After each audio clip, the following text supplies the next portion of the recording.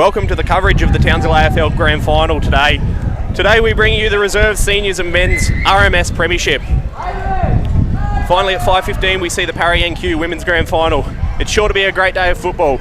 My name's Brennan Gibson, and joining me in commentary today is Thuringowa Bulldogs Senior Assistant Coach Brett Hughes. Brett, Bulldogs lining up against Northern Beaches Suns today to start proceedings. They're undefeated this year, and what's the keys to win and continuing the form that they've carried throughout the season? Yeah, thanks, Brennan. Look, it's almost a tale of two fairy tales for these two teams today. We had the Bulldogs last year, went through the season, got to the grand final and lost in overtime after a draw at the end of the regulation time. So for them to go through this season undefeated and get here again, they probably need to get another one in the bank, another cup in the cupboard, just to pay off what they've done for the last couple of years. And on the other hand, you've got the Suns who, look, they've come from behind twice in finals and probably won the games in the last minute or so of the game in each of the games they've played in these finals. And look, they've certainly showed if they can hang around in the game for long enough, they know how to win when it gets tight in the end. Yeah, Brett, so it's a glorious day for footy here today. Mind you, the wind has picked up of recent in the last probably 20 minutes, so we'll see how it goes. The wind's blowing across ground from the top side to the commentary side, so I'm sure we'll see a bit of the footy nearby. You will have to bear with us getting started throughout this game, just getting the names of the players down pat, but I'm sure come the end of the game we'll be there, and I think it's going to be an absolute cracker. We've got Andrew Grubber officiating today's Reserve Grade Grand Final with Mao Gray and Jim Thompson. Yeah, it looks like the Bulldogs are going to be kicking to the right of screen to start with. Not sure that wind's going to give any sort of end an advantage. It's pretty much coming straight across the ground, but we'll certainly find out more about that as the quarter goes on.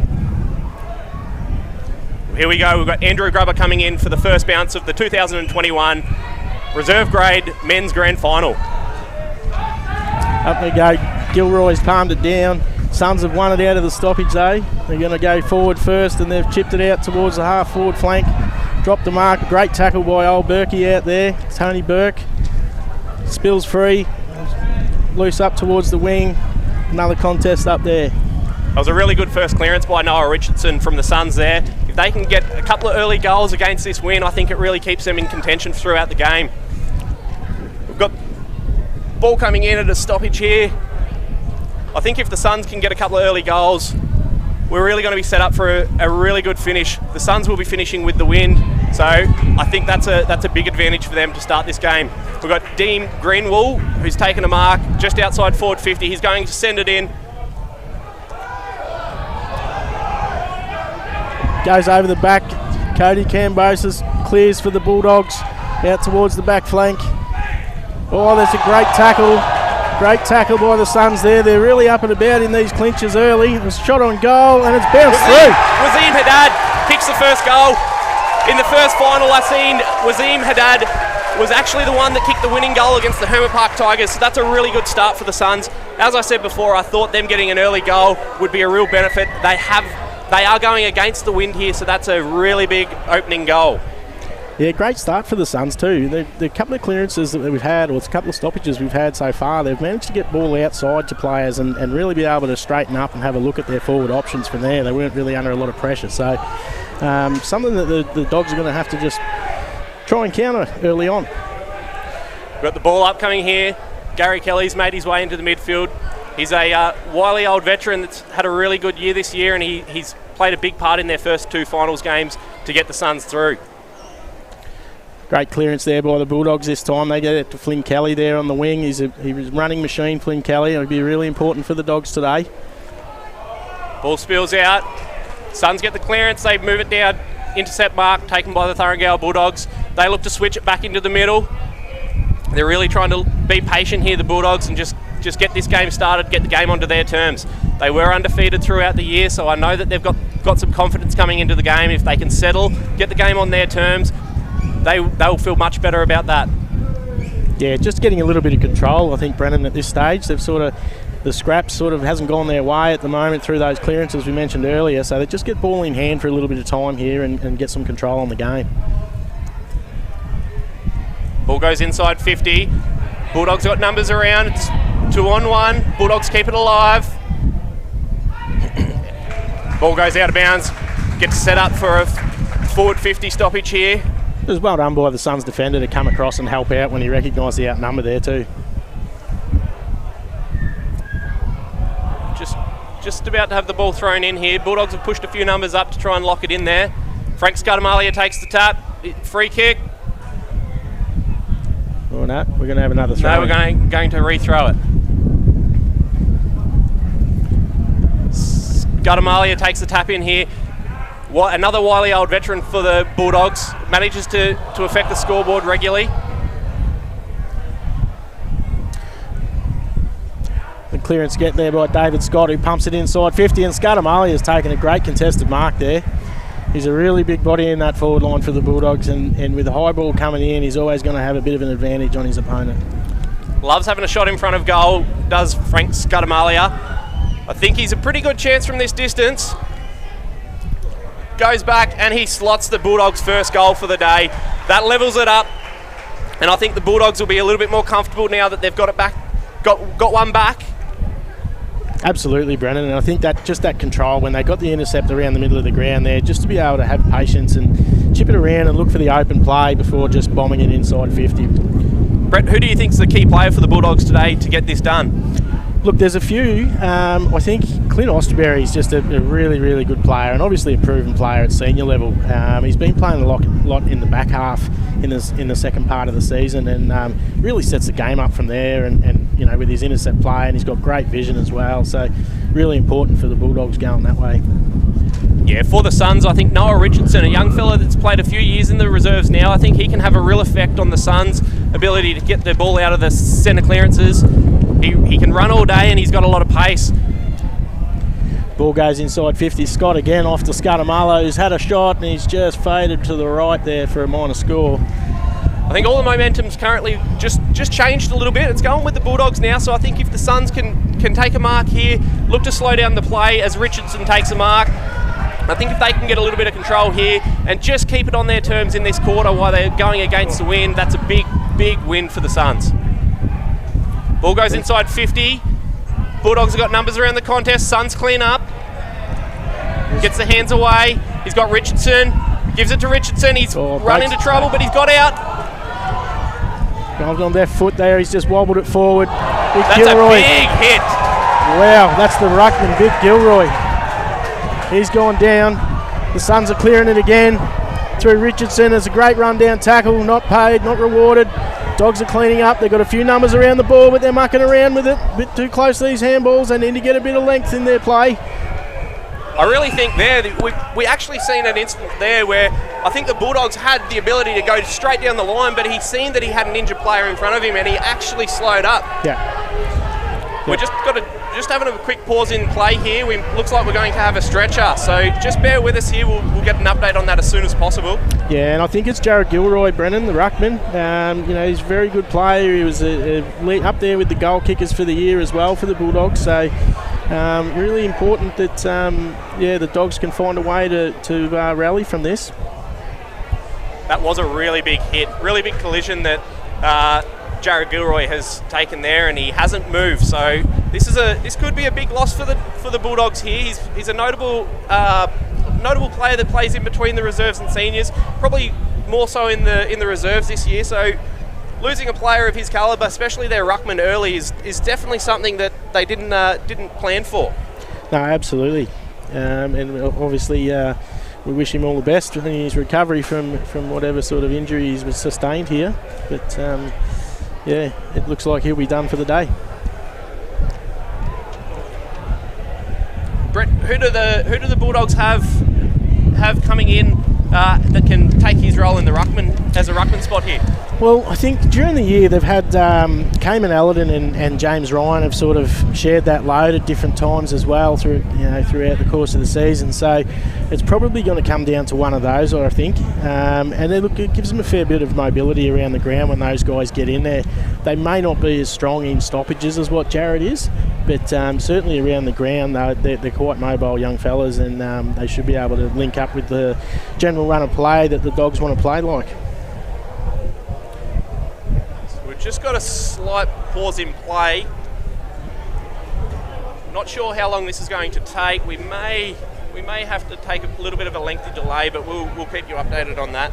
I think as the teams huddle, I think especially for the Bulldogs now, obviously it's a bit of a mental psyche when you lose one of your key players, but with experienced players such as Tony Burke, Clint Osterbury and Josh Hollis, I'm sure they're in the huddle now just talking to the Dogs, just telling them to calm down and making the on-field changes that are required. Absolutely, and then you know, reserve grade football, you're always going to have some really experienced heads in your teams, and I'm sure that's going to be what the guys are talking about now as they sort of all get around each other. I'm sure they've got some concern for their teammate, and the older heads will be the ones trying to keep their mind on the job and making sure that they don't just think too much about their teammate at this stage. We'll worry about that later. While we've got a break in play, we'll just take a moment to recognise some sponsors for Townsville AFL. We've got RMS Engineering and Construction, the Ville Resort and Casino, Parry NQ and C-Link. Massive thank you to those sponsors. Without the sponsors, it makes it very difficult for us to be able to have live streams like this and put on really extensive grand final days. I'm really looking forward to today's game. While we've got a break in play, Brett, we might take an opportunity to have a little bit of a chat about the next game, the big game. It's Hermit Park Tigers versus Curra Swans in the senior grand final. What's your take on the senior grand final, Brett? Oh, look, I can't wait for it to start, to be honest. It's they've split the points throughout the season with 2 wins each. They've sort of different contrasting styles in a way. I think that if the Tigers can set up as the ball's moving into their forward half of the ground, if the Tigers can be setting up nice and early as the ball's moving behind the play, just to try and block Curra up a little bit through the middle of the ground, that'll hold them in really good stead. On the other side of that, Curra's a really strong momentum team. If they get the ball in hand and they can control the play, they can be really, really hard to stop. Looks like we're going to get play back underway here. We wish all the best to Jared Gilroy, and if we can get an update on that, we will provide you with an update. Umpire Mal Gray puts the ball back in play. Yeah, so we've seen Allerton going to the ruck there, Brennan. And here he is getting the clearance. So yeah, it goes up towards the wing. It bounces past Callum O'Dwyer. Scudamala comes in, tries to put some body on. O'Dwyer's back in there. Moffat's in there. He just boots it forward, gets it back again. Handball over the top to Ryan. Back to Moffat. He's outside 50. Now he's inside. He tries to square it up in towards David Scott, who grabs it on the bounce, swings onto his left, kicks out towards the far pocket there. Cody Fry, I think it is, out there. He's got the ball. He gets past one. He can straighten up and have a shot here. He has a look at it, and I think he's got it. That's a great goal. They really, really worked hard for that one up forward. Just made sure once they got it up forward, they kept it there. That's a really impressive goal from the young fella there. I think that's the settler for the Bulldogs. I think that's where they put themselves in a position, knowing that they've gone through the season undefeated. That puts them in that position where they feel a bit more comfortable, and this is where the Suns really need to step up and try and make sure that they don't spill another one. Yeah, fantastic to be able to get one so quick after the delay in play there, just to probably reset the minds and make sure that we're still in a game. We've still got a game to play and win, and get the mind back on track. Just touching back on the senior game today, as the umpire puts the ball back in play, I think it's going to be a really good game in the senior game today, Brett. We've got the 2 neighbouring clubs, Hermit Park and Curra Swans. We've got Darren Paddy Andrews coaching the Hermit Park Tigers and Jamie Fogg coaching the Curra Swans. 2 great mates, a lot of rivalry there. Jamie Fogg, former coach of Hermit Park Tigers, so I think there's definitely going to be some feeling in this one, and there's also going to be some love, but as they cross over the white line, I'm sure it'll be a great game of football. Back to the reserves game here. Bulldogs get a clearance, sends it down the line. We've got a stoppage here. And the wind, just put it out there, the wind has really picked up here. We're just trying to make a few adjustments with our call here. Our team sheets are blowing away as we speak, so not sure how that's going to affect the rest of the day, but it's definitely going to keep the ball on this side, you would think, Brett. Yeah, and as we see Allerton again being involved as the makeshift ruckman in a clearance, and it's really well worked by the Bulldogs to get it out towards the back. Great kick inside 50, and James Ryan's just taken a pretty good mark going back with the flight there. So, look, he's a beautiful kick, this young fella, and I think from, what is he, Brennan, about 45, 48, oh no, he's handed it off now. Giving it to the captain in Aidan Johnson, who goes long towards the goal square, and out the back there's a mark there to the Bulldogs. The Northern Beaches Suns just can't afford to let players get out the back on their own there, especially when the ball's coming in towards goal. As he goes back and kicks it, that's a big goal for the Thuringowa Bulldogs here. Yeah. Oh no, sorry. Oh, I've been corrected. The umpire has brought him around. So he's got to go back on the angle. Brett, what's your thoughts on this angle? It's a pretty tight angle. How's he going to go? Is he going to go the banana, or is he going to snap? Look, and Nathan Purdy, he's one of those guys that if he was 45 metres out directly in front, you'd back him, but he's just gone and nonchalantly just puts it through. It's a great kick from there. Obviously these days you'll see guys run around and check side, but we've just gone with a straight drop punt there, so yeah, good goal. Brett, what do the Suns need to do to stem the flow here? Look, I think they just need to try and create the stoppages. I think they've been okay in that area early in the game. So they're just the pressure and not allowing the Bulldogs to get on the outside, just to slow it up, eat up a bit of clock, go in the quarter time and reset again, because once those dogs been getting outside at the moment, they seem to be able to find some targets fairly easily. Umpire Mal Gray will come in, throw the ball up here to get play back underway. But Northern Beaches Suns 1 goal 6, Thuringowa Bulldogs 3 goal 1, 19 at the 14-minute mark of the first quarter.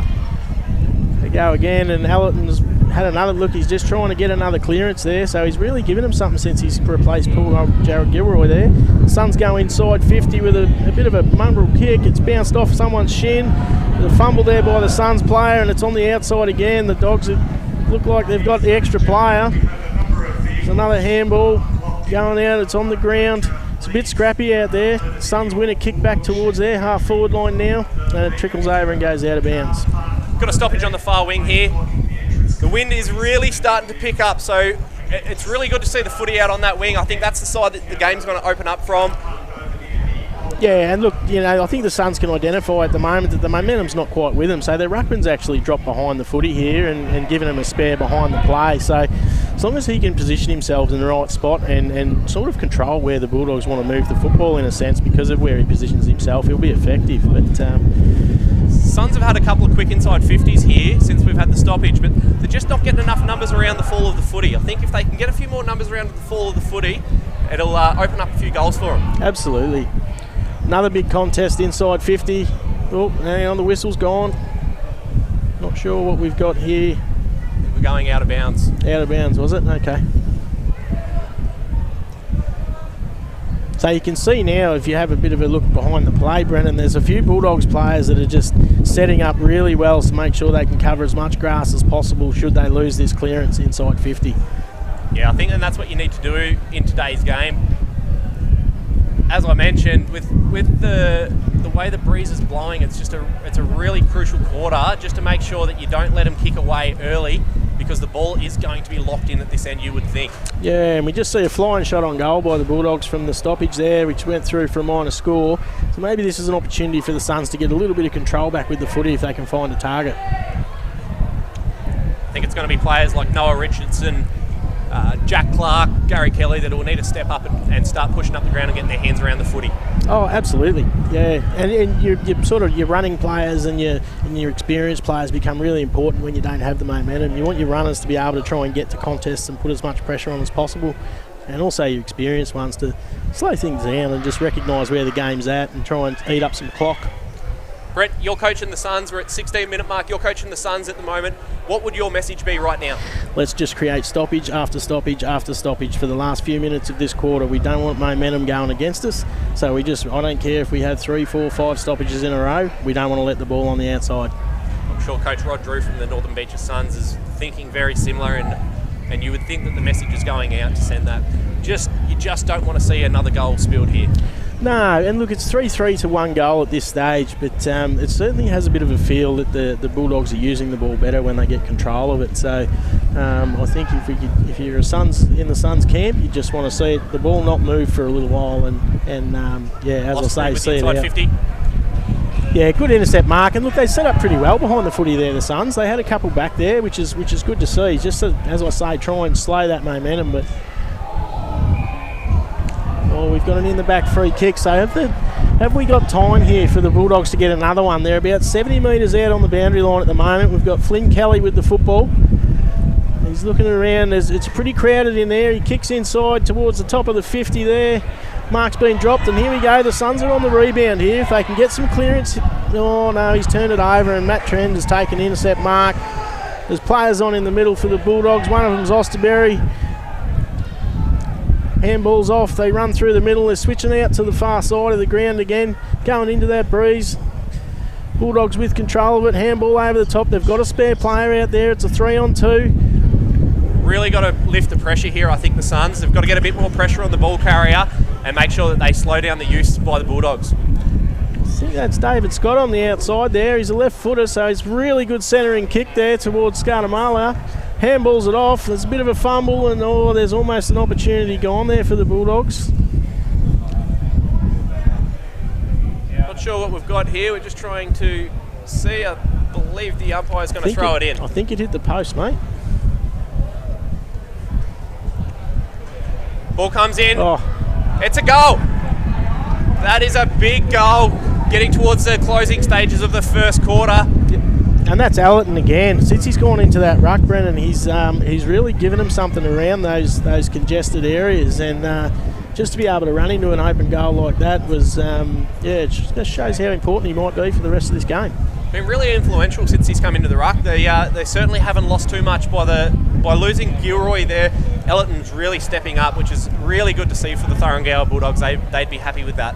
Well, I think he's got a couple of clearances himself, so he's essentially just another midfielder. He's just contesting the aerial stuff at the start. So it's probably worked in their favour in a sense. But, so three quarters to go, and the Suns do have a pretty handy ruckman themselves. So a lot of experience in that midfield with Osterbury as well. Bulldogs get a free kick. They're going to have one more chance inside 50. Cooper Guest pumps Lee Bennett it intercepts there. That's a really good stop by Lee Bennett, and he gets a free kick for in the back. That's a big play for them. They really couldn't afford to have a late goal by the Bulldogs. We've nearly 20 minutes gone on the time clock. I'm unsure of how long we missed with the stoppage in play there, but I'd like to see the Suns just try and move it quickly now if they can, and see if they can get another score before the siren goes. Experienced Gary Kelly with the ball in hand at the moment. He's going to he sends it down the line. He really just wanted to clear it out of that inside 50 with 20 minutes played in the quarter. He knows that they need to get it further up the ground. He can't afford for it to be locked in their defensive 50. Yeah, and good intercept mark there by Tony Burke. And look, he's the experienced head that we've been talking about. He's just chipped at the young Cooper Guest there, and just a bit of control there for the Bulldogs. Suns get it on top of the defensive 50. Goes by foot, gets it out. Ball's been spilled to the ground. Bulldogs have got one more chance here. They get a clearance out. Here's James Ryan. He's handballed out wide to, I think it's Josh Hollis there. Josh Hollis there. Yep. Well, there's a bit of pressure there, but they all ran off and left Moffat by himself. He goes deep into the pocket. Now there's an out number for the Bulldogs. It's almost 4-on-1 here. They just need the ball to sit up. Well done by the Suns defender. Really well done. And he's going to get a free kick for a sling tackle too. That was really important. He stood up there because there was 4 Bulldogs onto 1, and the Suns player ended up with ball in hand and gets a free kick for his efforts. Lee Bennett will take the kick here from the Northern Beaches Suns. A couple of really big plays in the last few minutes by Lee. So given where the time would be now, Brennan, I think it's really important you just play the percentages. So it's a down the line kick, which is really well done. Taken there by Noah Richardson. Yeah. You don't want to cough up the middle of the ground, but he looks in there now. He's gone. He's got to take that mark. Oh, that's a free kick. Another one. It's just a risky bit of play there late in the quarter. You can open yourself up if you go too shallow on this ground into the middle. So looks like we've got another player down here. It is Jacob Mudden from the Northern Beaches Suns.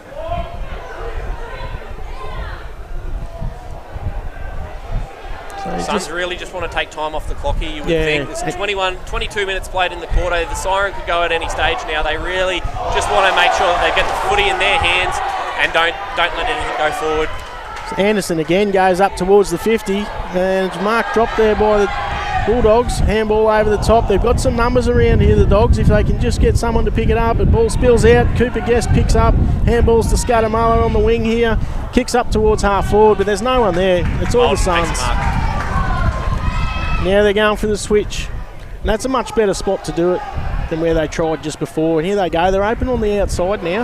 If they can just keep going and make it through, they can control it from one end to the other. They might be able to get a score. Bulldogs clean up here. The wily old veteran in Tony Burke gets the ball in hand and he delivers down the line. Looks like we're going to get a stoppage here. We do. You'd think the siren's going to go any minute now, Brett. Yeah, and I think, look, I'll be pushing some Suns players just behind the football just at the moment, just given that this stoppage is forward of centre in the Bulldogs' end, just to make sure we can make it a contest as much as we can. As the ball comes in, just going to have another throw here.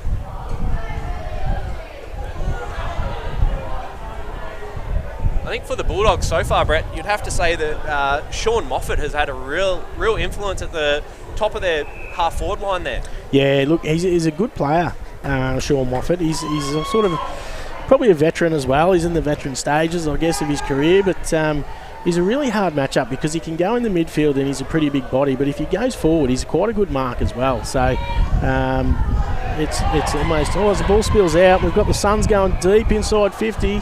Oh, and the siren's gone, and that's the end of the first quarter. That's a big first quarter by the Thuringowa Bulldogs. 4 goals, 3-27 lead the Suns, 1 goal, 6. Brett, out of the first quarter, obviously we're changing ends here. I think a few skill errors by the Suns, obviously contending with the win. I think they might be able to pull it together and put a little bit more of a score leading into the second quarter. Who do you think needs to step up for the Suns? Well, look, Noah Richardson's been really good, and his run has been, and carry's been really important for them. We're coming away from stoppages. I think Jack Clark probably needs to get his hands on it a little bit more. He's another guy that can break the lines a little bit and run and carry, and obviously this type of game, territory is going to be quite important with this breeze because, pinpoint passes when you're trying to switch from one side to the other. We've seen it happen so far during the first quarter where the guys are clear with the football, but if you don't hit them with the target, you're actually eating up time that you should be moving the ball forward and just inviting the defensive efforts from the other team to come in a bit more. So those sort of guys, if they can get the ball under their arm and sort of take a bit of grass and kick the ball inside 50 or further up the field to another Suns player, it's going to be important for them. It's been a contrasting style in a sense. The Dogs have probably controlled it a little bit more, and the Suns seem to be under a little bit more pressure. But I think they've got the ability to control it, the Suns, if they can just be a bit smarter with the ball. We'll take this break to acknowledge our sponsors once more. Today's coverage brought to you by RMS Engineering. A massive thank you to RMS Engineering and Construction. We'll just take a short break and we'll be back with you very shortly.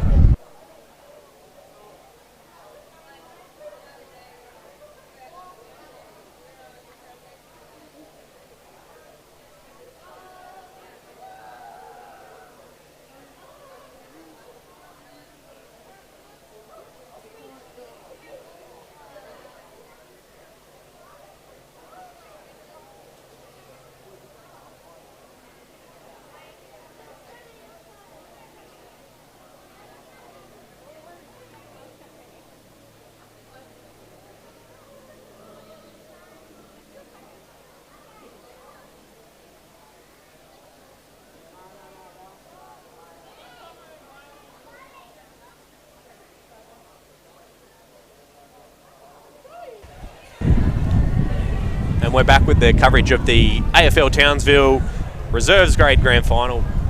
Thuringowa Bulldogs leading the Northern Beaches Suns 4 goals 3-27 to 1 goal 6. It's been a really high intense physical first quarter by the Thuringowa Bulldogs. I think the Suns are really going to be talking about that now and just making sure that they can get a few bodies around the contest and start to even things up a little bit here. Brett, what's your thoughts? Yeah, it's really important that they get a bit of momentum early in this second quarter here, as they did in the first. And then, in a sense, I think that break in play with the injured Bulldogs player in the first quarter there, it almost took a little bit of momentum away from them. So, look, I think if they can get that, early on in the first quarter, they were winning the clearances, finding players on the outside. If they can get back to that and it's just an intensity thing. Make sure that they've got that there. Take the scoreboard out of it for now, and just concentrate on those intensity and effort in those congested situations, and see where it takes them. Just looking forward to our next coverage of the RMS Senior Men's Grand Final between the Hermit Park Tigers and the Curra Swans. You would think the Curra Swans come into this game as the clear favourites, Brett? Yeah, I think so. Look, they've as I mentioned earlier, they're 2 wins apiece for the year. But it's the reigning premiers. They've been here before. They've got a lot of experienced players, as do the Tigers. The Tigers have probably got a bit more youth than what Curra Swans do. But I just think on the big day, I think that experience might count for something. We're just about to get play back underway for the reserves. Just waiting for the Suns to find their positions here. They're in no rush. I think they want to get out there. They just want to make sure that they're giving themselves enough time to get out there and get this game back on their terms. Noah Richardson is a key figure for the Suns. I believe he's only 21 years old, but he's having a bit of an influence for the Suns, and I think if he can step up and get the ball in his hands more, get a bit of run and carry, I think that he'll open it up here. Yeah, up they go again, and Richardson straight on cue there, Brennan. He's getting the clearance, and he's put the ball under his arm, and had a bounce. We just spoke about how important that's going to be for him to be able to do that. Jack Clark's the other one that's got really good run and carry for the Northern Beaches Suns, and he picks it up, goes forward. Suns getting in early inside 50 to start the quarter, which is a big win for them. And a high tackle, so the Suns will get a shot here. Now, these little points now, though, Brennan, when they're having their shot on goal now, it's important the guys behind the footy don't become spectators. They need to be able to set up, should the shot miss, they need to be able to set up so they're not just reactionary once the ball goes through from behind. They're actually in position and ready to go so they can defend and keep the ball in their front half. Captain Drew Gammon going back for a shot on goal here. He's going to be kicking it from probably just on 50, maybe 49, you would think. Does he have the distance, Brett? Well, I'm not sure. I think that breeze will make it tricky, though. He's going to have to aim at the left post at least and hope the breeze brings it back for him. But goes along with the left. It's coming back with the breeze, but it's just fallen short. Big pack flies. Dean Greenwell flew there, and he's actually taken out one of his own players. So Suns are putting on really good forward pressure here. It's really good to see. Yeah, fantastic pressure. If they can just generate a score here. There's another great tackle. The ball's bobbling around everywhere. Moffat comes, he's fumbled. Here's Greenwell again, picks it up, and he's tackled to the ground. Picked up by the Bulldogs again. We're getting a shot on goal here from Clark, but it's going to fade it to the right. And it's gone out of bounds on the full. So this is where I was saying before about those Suns players. If they've set up correctly here, they should be able to tie the Dogs down a bit here. Bulldogs just going to take a moment here to see if they can get the ball back in their hands now that they've got a free kick. Get the ball back in their hands and look after it. They want to just take this pressure that's been put on them early in this second quarter away. Yeah, and look, great work there by the Suns. They did set up quite well. So the Dogs were forced to go long down towards the boundary line, and as the contest went there, the Suns actually outnumbered them. So really good, and just shows that they've taken the scoreboard out of it, and they are concentrating on what they need to do out during play. Looking at the Bulldogs forward line, it looks like they're pushing a couple of players up to get a few extra players around the contest. They've actually got one loose out the back there, so they're obviously adjusting, knowing that this quarter that they're going against the win, so they want to get a few more numbers around the contest, which is probably not a terrible move to make by Coach Fox. As the Dogs come back through the middle through Osterberry, he goes long inside 50. It's a great intercept effort there by the Suns player. I'm not sure who that was. Lee Bennett was it? Yep. The ball spills out, picked up by Scudamala, was it? Handball's off. That's fumbled. Here's Allerton again. Allerton handballs towards Scudamala. He's at the top of the 50. Back towards Allerton. Can't quite get a handle on it. Osterberry handball out. Back to Allerton. Allerton's tackled at about 40 out. He breaks one. He gets a handball off again. Ball's just bobbling around. Nobody can get a clean possession. And the umpire's found a free kick, and it's going to the Dogs. Really worked with the footy, kept at the ground. They had second, third chances there. The Dogs just didn't give up. They really didn't want to let that come out of their forward 50. So they've been rewarded for a really high pressure intensity, and now they'll be having a shot on goal through number 37, Callum O'Dwyer. Brett, senior assistant coach, what do you think here? Has he got the distance? It'll take his best one. I'll tell you what. Nah, it's just faded. Just faded to the left. Certainly no issue with the distance there. That breeze is going to make it very tough for set shots on goal today, though. You would think that the senior teams and the women, even for this afternoon, that they'd be down here at the moment taking a look at this and really adjusting their game plans towards the win, because it's certainly going to play a factor in this game. But I've been a part of the last 10 grand finals here at AFL Townsville, and I can tell you what, every grand final, it's always the same. We've always got that cross breeze, and I think it's key that you finish at the river end. Yeah, as the Dogs go inside 50 again, there's a flying shot towards goal, but it's offline as well. And through for a minor score. So we've got it'll be 4-6-30 now, I believe, to 1 goal straight as the Suns look to go up the middle of the ground. Dangerous kick. Very dangerous kick. Off. Another shot at goal by the Dogs, and they've missed again. One notable that I've taken out of the game so far, Brett, and we've already mentioned it once, but I think he's had a really good start to this quarter, is Cayman Elton. Since he's gone into the ruck, he's really impacting this game, and I think he right now you'd have to say he'd be up there as a favourite for the Eric Johns medal early.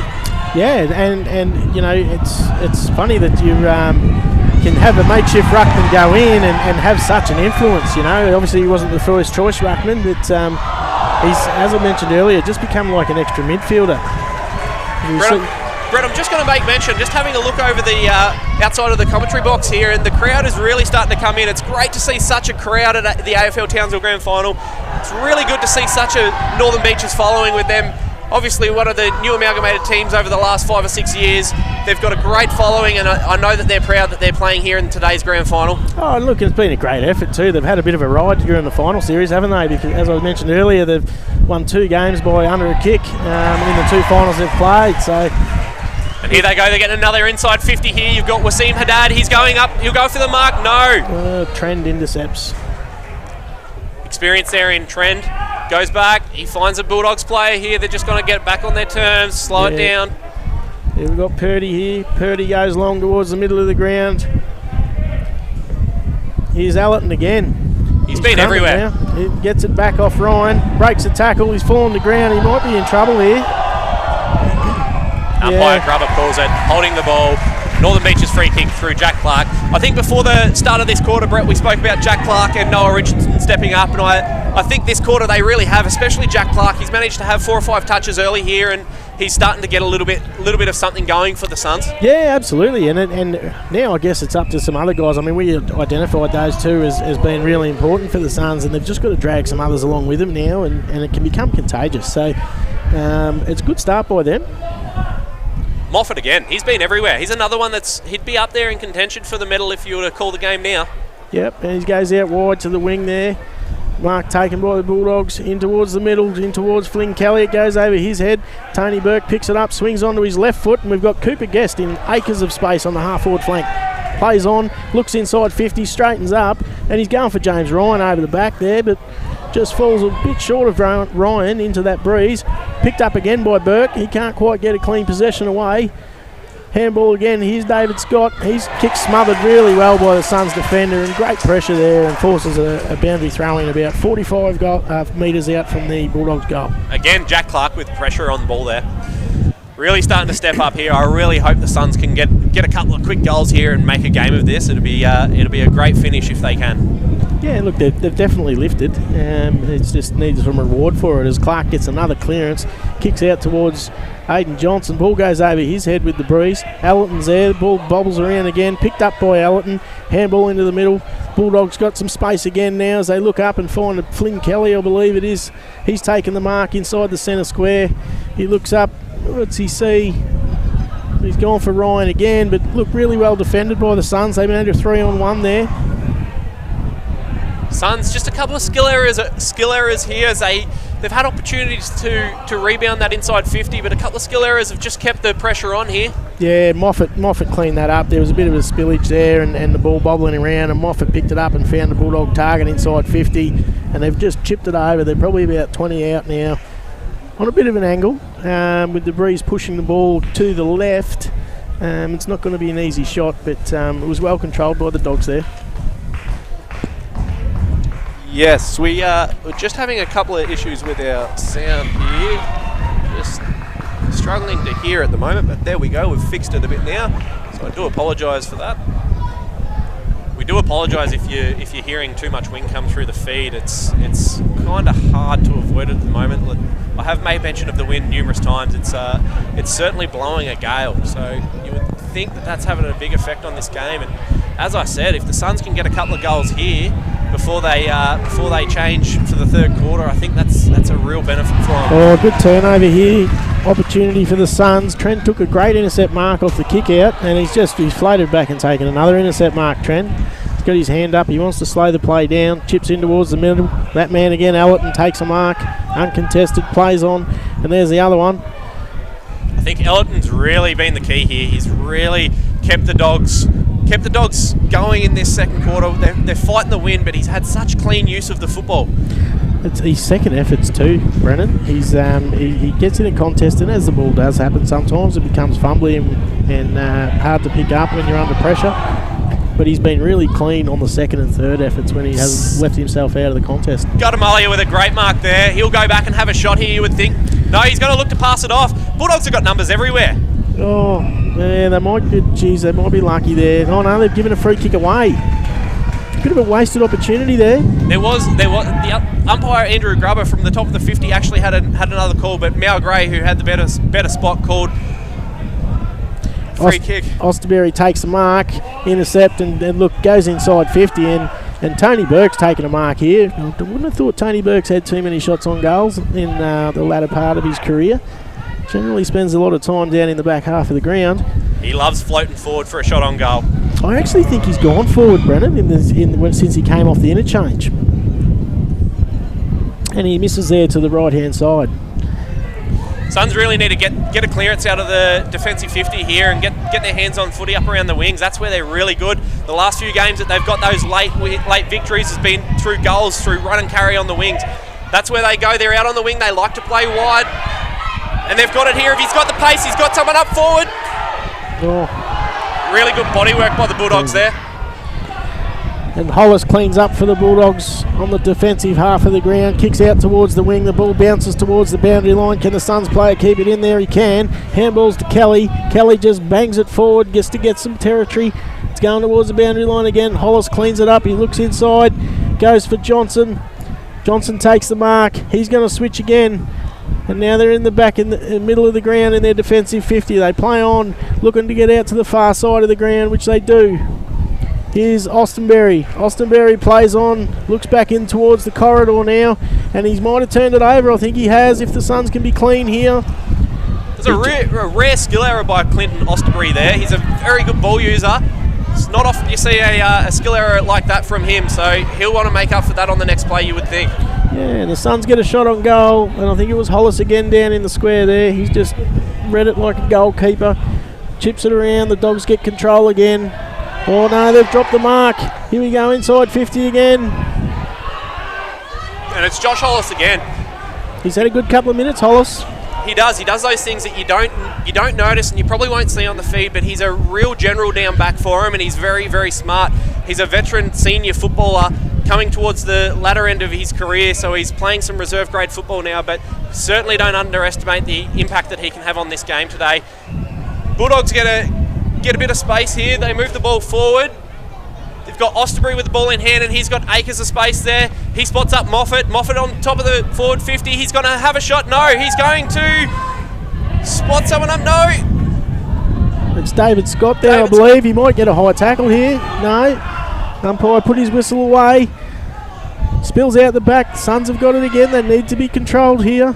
Bangs outside 50.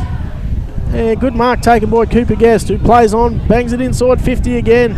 He's had a good quarter here, Cooper Guest. He's had his hands on it a few times. A couple of skill errors, but that's to be expected in a grand final. It happens. What he's doing really well, though, is just taking those intercept marks and getting it back inside forward 50 for the Bulldogs. It's important 5 minutes here just to finish off this quarter. I mean, I don't think the Bulldogs have kicked a goal. So if the Suns can somehow get one and just get that little bit of belief and bit of momentum back their way, it might just be a really interesting second half for them. Suns certainly look like they're starting to get a little bit more comfortable. They just need to get the clearance from their defensive 50 so they can get the ball in hand. Looks like we're going to have a ball up inside the Bulldogs forward 50 there. We're only probably about 15 metres out from goal.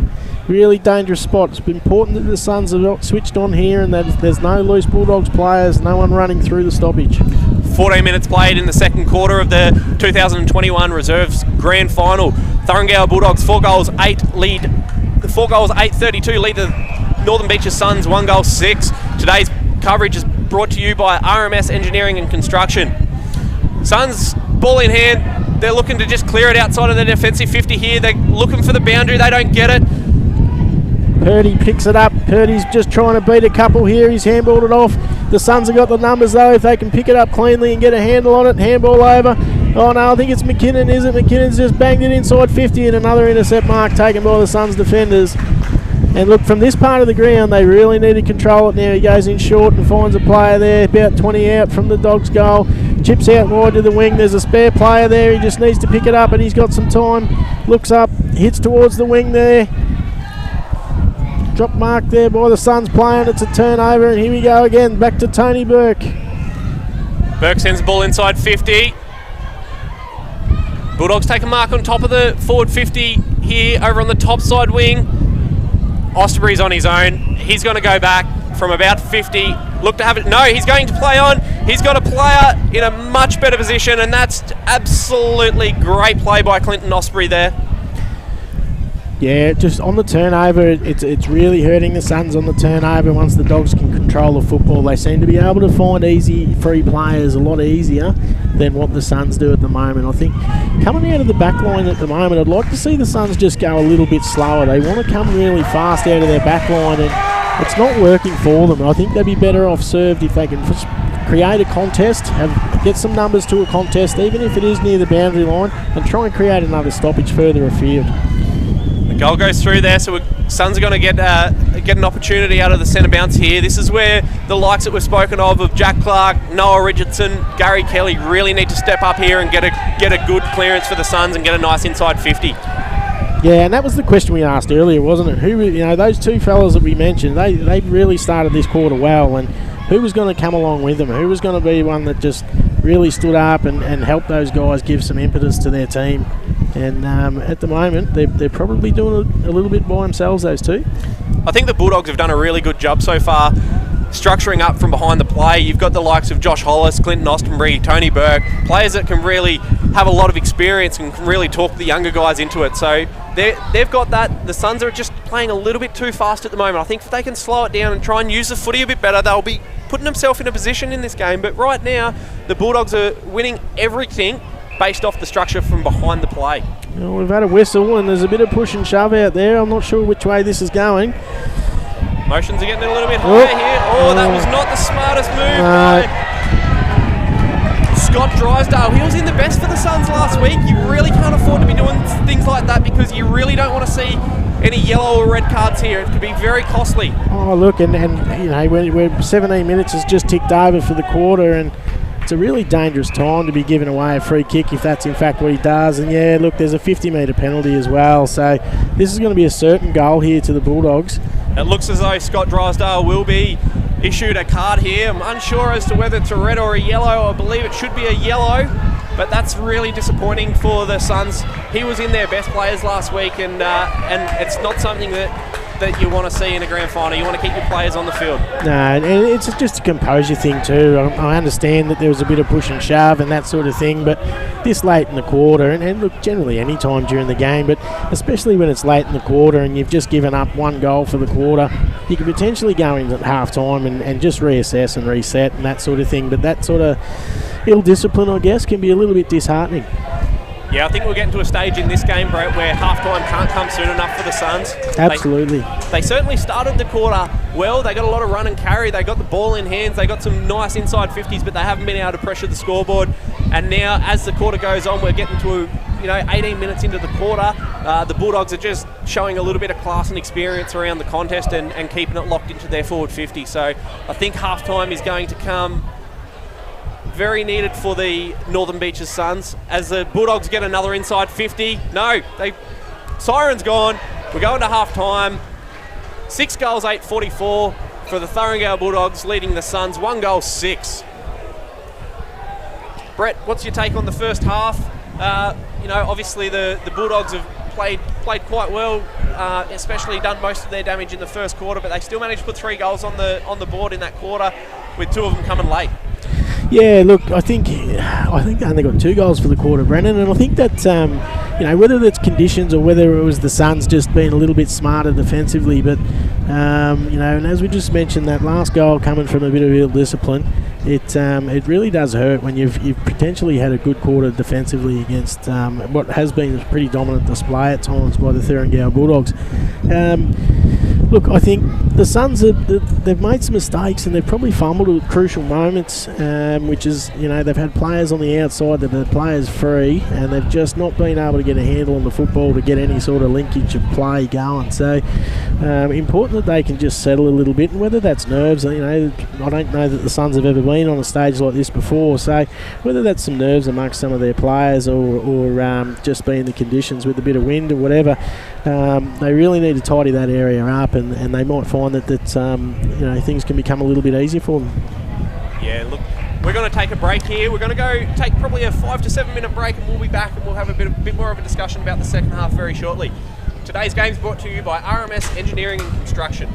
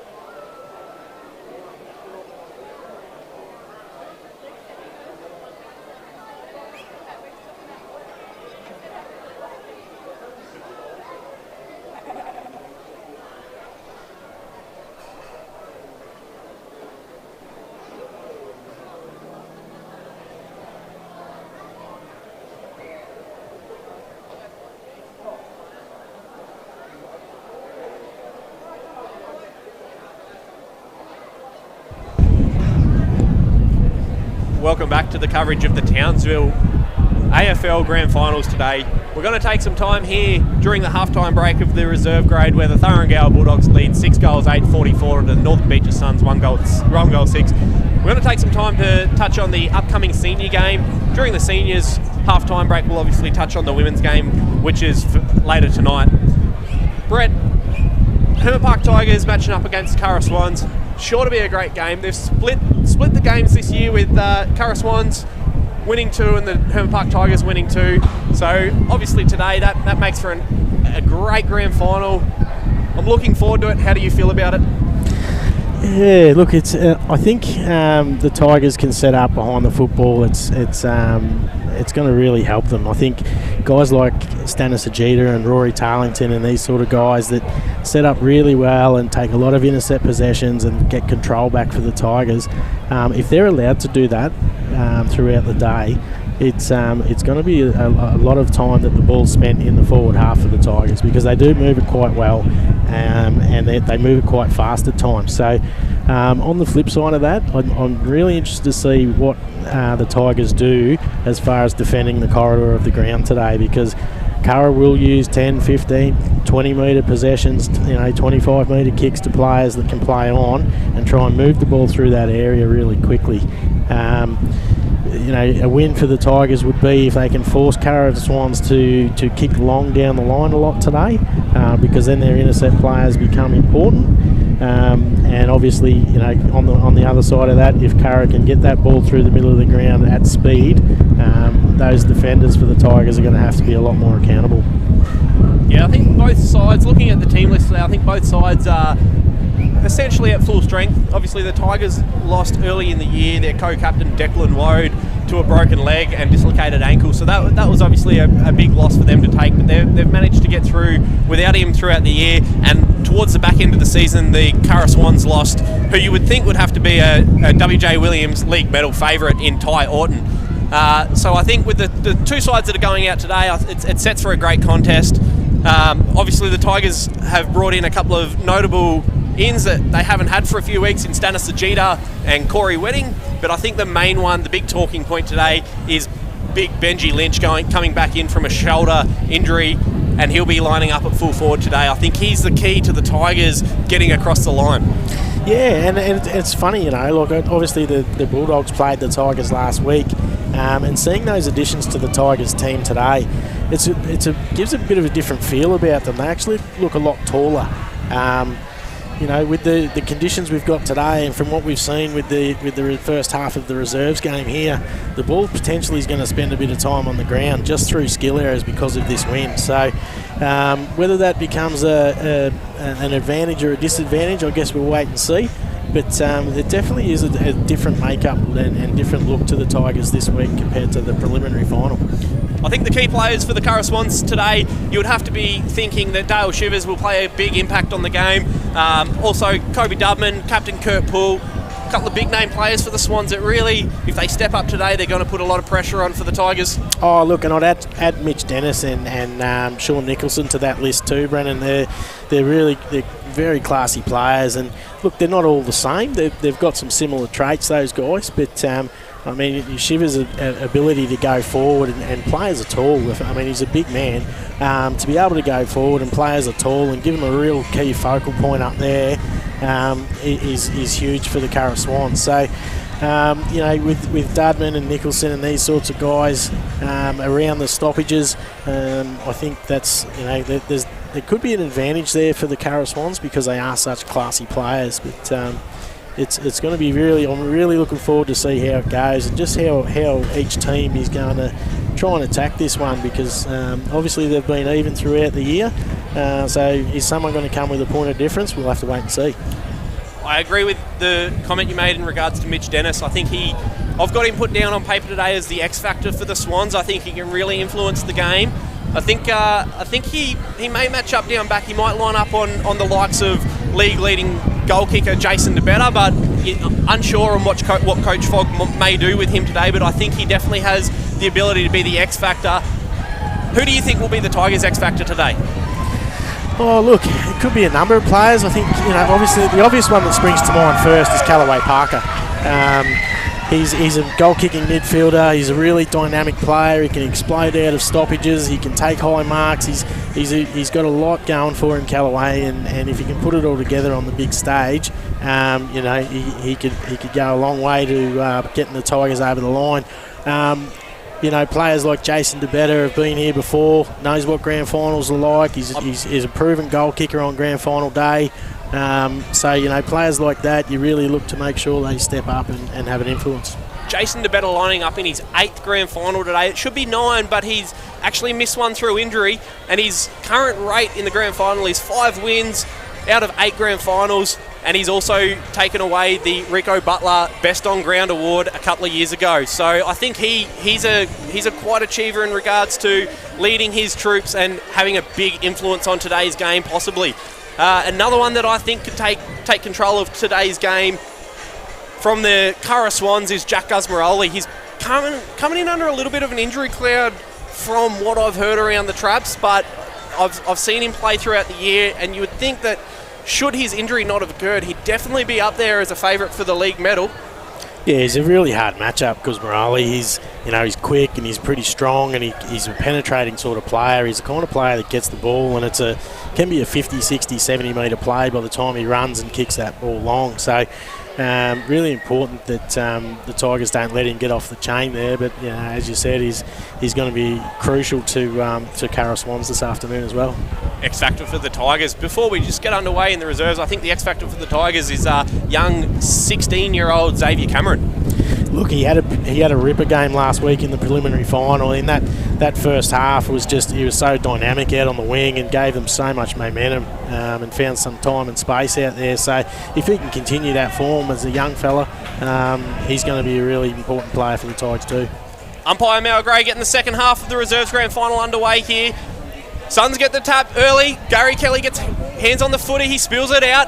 Suns look to get the clearance here. If they can get another early one, they do, and they send it forward down 50. It's an intercept mark from Clint Osterbury down back. Yeah, look, I don't know where the Suns forward there went. He must have gone straight up to the stoppage, and he's just left Osterbury by himself. So can't afford to do that. We need to just be a bit smarter how we play here, the Suns. Suns need to be very mindful. I think late in that second quarter, Clinton Osterbury started getting off the leash a little bit. He's getting a lot of space. I can see him now. He's just pushing up the ground from centre half back. He's just on his own. He's certainly getting into a bit of space, and he can be a little bit damaging when he gets space and the ball in hand. Yeah, look, you don't want him setting up the play, do you, really? You want him to be contested every time he goes near the football. So as a Suns forward, if you've got to lock down on him a little bit more, here he is again. No, that's Moffat. Moffat's got the ball. If you can lock down on him a little bit and just make a contest every time he's in the vicinity of the football, it's going to help you. Cooper Guest looks to go forward here, puts it inside 50. He's got Scardamalia. No, Scardamalia, it goes to ground. It looks like we're going to get a stoppage here. Bulldogs will set up, try and put some pressure and lock it in here. Yeah, so look, and just looking behind the football now, we've got 1, 2, 3, 4 Bulldogs players all by themselves. So even if the Suns do win a clearance here, it's going to be really tough for them to get clean ball out. Their best hope would be to try and get near the boundary line, I think, if they win this. And that's where your experienced players like Gary Kelly really need to be aware, and he needs to be looking behind and making sure he's pulling players in on those players that are getting behind the play on their own. But what it does too, Brendan, when the outnumber happens behind the football like that, it actually forces the Suns forwards to come up so that they know that they're creating a contest then, and you kind of lose your forward structure out of all of that. So your midfielders and wingers and half-back flankers, they need to be really aware. If that's getting set up behind the footy, then perhaps they don't need to be at that contest. Bulldogs get a free kick for holding the ball here. They look to put a bit of pressure on and go inside 50 again. Yeah, David Scott, he's gone inside. He's just two Suns fly against each other there. They've won the ball on the deck there, and they've kicked it out wide towards the wing. Here, clean possession. Oh, he's ducked his head. He's gone, I think. That's going to be holding the football by the Suns player. So free kick here to the Bulldogs on the grandstand side of the ground. Young Tom Jeeves here. He's going back to take his kick. There's something on in the middle. Yeah, he looks inside. Finds Johnson, does he? Yep, takes the mark. Suns really lacking that key forward option today when they've actually had a few opportunities to go forward. And one of the notable omissions that unfortunately can't play today was Dylan Menty. He's been instrumental for the Suns in their finals charge over the last 2 games. He's had a really good couple of games, and obviously he's not here today, so that's a little bit of a disappointing one for the Suns. But they've got Wazim Haddad, who's had a pretty good influence on the last few games also. So he's stepped up as a key forward for them today. They just need to get some use and get the ball down to him. And if they can do that, I'm sure he can put some pressure on. Yeah, and we were talking about X factors before for the senior game this afternoon, and Menti probably provides this Suns team with that. He's one of those guys that can just bob up, and you look at the end of the game, he's got 4 goals, and you might only look at him and you think he's only had about half a dozen touches. So he's that type of player. So yeah, I'm sure the Suns will be sorely missing him today. Scott Amali has just taken a mark inside 50. He's lining up for a shot on goal here. This one will give him his 2nd or 3rd for the day if he kicks this. Yeah, looks like he's got it there, Brennan. So, good start again from the Bulldogs for this 3rd quarter. What are we, nearly 4 minutes in by the time the ball goes in the air again. They've just extended their lead, 7-8-50 to 1 goal straight to the Suns. I think it's time for the Suns to really get some more numbers around the contest and really start clogging it up, slowing the Bulldogs down. And if they can chip away and grind it out and get a couple of goals, that would certainly play to their advantage. However, they just can't let the Bulldogs keep getting the space and putting pressure on going forward. Well, we've got to try something, don't you? You're now 44 points down into the 3rd quarter. I think even if you throw and bring your half forward flankers up and push them behind the football for a minute, and just make sure that the mindset is and the instruction is just to control the footy when you can. Take a bit of time off the clock, get the ball in your hands, and just see if you can gain some momentum that way. I think if you just keep going along like this, I think the Dogs are finding it easy with the way things are at the moment. As I spoke about before, the experienced players that the Bulldogs have, they've obviously Austenbury and Hollis and Tony Burke. They've certainly got some experience that are really controlling the game, and that's probably one area that, unfortunately for the Suns, they just lack a little bit of experience. They've got a very, very young side in today, so I think on a grand final, experience is very important, and I think if they can just slow it down and try not to play so fast, they might be able to get a little bit more on their terms. Yeah, and those 3 guys you mentioned, I don't know the exact numbers, but there's probably up around 900 games between those 3 at least. So, it's a lot of experience, and if you're putting them behind the football, you're going to make sure that your teammates are in great positions more often than not. So, it's really important that those guys set up well and give that instruction. And we cannot forget, the Bulldogs have gone through this season undefeated, so the Suns have certainly come into this game knowing that the Bulldogs are a classy outfit. Oh, absolutely, yeah. As we spoke about, here's Hollis from behind the play. He cleans up. He's got the ball. He gets it out. Nice hands. Yeah, Jeeves has got it. Handball's out the back to Johnson. Handball's out the back again to Evans. And there's a player on the far side here with a bit of space. I think that's McKinnon. He plays on as well. Looks up inside 50. He's got some targets there. He goes for and finds David Scott. It comes off his hands. It's cleaned up by the Suns defender. And he's gone to the far side as well and finds his target, who plays on again. So the Suns are trying to move it fast here. There's a bit of grass in front of him. If they can win a possession here, they might get a look in. They are trying to play fast here, Brett, but I think the problem that they're having is because their pressure has been on so much, they've pushed a number of players up to help in the defensive 50, and when they do get that break and the run and carry, that they're just lacking those numbers ahead of the footy to go to. So it's coming down to a one-on-one, and it's going to end up being a foot race. Yeah, and that's what I was pointing out before with the stoppage in the Bulldogs 50 and the setup that they had behind the football. It just forced the Suns forwards to come up, and they just lose all sense of structure. Then you're almost rolling on the dice when you go forward in that scenario. So just need to get a bit more nous around when there is a stoppage and make sure they're covering everything off so they can keep that forward structure, give themselves a chance. 7 minutes played in the 3rd quarter here, and the wind is starting to drop off, so it might open up the second half a little bit here. Let's hope so. Here we go. The ball comes out again towards Austenbury. He's sort of got his head over it. He's off it now. The Suns players picked it up. Oh, he's well tackled there. Austenbury picks it up. Handballs towards O'Dwyer. Moffat's there. Kicks it off the ground towards Kelly. Kelly picks it up. He's got about 10 metres of space. He looks up to try and find Ryan. And the ball spills out of bounds pretty much right on the 50-metre line there towards the Dogs forward line. Stoppage inside Dogs forward line here. Suns starting to push a few more players up. A couple of players with hands on hips here, Brett. Do you think they're starting to feel a little bit of pressure in regards to the pace that they're trying to play. That's probably starting to have a bit of effect on them in regards to fatigue. Yeah, look, absolutely. I think the Bulldogs have probably controlled a lot of the football in this game, and it means you're doing a lot of chasing when that's happening. You're doing a lot of second efforts, third efforts, that sort of thing. So when you're not getting the reward for it, as we see the Dogs just pop through another fairly easy goal there from the goal square, when you're doing a lot of that second and third efforts and you're not getting the reward for it, the fatigue can come quite early. As we've got a replay on the screen here, we'll have a look at this goal. Just a little bit of a scrap inside 50, and the Dogs managed to keep their feet, which obviously gets him the advantage, and he just goes through and puts it through. Yeah, another experienced player there in David Scott too. So it was unfortunate the Suns player sort of went down in the contest there and lost his footing, and it was a pretty easy goal in the end. You have to take your hats off to the Northern Beaches Suns. Obviously, at this stage in the game, it's not going their way, but they certainly have the biggest crowd in the stadium at the moment, and their crowd is certainly showing how much pride they have in the jumper, and they're definitely not writing them off yet. No, and it's great to see. Obviously, they've had junior teams playing a lot of finals over the years, and it's good to see that they've been able to get a senior team to the big dance. At the moment, it doesn't look like it's going to go their way, but look, I'm sure they'll grow from it, and I'm sure that they'll see it as a really successful season for them too. Bulldogs just got it out on the top side wing here. He's got Austinbury, who's moved from the centre half back. He's moved up onto the wing. Now he's got it with space. He looks to just slow it down, get the ball in hand. They're going to get good inside 50 here, you would think. No, they spill it to the ground. Suns put a bit of pressure on, and they're going to return fire with a ball out on the wing. Gary Kelly, he'll certainly be looking to go inside 50. Yeah, it goes to the top of the square, but the Suns players dropped an easy mark, and now look at the numbers. It's 6 on 2 there, 6 on 3 now.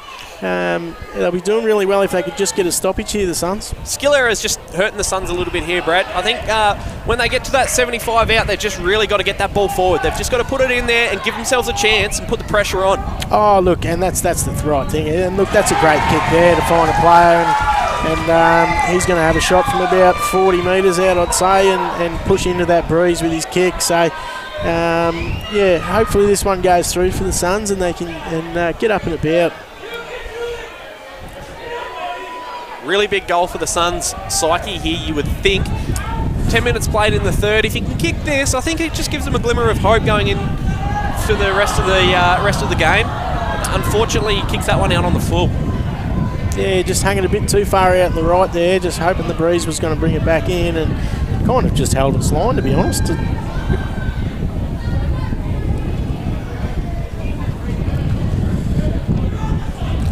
Bulldogs take the kick out. They've found someone in the middle there, and he's just going to go back, slow it up. That wind has just picked up. It's probably the biggest wind we've had all day, so they really just try and get the footy in hand and control the play here. Yeah, as Evans takes the mark and looks out wide, but it's intercepted by the Suns.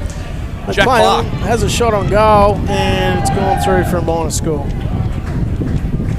Evans has been pretty good these last the last 2 quarters, I think, Brennan. He's sort of unassuming in his role there on a half-back flank, but he gets involved in a lot of link-up play. So certainly has had an influence so far in this second half. That's not to be discounted. That's a great kick by Trent under pressure. He finds David Scott, swings onto his left, and guess who it is again? It's Austinbury. The ball's going to try and get out of the bounds. No, he's kept it in. Gets past the Suns player, looks inside 50, and he's turned it over. There's a good intercept mark there. The Suns player had to hedge his bets a little bit. He had to go between 2 Bulldogs, and he's done well, and he's picked it off and taken the mark.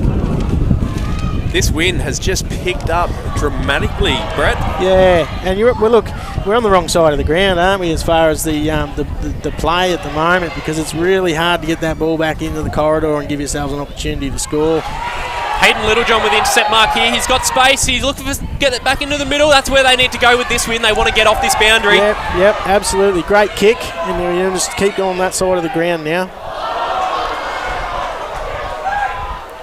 There's a skill error there by the Suns player, and it's intercepted by the Dogs again. Still fighting out on the wing there. It looks like Flynn Kelly, that is, for the Bulldogs. He picks it up. He's going to get run down. Oh, he's got rid of the handball. The umpire calls play on. Picked up by Burke. Handball again. Here we go. The Dogs are linking up through the middle of the ground, and there's a big tackle, but it's been given too high. Suns really need to get a few numbers back here. Bulldogs have got players pushing through the middle of the ground on their own. Yeah, one of them's Johnson. He's just taken another uncontested mark. He's done that a few times today. He looks up to go inside 50. He just goes short to the top of the 50 there, and Scott takes a mark again. Scott's had a really big influence so far in this third quarter. Yeah, look, and another experienced player like we were talking about before. Swings onto his left foot, and he's got Burke out there by himself almost, but the Suns close down the space. Here's Moffat, I think it is, handballs it out, and it's just spilled out the back.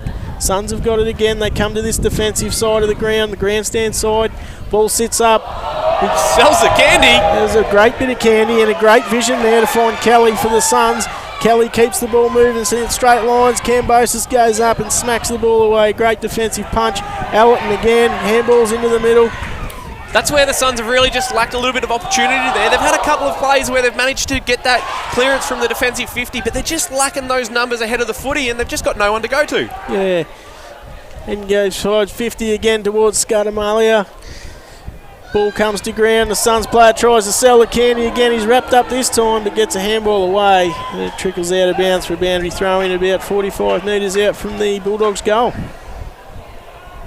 Umpire will throw the ball in here. We've just got players forming. A couple of Bulldogs players out the back on their own here. Dangerous spot for them to be. Suns really need to get on their bike and get up and man up here. Well, it just allows them to control the game, doesn't it? If they're allowed to just set up there and have spares. So, yeah, I'd like to see the Suns just making sure that they've got guys man on man almost in this situation at every opportunity. Ball comes in. Suns look to get the clearance here. They really need a clearance here. They take the pressure off them. Umpire's called push in the back. Bulldogs free kick. It's going to go in the way of Frank Scudamalia. He's been lively today up forward. Hasn't been able to get too many to go through, but he's certainly had an impact up there. Yeah, he's been a big target, hasn't he? He's certainly brought the ball to ground when the ball's come in his area if he hasn't taken a mark. So, but I'd say this is probably his third or fourth shot on goal today too, Breno. So he's had a bit of an impact. With this breeze, I'm not sure that he's going to get this one through, but he's got a beautiful kick and he's going to prove me wrong. That was a pretty good kick, wasn't it? Punching into that breeze from this side of the ground, and he's put that through easily. Brett, 15 minutes played in the third quarter. We've got to probably start looking at who's going to win the Eric Johns medal for best on ground. Right now, as we speak, I think it's probably, the first half, I would say the first half was all Cayman Elton's. This half, it's probably started to change. He's sort of phased out of the game a little bit. Is there anyone else that you think could be challenging Cayman for the medal? Yeah, well, I think Moffat Douglas has had a really good, pretty consistent game. I think Austinberry's he's probably come into his own since he's gone back in that half-back line. So he's given him a lot of drive, a lot of impetus, a lot of option too, Austinberry. So, yeah, look, it's going to be tough to call, really. But I think those three guys have given the Bulldogs the most impetus through the game. Bulldogs clear it out of the defensive 50. They've got numbers out here and they've got space. Yeah, Flynn Kelly picks up and look at the Dogs running. Look at Austinberry's just run off again from that half-back line and he might get involved here. No, we go inside 50. I think that's McKinnon down there. He looks to go short and finds Moffat again. Yeah, Moffat Douglas. So, look, those I think pretty sure Moffat Douglas started in that last centre bounce and he's found his way forward unmarked and he's going to have a shot now. He's probably about 45 out, but if you're going to have one from that distance today, that's probably the spot you want with the way that wind's going. Certainly the spot to have a shot from distance is out on that top side wing going river end. Goes towards goal. I think he's got it. I think he's put that through. That's a good kick. Two big goals from the Bulldogs here. Really just starting to put this one probably a little bit out of reach of the Suns, but the Suns are certainly playing with pride still. Yeah, absolutely, and look, and it's a learning curve for them too. A lot of these guys, as I've mentioned during the broadcast about just making sure we don't allow people to set up behind the football, players to set up behind the football, and you give yourselves an opportunity if you're coming out of your D50 to link up and have another possession further afield. So I'm sure they'd, if they get the opportunity to review this sort of thing, going forward, you'd like to see that happen and make it more of a contest more often. 17.5 minutes played here as the umpire puts it back in play. Thuringowa Bulldogs 10-8-68 lead the Northern Beaches Suns 1-7. As Allerton comes out of the middle again, he handballs to David Scott. Goes inside 50, flips over the back, and Ryan's there. He picks it up, handballs it off. They're going to run in another one here. And he's kicked the goal. That's 3 quick goals by the Bulldogs, and you would think this is where they're starting to run away with it. Yeah, absolutely. The Suns players now, look, and it can be a tough time when it's a grand final and the scoreboard looks the way it does, but I'm sure being the first time they've been here for a long, long time, they're gonna really want to fight it out and get a bit of pride, a bit of respectability, and make sure that they don't just hand it over. We've got to bear in mind, Brett, they only won 6 games throughout the season and they managed to scrape into the finals, and then when they got to the finals, they've managed to claw their way through and get to the grand final. So they've certainly got to keep their heads held high. Absolutely, and look, you look at the 2 finals that they played, and I think we mentioned earlier that they won them in the last couple of minutes of each game, and they would have been gone in both of those games as underdogs as it was, so you can't knock what they've achieved, especially during this final series. And I'm sure that they'll grow from it and they'll get something out of it as far as as a club. Get some confidence that going forward they know they compete. Suns get an inside 50 here. We've got umpires called a free kick. It's going the way of the Suns, and it'll be in the hands of Gary Kelly. Gary Kelly will make a good decision with the footy here, you would think. Yeah, I'd like to hope so. He's just looking in. He's going long now. He's going deep towards the goal square. They go up, well defended there by the Bulldogs, and Tommy Jeeves bangs it on the boot, just throws it on really, and the siren goes for 3/4 time. Thuringowa Bulldogs 11 goals, 8-74, lead the Northern Beaches Suns 1 goal, 1-7. We'll take a short break. Today's coverage is brought to you by RMS Engineering and Construction.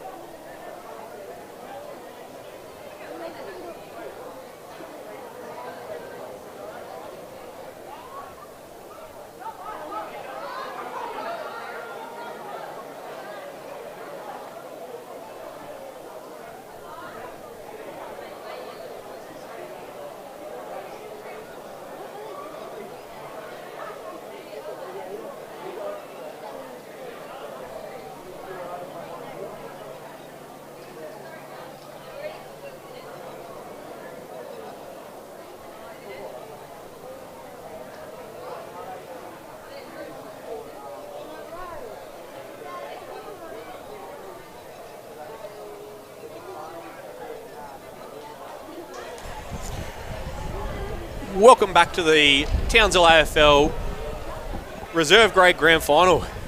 Thuringowa Bulldogs 11 goals, 8-74, lead the Northern Beaches Suns 1 goal, 1-7.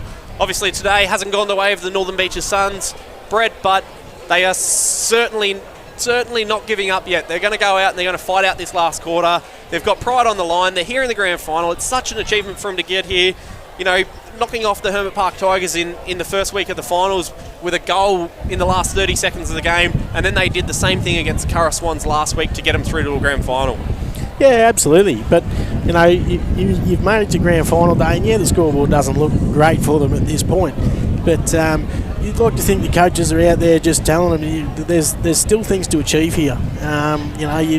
You can't just float through this next 20 minutes of football and go, oh, well, we had a really good effort and we got lucky and got there. You're here now. You may as well learn something because years to come, you might get back here again, and you want to make sure that you've got something in the memory bank to say that you can compete on the day and give yourselves a shot at winning.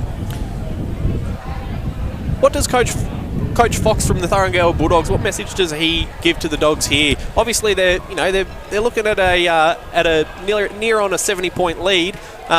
You don't want to go out in the last quarter. You're probably not going to lose that lead. Fair chance you're not going to lose it, but you also don't want to go out and let yourself down. Yeah, look, if I was Foxy, mate, I'd be just making sure that the experienced players that we've spoken about through the broadcast. Just keep making sure that they can keep guys' mind on track while they're out there. I mean, it's 20 minutes of footy. You'd have to say at this stage, when you're almost 70 points up at three-quarter time, that you've got the game in the bag. But yeah, especially for the first 5 or 10 minutes of this quarter, you just don't want to see some silly mistakes or guys just getting a bit ahead of themselves and thinking about maybe the next hour's time, what that feeling's going to be like. So just making sure that they stay on track and they really finish it off and finish off what's been a pretty dominant season, I think, too. So, yeah, that's what I'd be doing if I was Foxy. I think going into this last quarter, Brett, you've got to be looking at the Eric Johns medalist, and I think at this stage, personally, I would be going with Cayman Elton. I thought that when Jared Gilroy went down early, they slotted him into the ruck position, and he has had a major influence on this game. Probably phased out a little bit in that last quarter, but he has had a big influence and been very consistent over the course of the game.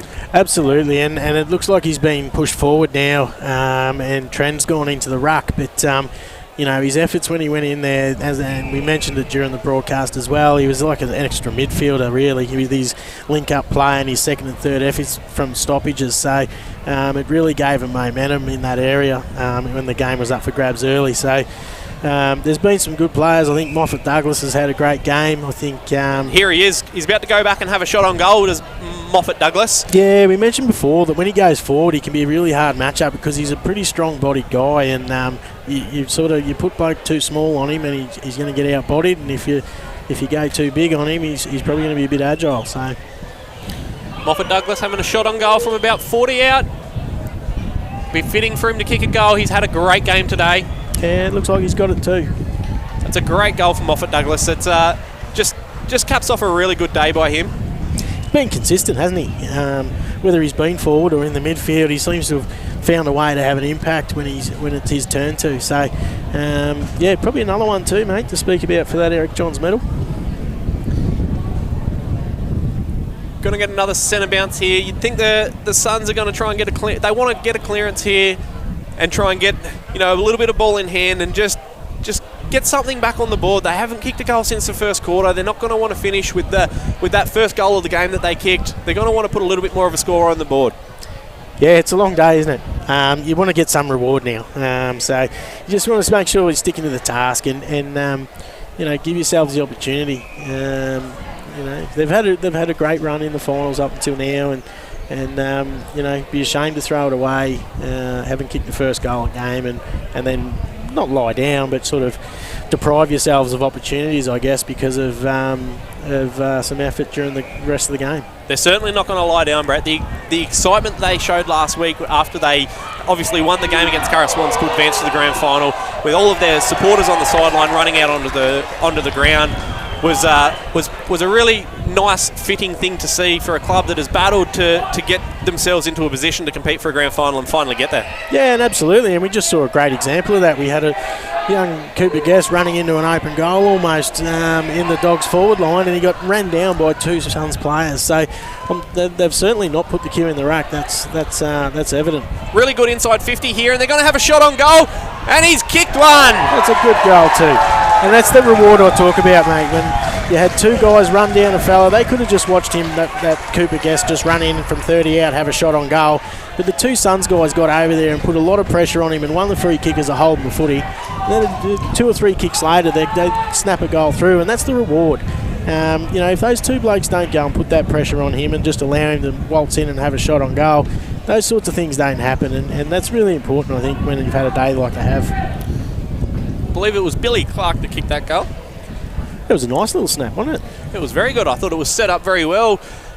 with the inside 50, where they finally got into a bit of space and they managed to get a very settled, comfortable inside 50. Went to ground. Obviously, they once it went to ground, they kept their feet, they kept it in play, and they managed to get a nice snap for goal. Let's see if we can get another one. Let's cheer them on, Brendan. I hope they can kick another couple. I hope they finish this game happy with the way that they've played. Well, we've got a free kick in the middle here from the ruck contest, and they've got an opportunity. Lee Bennett spills that one. Drops the mark, goes back, tries to butter up, he's tackled. Ball spills out again. Well, a little kick off the ground was really good there. The other Dogs have got some link-up play going through the middle. Trend handballs off. Flynn Kelly kicks inside 50 towards Moffat again. It goes over the back. Who's there? Looks like Tongi's there. Ball spills over and goes out of bounds. We'll have a throw in right next to the behind posts. That was a really good passage of play coming through the corridor by the Bulldogs. That's the style of play that they like to play. That wind has died off a fair bit here in this quarter, and that's the class that they show that they can play with. Yeah, and it all started just from there was a contest on the ground, and it was just a knock on. That's how it started, and the Bulldogs had the space. They had guys on the outside, and from that knock on, it just clean possession, and all of a sudden you're away. So Bulldogs got numbers out the back of this clearance, and he's used him. He's put it to the top of the square. Tony Burke has a shot on goal, and he's kicked it. Tony Burke with the goal. He's been playing forever and a day, and it's very rewarding for him to go back and get himself a goal there. Yeah, an interesting move too, because haven't seen him play most of the year. He's played a lot in the back line pretty much all year, and I think he started in the back line today, and then he went off and had his first spell, and then since he's come back on, he's been up forward. So obviously there wasn't a match up there for him down the back half that Coach Fox liked. So he spent his day up forward and it's just finished off with a goal. He absolutely bleeds for this club. He's been playing for the club for many years. He's obviously a former president. He's coached the senior side. He's done this, that and everything for the Thuringowa Bulldogs. So it's fitting for him to go out and kick a goal in a grand final that looks as though they're going to win. Yeah, and as we go back in the middle again, and Trent wins the hit out, and here's Allerton. He's just going to pump that ball back inside 50 again. Looks like Scuttlemuller's going to crash a pack, but no, he just pulls up a little bit short. Handball's out to Tongi, who fumbles, gets it back, Tongi, and he's going to have a shot from out near the scoreboard, and he's missed it. I think that clearance there was led by Cayman Allerton. I think a couple of touches here in this fourth quarter. I'm not sure which way the umpires will go, but you would think a couple of touches in this quarter by Allerton, and he should be able to tie up the 2021 Eric Johns best on ground. Yeah, well, it's good to see. I mean, he's starting as a high half forward, Allerton, at the moment, as he's coming out of that ruck, and for his intent and effort to really push in from that centre bounce and get involved in that contest just shows that he hasn't checked out of the game yet. He's not looking towards the premiership medal just yet. He just wants to keep playing the game. Yeah, it looks as though we've got a big crowd starting to form with the senior games obviously not too far away. We're only about 35-40 minutes away from the senior game, and I must say over the last 10 years it looks as though this could be one of the bigger crowds I've seen here, Brett. Yeah, it's great, isn't it? And having such a diverse, I think just about every club's represented here, which is fantastic. So they're always going to get a bigger crowd when that's the case, but it's a great day of footy for AFL Townsville. Absolutely. Gary Kelly takes a mark out on the top side wing here. He's going to look to get it inside 50 here and give him another opportunity at goal. Wazeem Haddad's there. He's got to put the pressure on here. Cambos just gets the clear and kick out towards the half-back flank. I think that's Evans out there. He's happy to run that ball out of bounds and let everyone set up where they want to go again. Brett, you've been a senior coach. You've coached premierships here in Townsville before. What are the senior players thinking now? Obviously, they can see the score when they're down in the tunnel. They come out and check it. They can see the score. They can see that this game's obviously blown out, and they want to make sure that it doesn't happen to them. What's going through their mind right now? Oh, look, there'll be some nerves. There's both teams have got experienced players that have been here before, and everyone's preparation's different. But there's always going to be those guys that are really nervous before a game, and it probably helps them in a sense today that the two teams playing in the senior grand final, they don't have representatives out here playing in the reserves, so they can actually just probably go a little bit more inwards and focus rather than seeing what their mates and seeing how their mates are going out there in the reserve grade. So look, and what you want to do is just keep it as normal as possible. The nerves and that will be there. The guys, they've probably thought about this game, for a week, if not longer, for some of them. So, it can be hard. It can be hard to try and keep it as normal as possible. But I think that's where the coaching staff come into it and don't do anything out of the ordinary. You've got here because you've done things a certain way all year. Just because it's the big dance doesn't mean it changes. Bulldogs just had a really nice passage of play there, and they've managed to get some numbers free in the forward 50, and now they're lining up for goal through Matthew Trend. He's actually had a pretty good game here today, Matthew Trend. And I'd be expecting if he kicks this goal, he's going to put a celebration on because he loves kicking a goal. He thinks he's a forward, and he's missed it. So we've missed out on an opportunity there, I think, Brennan. I would have loved to have seen on the replay what he got up to if he kicked that. Well, let's rally home. I hope he gets one to finish the game off. The Bulldogs do have a player injured out on the far wing there. Yeah, not sure who that is. I didn't see that either. So he doesn't seem to. He's moving around. It might be a leg type thing, I'd say, but just looking at him. But as the Suns come through the middle again, they've got high ball towards half forward. Ball bounces. Cambosis, he's going to get tackled. No, he breaks the tackle, the big fella, and he finds Flynn Kelly out on the wing. Will the ball sit up here for Flynn, or will it bounce out of bounds? He's got it. Young Flynn Kelly has had a very lively second half out on the wing. He's a great runner, mate. He gets himself in a lot of good positions. Unfortunately, he's turned it over by foot that time, but his running ability is what gets him a lot of football. Gary Kelly from the Northern Beaches Suns. He's tried his heart out today. He's managed to get his hands on the footy a bit, but they just haven't been able to get that nice inside 50 and take the marks inside 50. Yeah, look, he's probably been their best. He's probably been their most consistent over the course of the game. So as we see the free kick getting pulled out here for a holding the ball decision. And, the whistle's gone again. What's happening here? A little bit of a scrap here. It's we're at that point in the game where obviously the Suns will be getting a little bit frustrated, but... Oh, no, I think that's been reversed, has it? No. Anyway, it's gone out wide. Hollis has got it. He looks inboard. Doesn't pull the trigger on that one. He's called the umpire into that, but it is a deserving 50 metres. You can't move on the mark. Yeah, no. Well, the guy, I think the Suns guy is saying, "Well, I'm not standing on the mark. I came behind it." And the umpire's let that one go. He went inboard towards Cayman Ellerton. Ball gets dropped. Ellerton goes back to lay a tackle. Oh, it's a fumble again, and Ellerton's tackled him. Ball spills out. Noah Richardson, he's been lively here in the last few minutes.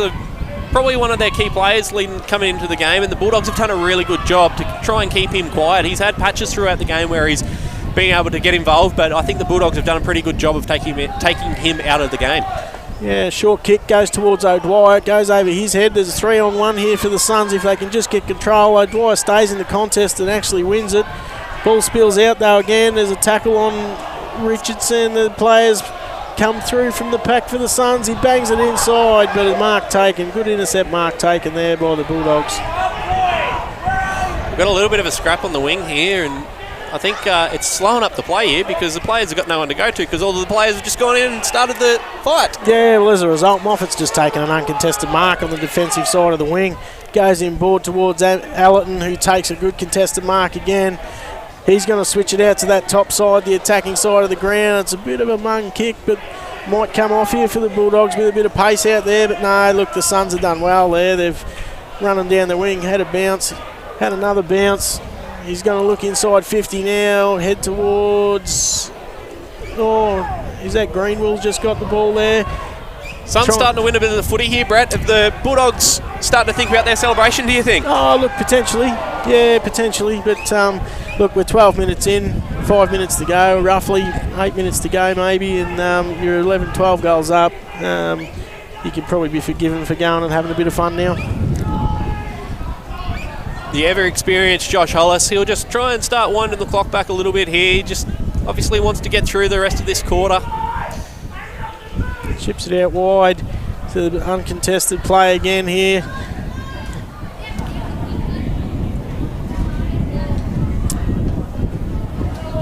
Here we go again with a bit of pace. There's a player on up the field. I think that's Austinberry. He's going to look inside 50 and find Tony Burke. Oh, Tony Burke has spilled it. He's dropped it. Sitter goes back towards Austinberry again. goes inside, and I think that's Fry, is it? Cody Fry will go back and have a shot at goal. Pretty sure he kicked one in the first quarter, Fry, so it'd be a nice little result for him if he can put this through and finish with a couple in a grand final. Tony Burke would be absolutely furious with himself for dropping the sitter there. Well, just goes to show, doesn't it? You can play 300 games but still make mistakes. And Cody Fry goes back and kicks a goal. Yeah, good result for him. It's I think I can remember he's kicked at least 2 now, Cody. So if you can walk off after playing in a grand final with a couple of goals next to your name, you've had a reasonable day. 14 minutes played. Thuringowa Bulldogs 14 goals 10, 94 lead the Northern Beaches Suns 2 goals to 14. You would think the Thuringowa Bulldogs can probably start celebrating here. We've got approximately 4 minutes to go. Oh, look, and this is the fun part, isn't it? When you're playing in a grand final and you can see the time clock there, and you know that there's not long to go, and you're not going to lose the game. So I'm sure there's some guys running around with some pretty happy sort of faces, pretty good smiles on their faces at the moment. They've still got a contest here, but at the end of the day, they might try and share it around a little bit, give a bit of love to everybody, and yeah. I think they need to clear out the forward 50 and give it to Trent. I want to see one of these celebrations you talk about, Brett. Yeah, look, as I say, he believes he's a key forward, Trendy, and I'd love to see him get a look at it. It looks like Tony Burke's taken the chest mark this time, so he's looking to cash in as well. I think he kicked one earlier this quarter, so he's going to line up for his second for the quarter. Yeah, mark spilt there by James Ryan, and it spills out of bounds for a boundary throw-in. Got a stoppage deep inside the Bulldogs forward 50 here. Bulldogs are setting up a bit of a wall. They don't want to let it out. They want to finish this game with the ball in their control. Well, I'm just looking around. I'm on trend watch at the moment. I can't see him. Where is he? He's going to get him down there. Burke tries to get his little kick towards goal. There's Trendy there. Has he kicked it? I think he has. He has. Here he goes. He's giving us a celebration. Given us the fist pump. He's running around. He's high-fiving everyone inside. Well done, Trendy. Matthew Trent kicks his first goal of the afternoon. Pretty sure it's his first goal ever, actually, Brennan. No, I'm only joking. It wouldn't be his first goal ever, but it is good to see him when he kicks a goal. He loves the celebration. And the Bulldogs bring up their 100-point mark. I'm not sure, going into the senior game, Brett, I'm not sure we see 100 points in the senior game today. I think it's going to be much closer affair, and it's probably going to be, a bit of a grind throughout the game, and I'm tipping the final score is going to be somewhere around the 50 to 60 point mark. Yeah, and I think, look, we mentioned earlier there's contrasting styles of play there, and I think the best, the Tigers probably the ones that want it to be around that 10-goal mark, 60-odd point mark, and if you're getting up around the 80, 90, 100 sort of point mark, I'd say that's in Curra Swan's favour, because that'll just allow them to dominate the play and keep possession of the footy going through the middle of the ground. So you're right. I think if you can get to 60 points today, or maybe 65, somewhere around that mark, you're going to be right in it as far as winning the game goes. We've just seen a big hit by Cambosis. Yeah, he's a big boy, Cody. He likes the body contact, so it doesn't surprise me that he's still out there with a couple of minutes to go, putting the body out and trying to find some opposition body. Got a stoppage deep inside the Suns forward 50 here. There's another chance for them to put another score on the board here. And let's hope they can. We've spoken about reward for them, and I don't think they've given up at all throughout the day. I just think potentially they've just been a bit outclassed today, so let's see if they can get a little bit more reward and on the scoreboard. We've spoken about the pride that their crowd, it's a big Northern Beaches Suns crowd here too. We've spoken about their pride that they've shown today, and as you can hear in the background, they have kicked a goal and their supporters have got up and about. They've only kicked three for the day versus the Bulldogs 15, and their supporters are showing how proud they are. And it's great to see. They had one goal on the board at three-quarter time, and we probably could have been forgiven for thinking they could just put the cue in the rack and go through the motions for the last quarter, but to show a bit and kick a couple of goals in the last quarter, it's important, I think. And that goal was kicked by young Reece Lambert. He's a player that he's in the inclusions team for Queensland, and he manages to line up as the 23rd player for the Suns on a weekly basis, which is a great initiative shown by AFL Queensland and obviously AFL Townsville to allow that to happen. He's actually come on and been rewarded with a goal in his first ever grand final game. Yeah, it's good to see, isn't it? It brings a smile to a lot of people's faces, I think, when you see things like that happen in community football. Bulldogs got another inside 50 here. Yeah, the young Tongy handballs off to Fry again. Fry has a flying shot on goal, and I'll tell you what, he went pretty close from where he was. That was close. Tell you what, if he kicked that goal, I would have been up and about over that one, because that would have been a beautiful goal. Yeah, and we've got an attempted hanger. He's going to get pinged for going a bit early here. Flynn Kelly's just limping after the football. He might have got a knee in the back there, so...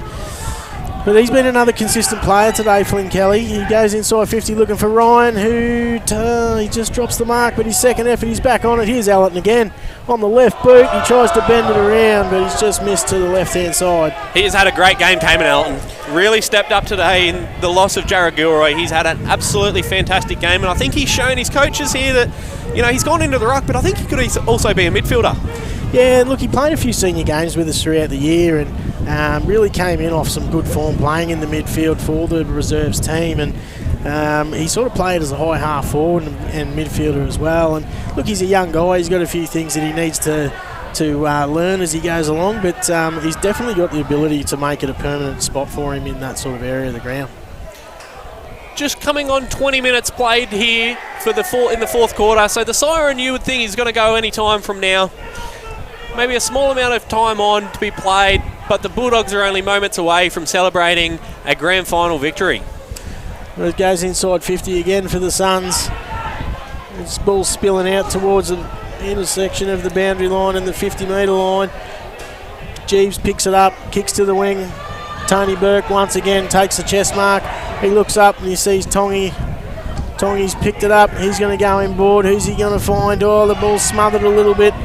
The Dogs are going to bang it inside 50, and is Ryan going to get there? No, I think it's out of bounds on the full. That was a really nice play by the Bulldogs coming down that near wing there. That was set up by Thomas Jeeves coming out of the back line. Just showed though, and it's something that I'm sure the senior groups that are playing today are going to be aware of. If you get stuck out on this half forward flank, it's very, very hard. So you've got to look to get inboard a bit sooner, but the siren's gone. And the Thuringowa Bulldogs 15-12, 102, beat the Northern Beaches Suns 3 goals to 20. And you've got to take your hats off. Big congratulations to the Thuringowa Bulldogs, premiership winners of the AFL Townsville Reserve Grade competition for 2021. Yeah, premiership champions too. So, you don't see it too often, premiers and champions. So it's a great effort for everyone involved. So that's two in a row for the Dogs, winning the under 16 and a halves and now the reserves. And that's the end of the Dogs feature for the afternoon. So I'm sure they're happy to be walking away with a few premierships today. Absolutely. And as I mentioned before, the game, the fairy tale's there for them. They were unlucky last year when the scores were level at the end of the regulation time, and then in overtime they got pipped only by a couple of points, I believe. So, for them to come back and go undefeated throughout the year and manage to stand up and get the job done again today, it's be a great reward for a lot of these guys that were here for that heartbreak last year. You've got to take your hats off to the Northern Beaches Suns. They were obviously out of this game quite early, but they continued to push and continued to try, and they managed to have 2 goals in the fourth quarter and make their score a little bit more respectable. Yeah, look, they can't be too disappointed either.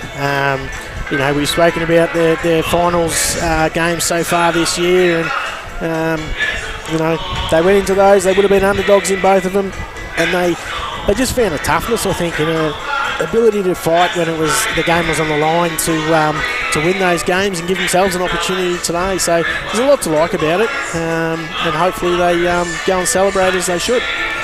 We'll just take a moment to take a quick break, and we'll be back very shortly for the start of the presentation.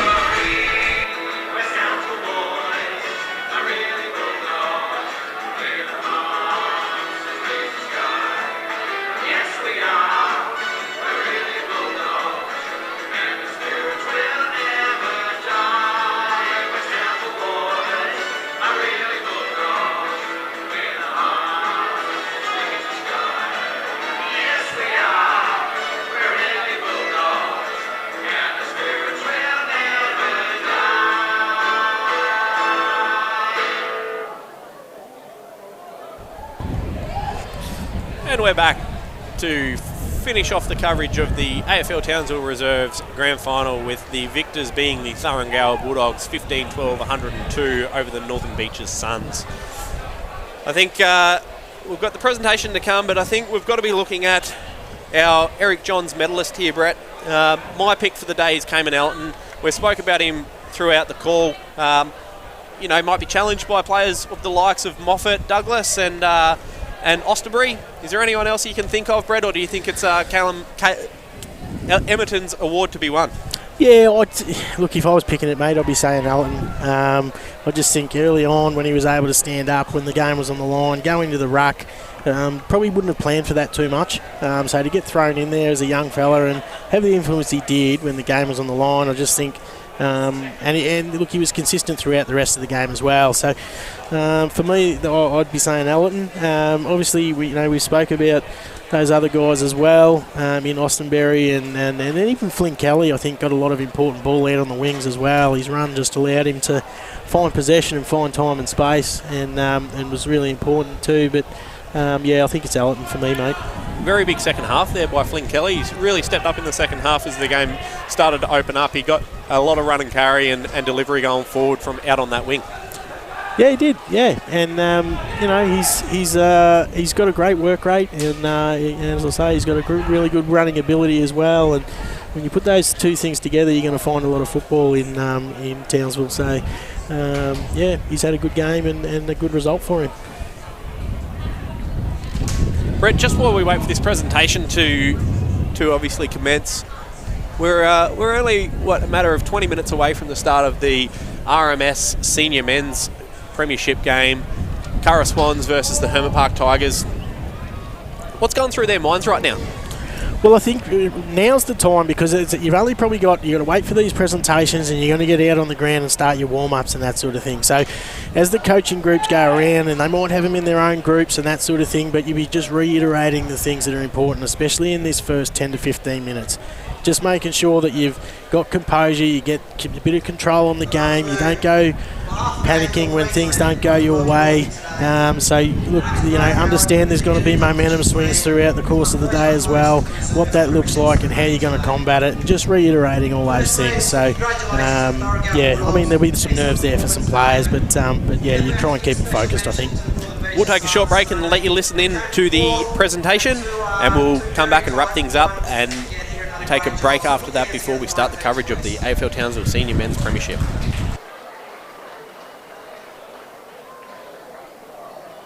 To assist with our presentations today, I'd like to introduce AFL Townsville Life member and AFL Queensland Hall of Fame member, John Durkin. I'll now take this opportunity to thank our match umpires for the reference today, led by our field umpires Malcolm Gray, Andrew Grobber and Jim Thompson. Congratulate them on their grand final appointments. If you can please join me in showing our appreciation for the umpires, not just for today, but for their performances throughout the year.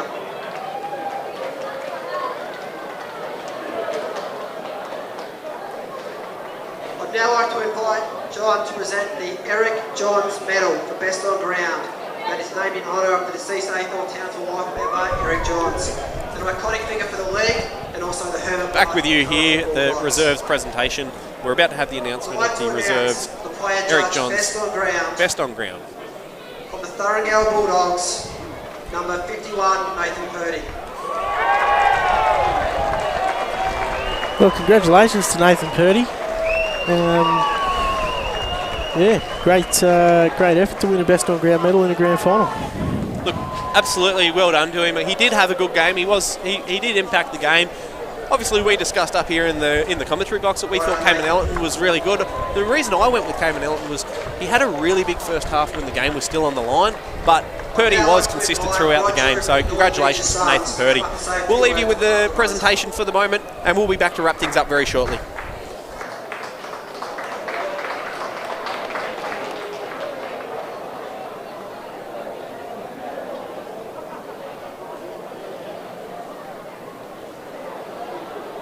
I'd like to thank all our supporters up there that have helped us out all day.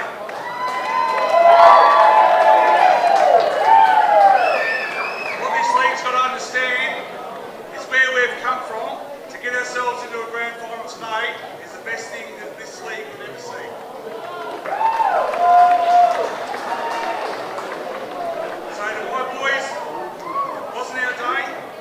next year, look out league. Well done, Foxy.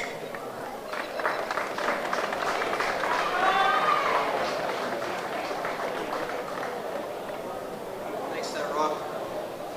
Now I'd like to ask our winning coach, Peter Johnson from the Thuringowa Bulldogs, to come forward to receive his medallion and match ball from John and say a few words on behalf of his team.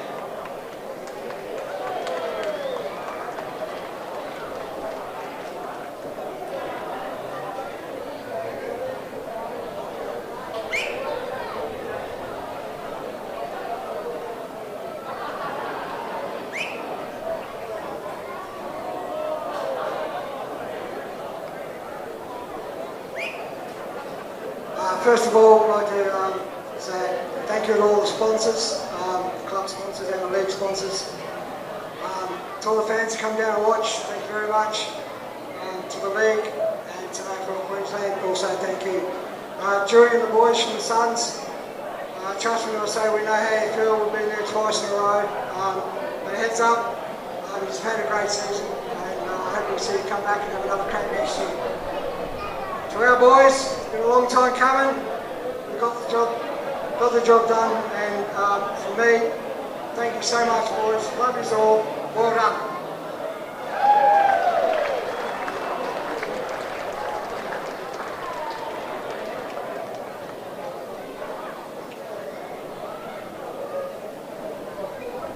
It's now time to present the Premiership players with their medallions. Number 1, Win Kelly.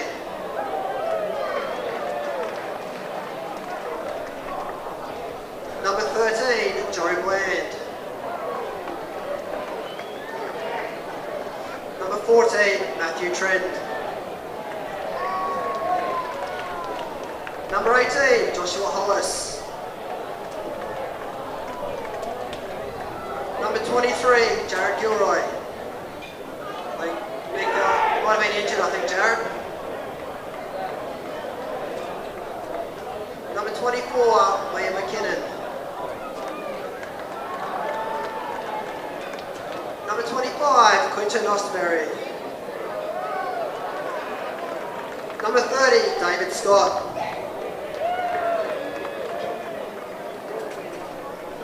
Number 31, Sean Moffat. Number 37, Callum O'Dwyer. Number 40, Cody Evans. Number 41, Joshua Todney. Number 42, Cayman Ellington. Number 43, Cody Fry. Number 45, Thomas Jeeves. Number 46, James Ryan.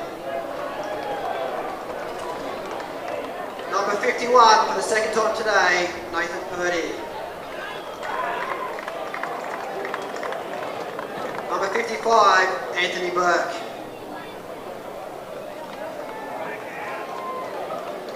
Number 59, Frank Scaramaglia.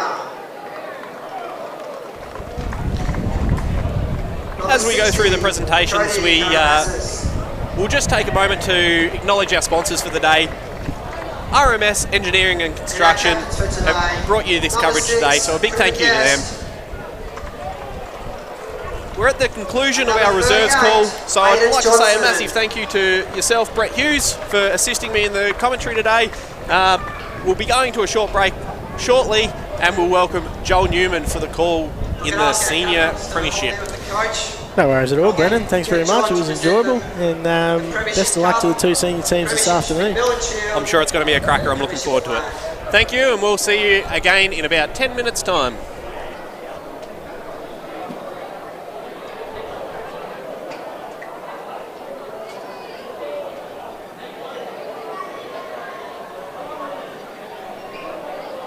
Ladies and gentlemen, your 2021 AFL Townsville Reserves Premiers, the Thuringowa Bulldogs.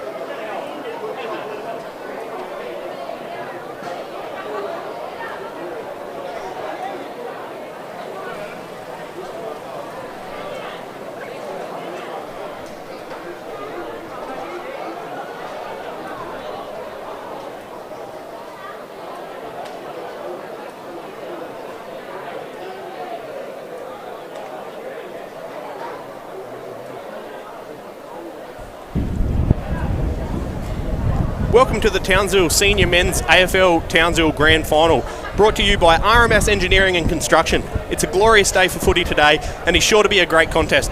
The game AFL Townsville community has waited for since 1997. The two neighbouring clubs, Curra Swans versus Hermit Park Tigers. I'm Brennan Gibson, and joining me today is Joel Newman. Joel, welcome. How do you feel about this matchup playing out today? That's a very, very intriguing one. These sides have obviously gone 2-2 against each other so far this year, so they've split the games. Curra probably the dominant team throughout the year, but Hermit Park look like they're rolling into form at the right time of the year. Yeah, Curra Swans only losing 2 games over the last 2 years since Jamie Fogg has taken over as senior coach there, and both of those losses coming to the Hermit Park Tigers this year. So I think watching those games and going back to middle of the year, I think the key to victory for the Tigers today is obviously if they can make it a contested game. They're really good in tight and they're a high pressure young side. What's your thoughts on the Swans' way to victory today? The Swans, as you say, the Tigers they love that contested footy. They love it being nice and tight. So the Swans need to spread them. The Swans need to use the big ground of Riverway and make sure that try and cut them up through the middle, because they do have the pace. They've got a bit of speed through some of the youngsters like Jack Guzmaroli and guys like that. So I think spreading and using the width of the ground here at Riverway is going to be their key to victory. I think there's a few notable ins today. Obviously for the Hermit Park Tigers, they've brought in 4 today, and the Swans have managed to get Jack Guzmaroli back from injury. And, Jack Guzmaroli is definitely a key player. You would think that before his injury, I think he only managed to play 8 games this year. He would have been one of the favourites for the WJ League Best and Fairest medalist. But the Tigers bringing, experience in their vice-captain Corey Wedding, who's been unavailable to play for the last 8 weeks. Ben Lynch, He's played 5 games this year and kicked 26 goals. Stanis Ajita, everyone knows Stanis Ajita and the impact he can have on a game, as well as his brother Ryan, who was an absolute bull in that first final in the middle. Yeah, I think the ins for the Tigers are what's really interesting, and how they're going to gel together. They've obviously had a lot of in and outs throughout the year and probably haven't got the side that they've got in today to play together. So how quickly they can gel and figure out each other's games is going to be a telling factor in this one. Curra bringing Jack Gusmeroli back. He's obviously, I think he's one of their best and fairest last year, and probably be a fair chance out of this year despite the only 8 games. So he's a massive back in for Curra as well. So be interesting to see how it plays out with the different teams and the new players that these guys have from their last couple of games. And the Curra Swans have just come out. They're leading their charge for back-to-back premierships. We'll go through their team list. Number 1, Oliver Draffin. Number 3, Adam McDonald. 4, Kobe Dubin. Number 6, Samuel Palmer. Number 7, Daniel McClarty. Number 8, Xander Redhead. Number 9, Vice Captain Dale Shivers. Number 10, Leroy Palmer. 13, Tiangi Ganya. Number 14, Vice Captain Jack Gusmeroli. He's a bit of an X-factor today. Number 15, Connor Murray. Number 19, Mitchell Dennis, Deputy Vice Captain. Number 20, Kurt Poole. 22, Michael Maltby. 24, Jack McDonald. 26, Reese Pursuit. Number 27, Craig Crichton. 29, Sheldon Anstey. 31, Sean Nicholson. 32, James Duff. 33, Mitchell Futcher. 37, James Dodd. And number 44, Robert Lowing. And for Hermit Park, we have number 2, Callaway Parker. Number 5, Jai Thompson. Number 7, Jesse McClay. Number 8, the captain, Jason DeBetta. Number 10, Troy Ferrier. Number 12, Charlie Bird. Number 13, Nick Armstrong. Number 15, Trinity Parker. Number 17, Nick Pronk. Number 18, Stanis Agita. Number 19, Cale Neville. Number 20, Xavier Cameron. Number 21, Ben Lynch. Number 22, Joseph McVeigh. Number 24, Michael Barnes. Number 25, Samuel Brooks. Number 26, William Hall. Number 28, Cody Knight. Number 33, Corey Wedding. Number 35, Chris Hodges. Number 36, Jordan Hunter. Number 37, Rory Tarleton. Number 45, Jacob Shivers. Number 46, Matthew Evans. Number 47, Ryan Agita. And number 48, Maverick Parker. It's going to be an absolutely ripping contest. I think this game could be decided in the first quarter. I think if it's a 3-point lead or a close game, the Hermit Park Tigers give themselves a really good chance. But with the experience and the class in the midfield that the Curra Swans have, they will be looking to try and put a bit of an early lead on the Tigers here. And if they can do that, I think that's where the Tigers struggle. If the Tigers keep it close, I think it's anyone's game. Absolutely. I think Curra probably have the midfield depth that Hermit Park maybe don't, but I think Hermit Park have the best player on the ground in Callaway Parker, so he'll be one to really, really watch out for today. He's class through the middle, he's hard to tackle, and he just breaks lines and gets the ball forward. So if Callaway Park can have a big game, Hermit Park are a real chance. Just looking down at ground level, I just seen Darren Paddy Andrews, coach of the Hermit Park Tigers, go and have a lengthy embrace with Curra Swans coach Jamie Fogg. Jamie Fogg, a former Hermit Park Tigers premiership coach, back-to-back premiership coach, in the era that the Tigers won 3 in a row. I think there's certainly going to be some feeling in this one. There's also some love, but as the game starts, both coaches are going to go out and make sure that their team performs best on the day. Yeah, for sure. You might be mates with the blokes on the other side, but the minute you cross the line, they're your enemies. Particularly for these guys who they train next door to each other. Their fields are right next door, and a lot of the guys know each other. Haven't played for multiple clubs across the last few years. So very, very exciting game, and I'm interested to see how it goes. We've spoken about the Curra Swans. Joel, what's your keys to victory for the Hermit Park Tigers? Just getting it in tight, winning that contested footy and getting it out early. Making sure that Curra can't just pick them apart with those small kicks. If they're picked apart early, Curra will kick plenty of goals in this first quarter, and it may be too hard to catch. So if they can get the footy and win that ground ball, I think they'll give themselves every chance. I think the Tigers have got to be very mindful of a few Curra Swans players today. You've got the likes of Adam McDonald. He's a WJ Williams medalist in 2011 where he won the league best and fairest, and he's still sticking around, kicking around, playing for the Curra Swans. I think his experience and his leadership is something that will certainly be a big advantage to the Curra Swans today. But you can't count out the leadership of Jason DeBetta. What a year it's been for him. He's welcomed his first daughter, Sophia, and he's had a big year winning the AFL Townsville league leading goal kicking with 55 goals for the year. It's going to be a big matchup. Yeah, they've got to watch out for him. he's just so crafty and sneaky, and if for some reason he finds a way to be all by himself. So I think Curra on the whiteboard early will be making sure that they send someone to him to limit his influence early. Any key matchups that you would plan for if you were the coach, Joel? From Curra's point of view, you've got to stop Callaway. If you give him free footy, he'll just dance around you all day and move the footy forward. For Hermit Park, Jack Gusmeroli, as we spoke about earlier, just runs up and down the wing, and he's very quick and he's very hard to tackle. So both of those guys have the ability to tear apart a game. So I think both coaches will have their names on their own whiteboards. Couple of X factors going into this game today, Joel. For me, it's Jack Gusmeroli, Mitch Dennis from Curra. From Hermit Park, you've got to look at the likes of 16-year-old Xavier Cameron. He really turns games on its head when he gets it out on that far wing. Another big X factor in today's game, you can't go past Ben Lynch. Nephew of Alistair, so he's got a bit of pedigree in the family. He's only played 5 games this year. His season was cut short due to injury, but he's managed to kick 26 goals in those 5 games. That's something that the Curra Swans have to go in and obviously be very wary of. Yeah, and I was able to play against him for one game this year where he kicked 7 goals, and what's so great about him is he only needs 8 to 10 kicks in a game to be able to kick that many. He has just a really, really good set of hands and a dead accurate kick. So you've just got to watch out for him. You can't even give him the opportunity to take marks because he clunks it, and when he goes back, more often than not he'll slot it. So he's a massive one today. We'll just look back at the previous matchup. So round 3, Curra Swans defeated the Hermit Park Tigers 8-9-57 to 1-6. Round 8, Curra Swans 7 goals 9-51, defeated by the Hermit Park Tigers 9 goals 6-60. In round 13, the Curra Swans 11-11-77 defeated the Hermit Park Tigers 4 goals 7-31, and recently in round 18, Curra Swans 8 goals 6-54 defeated by the Hermit Park Tigers 5 goals 11-59. The key thing I take out of that one, Joel, is the last matchup. The Tigers managed to get a 5-point win, but they kicked 8 goals 11 to Curra Swans 8 goals 6. They were obviously in a position where they could have dominated that game. What does that call for leading into a grand final when the last game was won by the Hermit Park Tigers? Yeah, well, obviously they had more scoring shots, so I think Hermit Park could go take out of that they were the dominant team on the day, and they know that, Curra have been the form side of the competition for the last couple of years, only going down in 2 games, but they know that their best is good enough to win this. So you take plenty of positives from, yes, it was only a 5-point win, but with 5 extra scoring shots, you can make that a 20-point win, and if they can do that today, they'll be a really, really good chance. We'll take a short break while we have the national anthem. We'd just like to thank RMS Engineering and Construction for bringing us this game today. We'll be back shortly.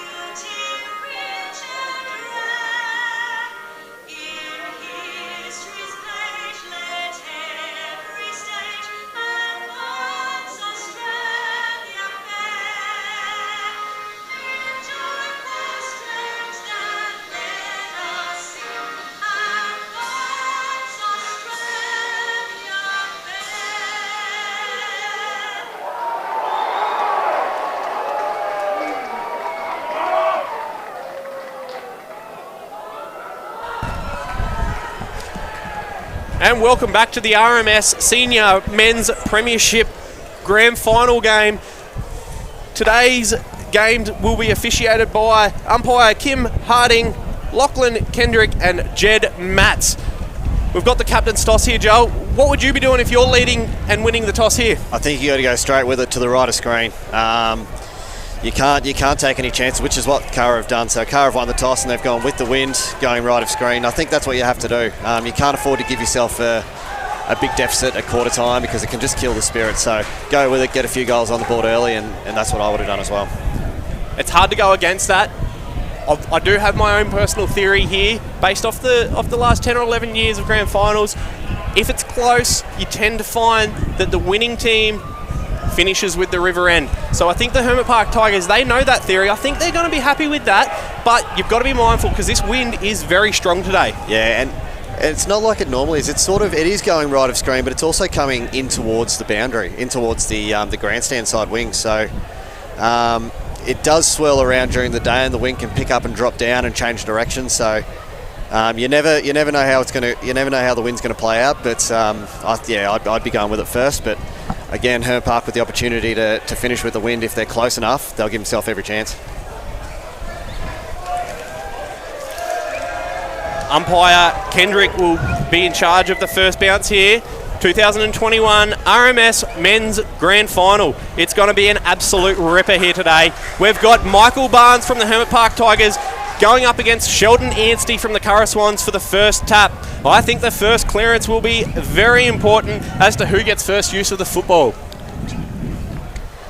So the umpire readies himself, makes sure everyone's in position and holds the ball up for the first ball up of the grand final. And we're underway in the 2021 Grand Final. Barnes gets a first tap. Ajita picks it up. He gets it out. He finds Ferrier. Ferrier classy with the footy. He goes deep. He finds DeBetta. DeBetta will be looking for the first goal. But here's Ben Lynch. He always makes a contest of it. And Chris Hodges, he's got it. And he has a shot. And he goes bang! Wow, Tigers get the first one on the board. 17 seconds in. You see the class there of Ben Lynch early. He didn't blaze away. Didn't automatically look at goals. He found his man and made it easy for him. So that's a huge start for Hermit Park, particularly against the wind. That's what they would have wanted. Really showed good composure there, did Ben Lynch. He's 21 years old and he plays like a 100-game veteran. He sure does, and just the composure there, hey, just didn't blaze away. A lot of full forwards, they love kicking goals and might have just thrown it over his shoulder, but to be able to get it on the hands to one of his teammates in a better spot, terrific work. This is where I think the Tigers give themselves a chance out of the centre bounce. Curra try to clear it here. They get it out through Guzmaroli. They get an early inside 50. Jordan Hunter puts pressure on. Curra can't get it cleanly. Hermit Park with the handball away. It's not clean either. If they get it over the top, they might be out. Xavier Cameron finds a bit of space. Is the kick good? It wasn't good enough. It just chopped off there by Mitchell Dennis, who gets a handball backwards to Dale Shivers. He can't collect it cleanly, and it's a tight scrap, just like we predicted there at the start. Hermit Park with it out through Agita. Agita finds a bit of space on the wing. He finds Trinity Parker. Agita's been lively here early, had a couple of early touches in tight. He finds Lynch. Lynch leading up the ground. He's got DeBetta over the back. He doesn't go there. He's looking for Chris Hodges. But he's found him. And he's found him. Yep, the umpire has called front on contact there. Umpire Harding has sent Chris Hodges back. He'll be looking at his second here. What's your thoughts on this one, Joel? Tough one with the wind sort of blowing across the ground, but you've just got to look for that right goalpost. It'll come back. But again, it is a very, very tough kick from this angle. I think before the game we mentioned that, you know, if the Swans can get out in space and use the footy in space, that's going to suit them. But if the Tigers can keep it, you know, congested, in tight, that's where they're really going to benefit. And so far, that's on the Tigers' terms, you would have to think. And that's a great kick. Chris Hodges goes back and kicks his second. That's a big start by the Hermit Park Tigers, especially Chris Hodges. If there are any nerves before the game for Hodges, he won't have many more. 2 goals in 2 minutes is the perfect start to a grand final. So he'll be up and about now, as will the Tigers. It's really good to see Chris Hodges get off to a good start here today. He's unfortunately, due to COVID and obviously defence work commitments, he hasn't been able to string too many games together in a row, but you know, he's played the finals and the final series and he's managed to have a real impact on the Tigers. Curra Swans really need to get a clean clearance here and get a good inside 50 to settle their nerves. Haven't had a real clean possession yet, so Tigers have done exactly what they would have done to start, make this game a scrap. Sheldon Anstey tups it down. Callaway Parker gets on his own. Guzmaroli challenges, but Parker gets away. Gives a hands. And Curra get the kick away. First chance to enter their forward 50 if they can. Can't quite. Hermit Park clean it up. Cale Neville cleans up there. He'd have to be one of the favourites, you would think, for the WJ League Best and Fairest. He's had an absolutely fantastic year down off half-back. Yeah, every time he gets the ball, he's just so composed and classy and never in a rush. So Curra through Sean Nicholson have the ball and they'll look for an inside 50. It doesn't quite work out and Hermit Park will get the opportunity to clean it up and find a mark. I think if you get to have a look at Xavier Cameron today, he's very good at keeping his feet, and that's what he did there. Curra went to ground, he kept his feet, and he managed to clean up there. And the big strong punch there from Lynch as Dudman cleans it up, finds a handball through the middle. but he's under pressure and just goes high. So get under that, he says. Who's going to mark that one? No one's able to. Hits the ground and pronk. That's what he does so well. Finds the footy and takes a tackle. Tied up by Daniel McClarty there. Was obviously good. Good tackle there by Daniel McClarty. Couldn't afford for Pronk to get hands out there. I think Curra have got enough experience here that they're not going to be too worried yet. They're just going to be getting themselves settled into the game. Gus Morelli's been good early so far. And he gets it just over the top, and Tarleton with the handball over the back. Can he find a target? He'll go over Gus Morelli. That's a really good kick. That's an outstanding kick there. Trinity Parker playing on the wing today. Gets it. He uses it. Got Chris Hodges and Jesse McClay fighting for it. No, it comes out with Curra. Goes to Connor Murray. Here he is again. Hodges had a great start over the top, and Sam Palmer will clean that one up. Sam Palmer, he's a quite achiever. I don't believe he got picked in last year's grand final for Curra Swans, so he'll be looking to have a really good game here today. Absolutely, and he's been at the Swans for a long time now. I think he went over there when he was 14 or 15, so he's one of the stalwarts of the club, and if he can get a premiership today, he'll be very happy with that, and he'll be very deserving.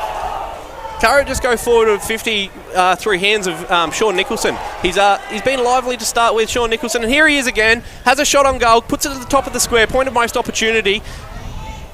Kicks it out, and Hermit Park able to take a mark. So they've cleaned up really well over the last couple of minutes here, Hermit Park. Curra have started to gain a bit of territory, but Hermit Park really clean down back. Callaway Parker looks down the line, doesn't get great use there. They get a stoppage though. That's a win here for the Tigers. Yeah, so Kurt Poole there knew he needed to get his hands on that, because if he didn't, it would have been over the back and Hodges would have been away for another one. Kurt Poole, captain of the Curra Swans, he needs to have a big game here today. If you're coaching Curra Swans at this point, Joel, what are you thinking? I think they just need to slow it down a bit, find a mark. I don't think they've really had, well, maybe one or two marks throughout the day, but we're 5-6 minutes in the grand final now. The heat will start to come out of the game. They need to find a mark, and as we said before, start to look for those shorter options to pick Hermit Park apart. I think you'll notice in the coverage that the ball has sat on this closer side to the commentary. On the coach's box side, the ball's been here. That's because it's absolute blowing a gale here today, as it does every grand final here in Townsville. So the first team that can look to use that topside wing, I think, will get the advantage early. And there's Lynch, finds a mark, about 45 out. He looks over the top to Better's out by himself, and he'll take it on the chest. And a very kickable one here for Jason DeBetter. Should go back and slot this to make it 3-0. Hermit Park Tigers have just come out with all the energy here, Joel. Yeah, and we said at the start, and you probably tipped it, Brennan, if they can get a good start in the first quarter against the wind, they'll come home strong as well. So this is a massive start for Hermit Park, and Curra maybe start to panic. One thing I know about Hermit Park is they really pride themselves off their crowd being loud and off energy. If they've got good energy early, they're in the game. If they lack that energy, they really struggle. It's been the tail of the tape for every grand final that Hermit Park Tigers have played in over the last 10 years, which I think out of the last 11 grand finals, they've played in 10 of them. So they've got enough experience in their side that's got enough grand final experience, but they do have a very young side. So you'd think that an 18-point lead, Curra Swans are not going to be panicking too much yet, because they do have the more experienced side in regards to games played by senior footballers. Yeah, for sure. So the ball's back to the middle now. How can Curra stem this flow? It's 3 goals early to Hermit Park, and another good tap out of the middle. No. Tigers ruckman are giving them really good first use, getting their hands on every tap. So Curra might have to look at what they're going to do there. Matt Evans with the footy here. He goes forward. He's looking for Lynch. And Lynch just so strong and such good hands. There's not really a matchup in this competition for him, I don't think. He's just such a big-bodied full forward, but he's also got the leap, and his leg's pretty accurate as well. So he's really changed the Tigers' game since he's been with them. He came in, midway through the season, just before the end of the transfer period, I believe. He's up here for the police academy, and Tigers were fortunate enough to pick him up, and he's really changed the dynamic of their side. It really allows them to take the pressure off, obviously, their captain Jason DeBetter, and get him more use up in the midfield, and they can clear out a lot of space to give Ben Lynch. As he goes back, that's not a bad kick. He's kicked it. And the Tigers have kicked their 4th goal. It's 4 goals, 24-0. Tigers have to be happy with this start. Absolutely, and just quickly back to Ben Lynch. A dominant full forward in this competition has always been really, really important. Just the ability to throw it on the boot out of the midfield and have the opportunity for someone to actually use their body and take a mark. It's what's separating Ben Lynch from the rest of the competition at the moment, and why the Tigers have a 4-goal lead. Umpire Harding just about to put the ball back in play here. Evans versus Anstey in the ruck. Matthew Evans gets first use. Troy Ferry pushes up off half forward and he takes it. No free kick. So ball up. Good strong tackle there from Curra. Once again, Kim Harding throws the ball up. Hermit Park have been dominating the ruck, but Curra able to get that one out. No kick there from Cameron. It's on the ground on the far side, and it's just stuck in there. Looks like it may be another ball up. I think the Tigers midfield is what's getting it done early here. They're getting first use from their ruckman, which is really good in Michael Barnes and Matthew Evans. They're going to have quick rotations through them today, so they will be fresh. Yeah, and Curra just haven't had a clean possession yet. It's all just been contested footy, kicking it out, and Hermit Park are cleaning up really, really well. So another good pick-up. And that's a great delivery forward. Now on the far wing, about 70 out. Can he find an option? Ben Lynch again. It goes over his head, but to better. No mark, the umpire calls. It looked like a mark to me, but we'll call play on as Curra now able to rebound the ball, and they've got numbers if... Oh, no mark. Oh, bounce off the chest. And that's where Curra are really good. Had they taken that mark, that's where they're really good. They get that run from behind play, and they get to run in those waves forward and use the footy, and that's what they want to do. Look to go wide, switch back into the middle, but they just can't get that at the moment because the Tigers are making it so congested around the contest. Troy Ferrier, 20-year senior football veteran, lining up for his third grand final win here in Townsville. Are you backing him in, Brennan? I think that's a pretty tough pocket to kick a goal from with this breeze, Joel. Yeah. And you're right, it floats over the face, and Dale Shivers able to take the mark. Kicks it out quickly. It's a dangerous kick, but cleaned up there from Curra. So they've got the ball in their back pocket. How can they move forward? Tigers have set up so well defensively, so they just have to go long. And Tigers once again have the numbers in a 4-on-1. Really well done there from Curra, able to get the footy to the ground. And if they can get it forward, once that run you talk about, Brendan, they might be able to get it out. Jordan Hunter cleans up there. No. Jack Guzmaroli gives a second effort, third effort. He gets the footy. He's looking for... He finds his teammate, and they take their first mark inside 50, and it comes through Leroy Palmer. Very tough spot to kick from here, though. It is a tough spot to kick from here. You'd think going River End, Joe, you want to be on the top side of the ground. Absolutely. So it's going to be a really tough kick. Does he look to have a shot, or does he pass it into the middle? He's got players in there. I think he needs to take the opportunity to have a shot here. They've lacked opportunities, and he's taken the opportunity, but he's missed for a minor score. So Curra on the board. One thing I've noticed about the Tigers here, Joel, we've played 11 minutes, and Michael Barnes, the Tigers starting ruckman, is coming in for his second chop out in the ruck. So I think they're obviously rotating every 4 to 5 minutes here and getting, fresh use out of the ruck. And so far, that's what's winning them the game. Which they'll need to, because it's a hot day, and those teams that are going to use their rotations really wisely, they're going to be the best. They're going to be the best off for it come our last quarter. So it's very smart use of the interchanges there from Hermit Park. Mitch Dennis sends the ball forward. Finds Palmer. No. Sean Nicholson loves to kick a goal. He's had a really good year as well. I think he'll poll really well in the league medal here in Townsville also. Just a midfielder that loves to get forward and kick goals. I think Curra, they just need to try and get the ball in their hands and slow down the play a little bit here now and make the Tigers have to defend. Yeah, absolutely. They need to keep it in this area until they score here. Callaway Parker going up for the mark. Comes to ground. Gets rid of it. Leroy Palmer gets hands. Gets it out through Ryan Jeter. Carl Neville again with the hands. Jason DeBetta gives the hands to Nick Armstrong, but he spills it. Gets the handball out. Curra now, can they find an option? They do, but not a mark. Adam McDonald with a little twist and turn. Has a shot. Looks like a decent kick, but it'll just go right for one behind. He's all class, Adam McDonald. He's played a lot of senior football. He's coached the Curra Swans senior side. He knows what he's doing. He knows that they need to find goals at the moment. Absolutely. So, yeah, as you say, I think you said it before, Brennan, when they get the opportunity, they need to take the shots now. Jesse McClay, very good mark there. Undersized midfielder. So, Jesse, who can he find? Again, they're just looking for Lynch. It's not a very good kick, though, and Sam Palmer will pick it off, and he'll go straight away on his trusty left. Looks over the top to Oliver Draffin, can't quite get there, but they're out the back. Curra will get an opportunity at goal here. They've kicked it, but it's a behind. Very classy small forward is Daniel McClarty, but he just couldn't convert there. So a couple opportunities now for Curra. starting to get the game back on their terms. Yeah, Curra, they've equaled up the scoring shots. They just haven't been able to put the pressure on the scoreboard there. And a good strong mark there, and they'll enter forward 50 again. Now they're starting to do what they love to do and keep the footy and win that territory. Jason DeBetta, Hermit Park Tigers captain, pushes down back, tries to take a mark down back and gets absolutely cleaned up there. This is where the Tigers are good, when they can get the ball in this guy's hands. Xavier Cameron, 16 years old. He looks up the ground. He finds Troy Ferrier. And they've got numbers if they can get their hands on the footy, but they won't. Curra Swans will clear it through Kurt Poole here. Yeah, goal-saving punch there from Kurt Poole. It was a 1-on-2, and he had to get his hand to it, and he did. This is the man that Curra need to step up, Dale Shivers. If he can get his hand on the footy up around the ground, he will use it. He's a great user of the football, and he's a big body in the contest. That will be able to square it up for the Swans. So they've got a bit of space now. Can they find a man inside 50? They can't. And Rory Tarlington takes a mark down back. He averages probably 6 to 10 intercept marks down back every game, does Rory Tarlington. He's a great intercept mark, and he's been the absolute key to the cog for the Tigers down back this year.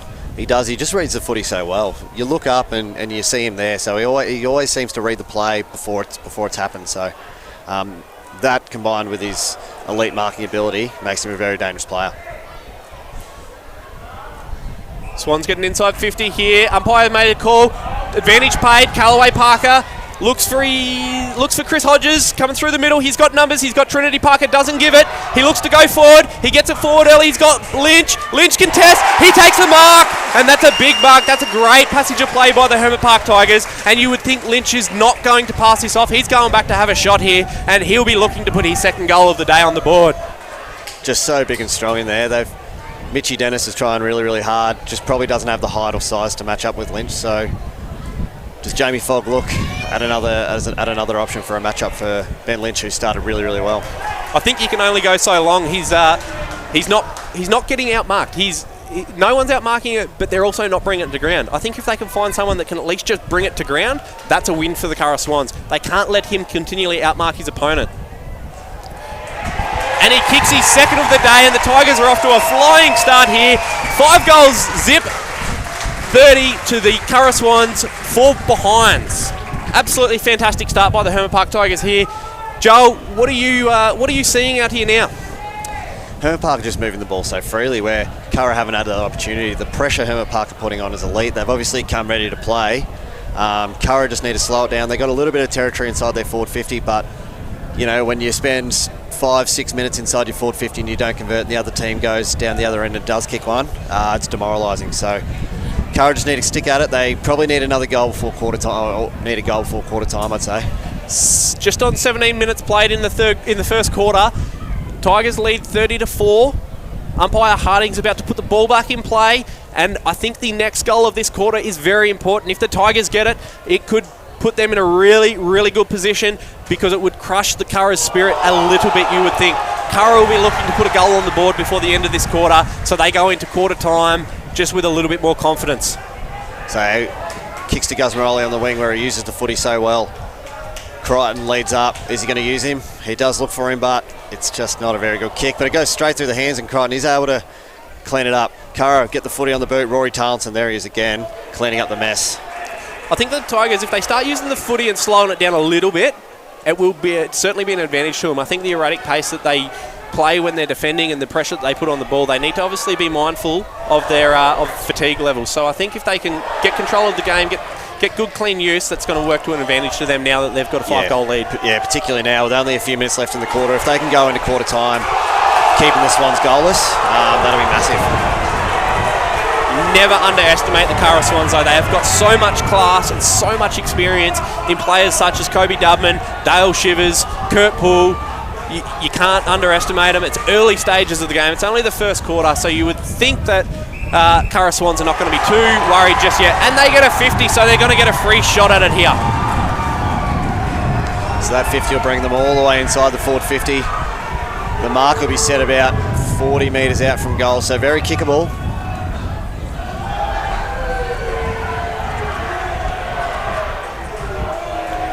Robert Lowing will have the honours here of lining up for Curra Swans' first goal. So we go back. It's a very important one for Curra. This will send him into quarter time with a bit more belief. But again, Joel, they've been forced to this side of the ground where the wind is pushing the footy, and it's not the easiest place to be having a shot from right now, and the wind has just picked up. So he looks at that left point post. It'll come back if it's long enough. And the Swans are on the board. That's the second time I've been proven wrong from goals kicked in that spot today, but I'll take it. Curra Swans get a goal on the board, which is what we want to see, because we want to see a tightly contested game today. We want a great, cracking game of football. Absolutely. And I think that'll take a bit of the pressure off Curra. You know, grand final, you're always a bit nervous. It's hard to sleep the night before, and going 19 minutes without a goal, I think the pressure would have been building, but now that pressure valve will be released a little bit, and I think they'll be able to play their style of footy. You never want to go into a quarter-time break without a goal on the board, because that's where the pressure really starts to take over. I think getting that goal, making it only a 20-point lead for the Tigers, I think that just takes away so much of the pressure for the Swans, and then they get to start that second quarter, and I think that they're going to be okay with it now. Yeah, absolutely, and they look like they're playing a different style of footy now. The momentum's in their favour, and if they can get it even one more before quarter time, they're right back in this one. But a good chase down tackle there. Pressure by Carl Neville there forces Curra Swans player James Dodd to kick it out on the full. He's been great so far, Carl Neville. He has been. He's had a really good year. I've seen a lot of footy from Carl Neville over the years, Joel, and he's always been a crafty small forward. But this year, Coach Paddy Andrews has put him down back. He's playing off half-back flank, and it's a new Carl Neville. He's had a fantastic year. Yeah. As Callaway Parker takes a good, strong mark on wing, plays on and goes long, looks for his brother, Trinity. So they do that so well, the Parkers. They love to find each other with those small kicks on the wing. And the Parkers, you've got to make mention today, it's quite an achievement for them. They've actually got 3 brothers playing in the same team. That's a pretty cool feature for them. Absolutely, and they've got a younger one as well. Is that right, Brendan? They've got Orlando Parker. He's another one that will feature in this Hermit Park Tigers senior side. Over the next few years, you would think he's a classy footballer just like his brothers, but he's probably just a little bit young at the moment. So great smother there from Gus Moroli. Curra, I think that, as we said, the pressure's off and they're playing real footy now, and this is what they do so well. They've certainly lifted their defensive pressure here as well, Joel. Ball comes in. Evans on Anstey. Anstey gets the hit out here. He's got Callaway Parker that's got to clean it up. And you would think that's going to be holding the ball. And that's the call. So a bit of fire in it early.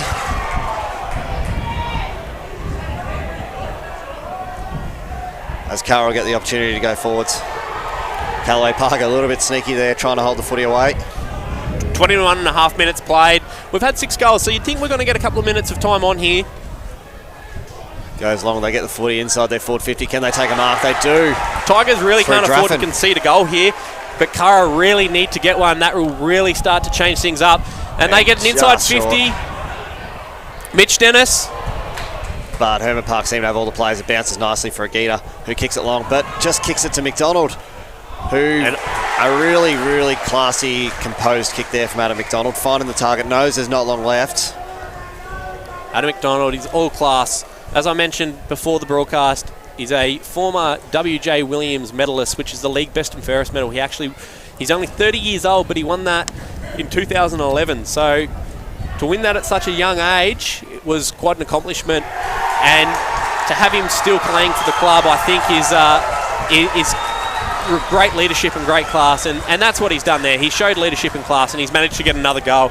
And I don't think the Tigers are going to be too happy with this. It's 2 goals, 4-16. So Curra Swans have actually had more scoring opportunities here now, and the last 5 to 7 minutes, they've probably taken a bit more control of the game.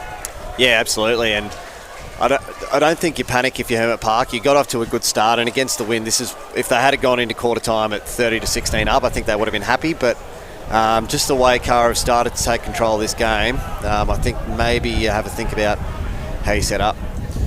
Bit of a key matchup to look here. Trinity Parker, young fella matching up on the ever so experienced Kobe Dubman. I think that's a matchup to keep an eye on, because I think Kobe Dubman could use a bit of class there if he gets away from Trinity.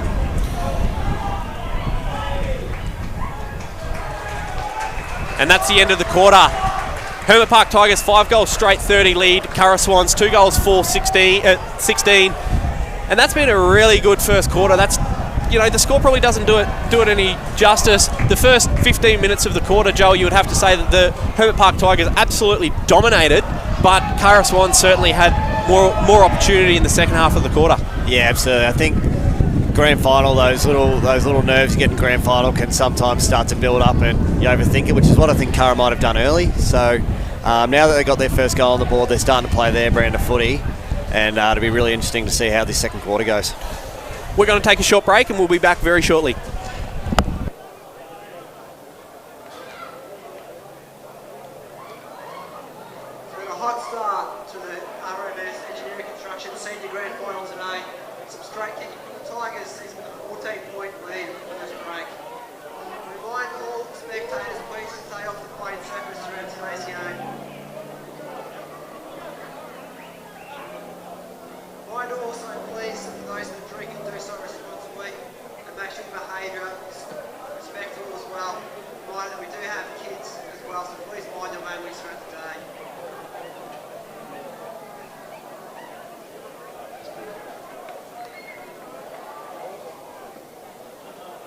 Reminder also that it's a non-smoking venue, so if anyone needs to do so, please you can pass out from gate 2 and head outside the stadium.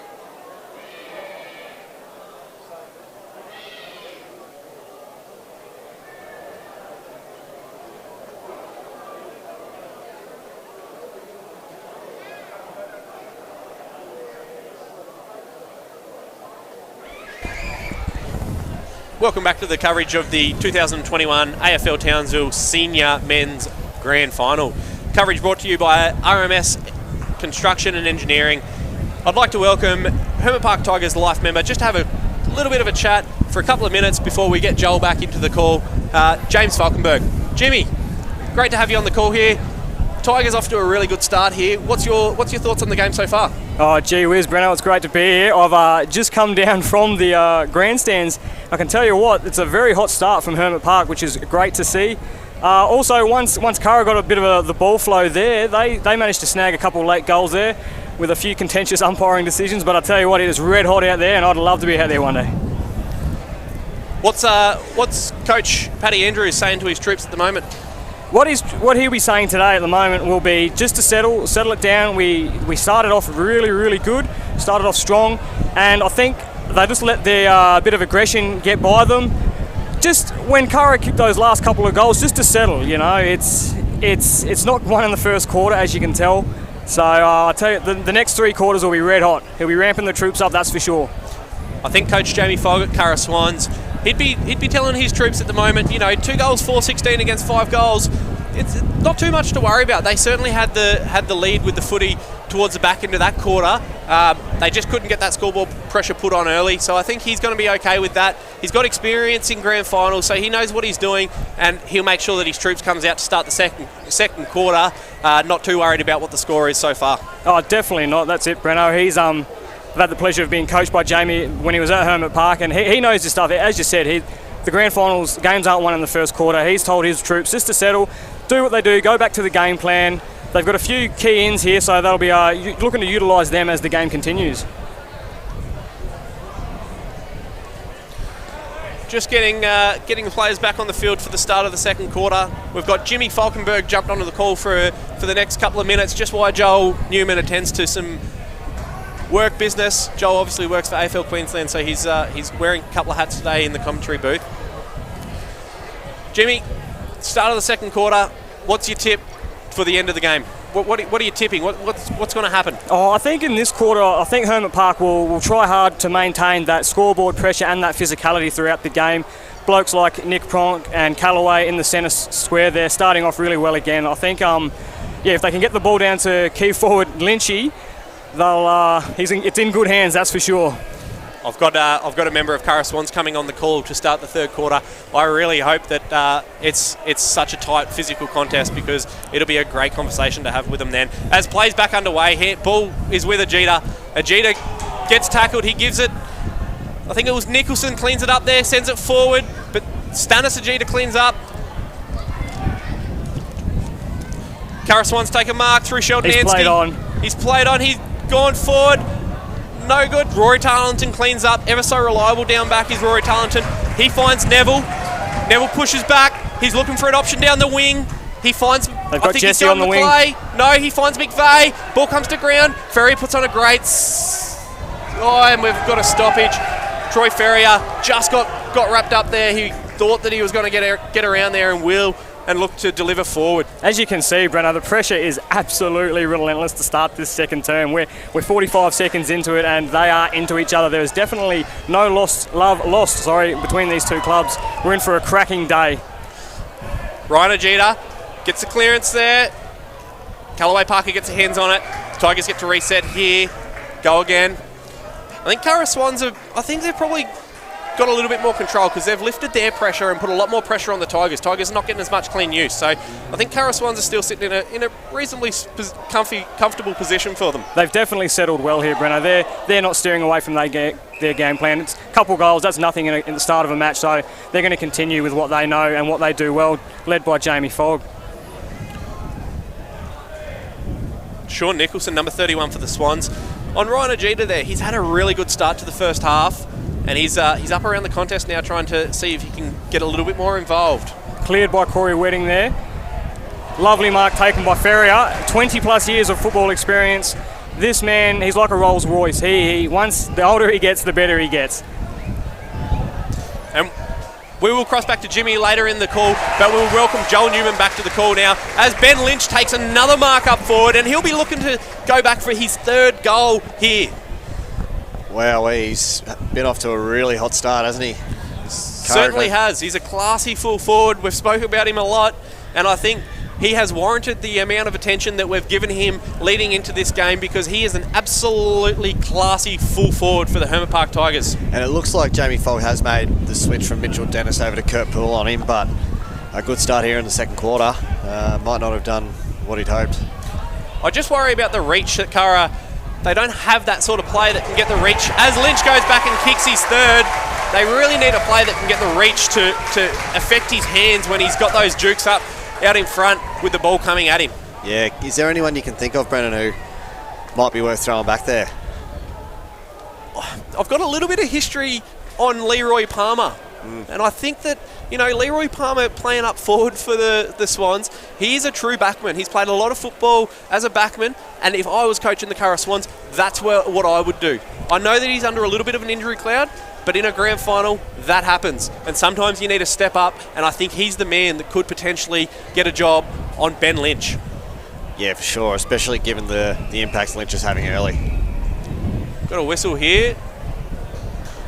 Not sure what we've got, but it looks like there's going to be a free kick going the way of Curra Swans, Sheldon Anstey. Sheldon Anstey looks to go forward quickly. He finds Leroy Palmer. No, ball comes to ground. I think it's Nicholson. Gives hands. Back to Leroy Palmer, the man we just spoke of. He taps it on. Cale Neville cleans up. Ever so reliable. He finds Wedding. Wedding will just slow it down, try and get it back on the Tigers' terms here. And Wedding runs out to the wing, goes long and wide across that boundary line, and a great mark from Ferrier. Mr. Reliable is Troy Ferrier. 20 plus years of senior football experience. I think he's 39 and he's still playing senior football, and he's actually still a presence for the Hermit Park Tigers. So very classy footballer is Troy Ferrier. Absolutely. In those marking contests, you can just see how smart he is. He uses his body really, really well. And here's Sean Nicholson again. Every time he gets a footy, he's just looking to go forward, and he finds someone forward, but the mark's not paid. So play on's the call. Hermit Park are able to clean it up.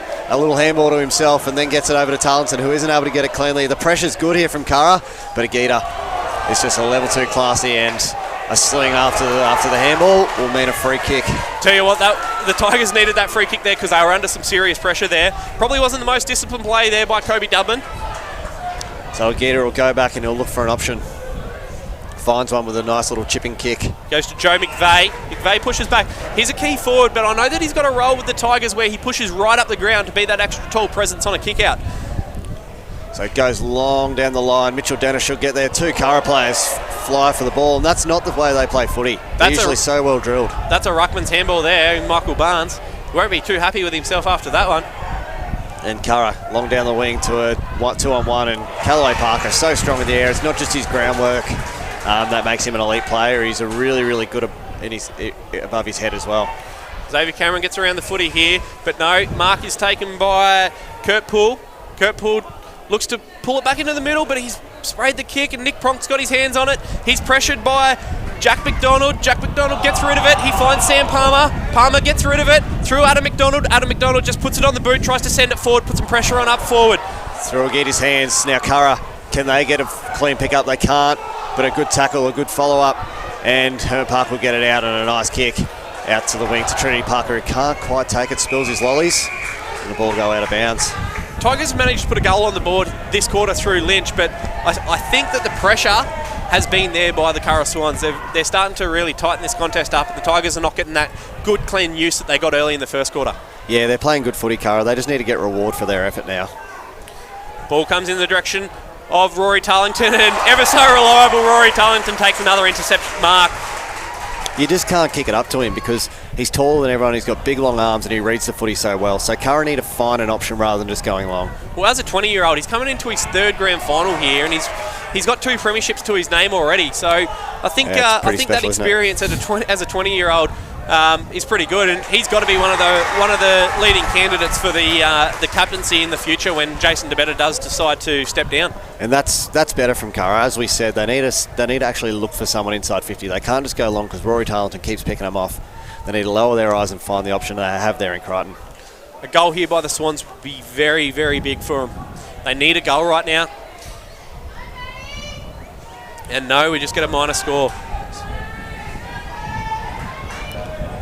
Cale Neville will take the kick out here. He goes to Jordan Hunter. Jordan Hunter takes some mark, pushes back. He's looking for his options down the line.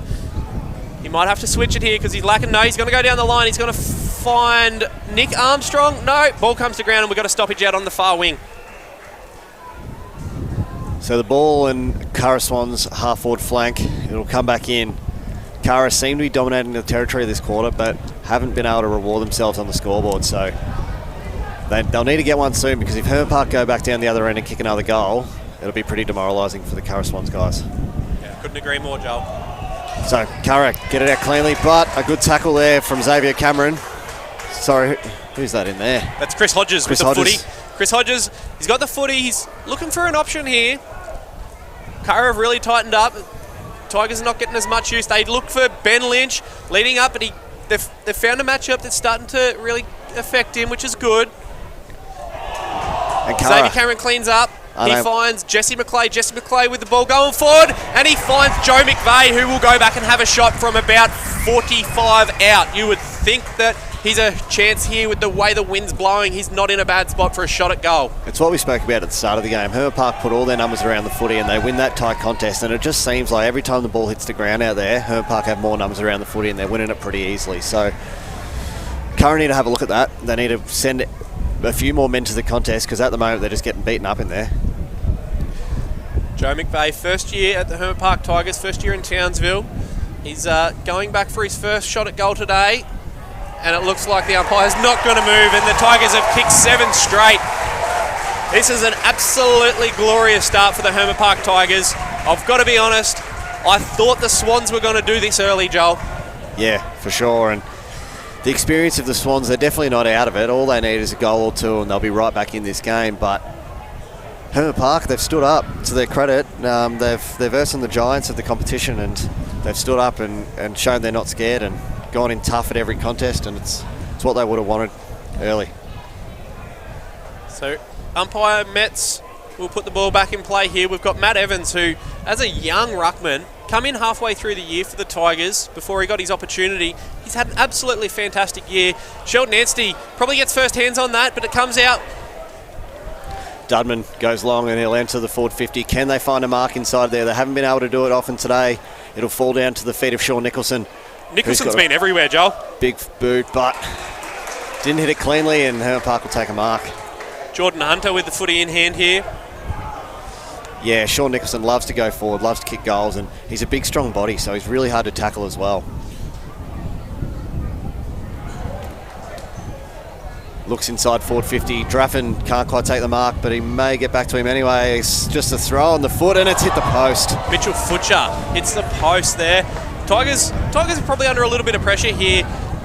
Swans having a couple of repeat inside 50s, so they'll be looking to get the ball in hands here and just transition the ball down the field. If they can get to about 75 out, that's when they look to look to go to Lynch. And if Lynch is covered, they've also got DeBetta down there, which is another big option as the league-leading goal kicker.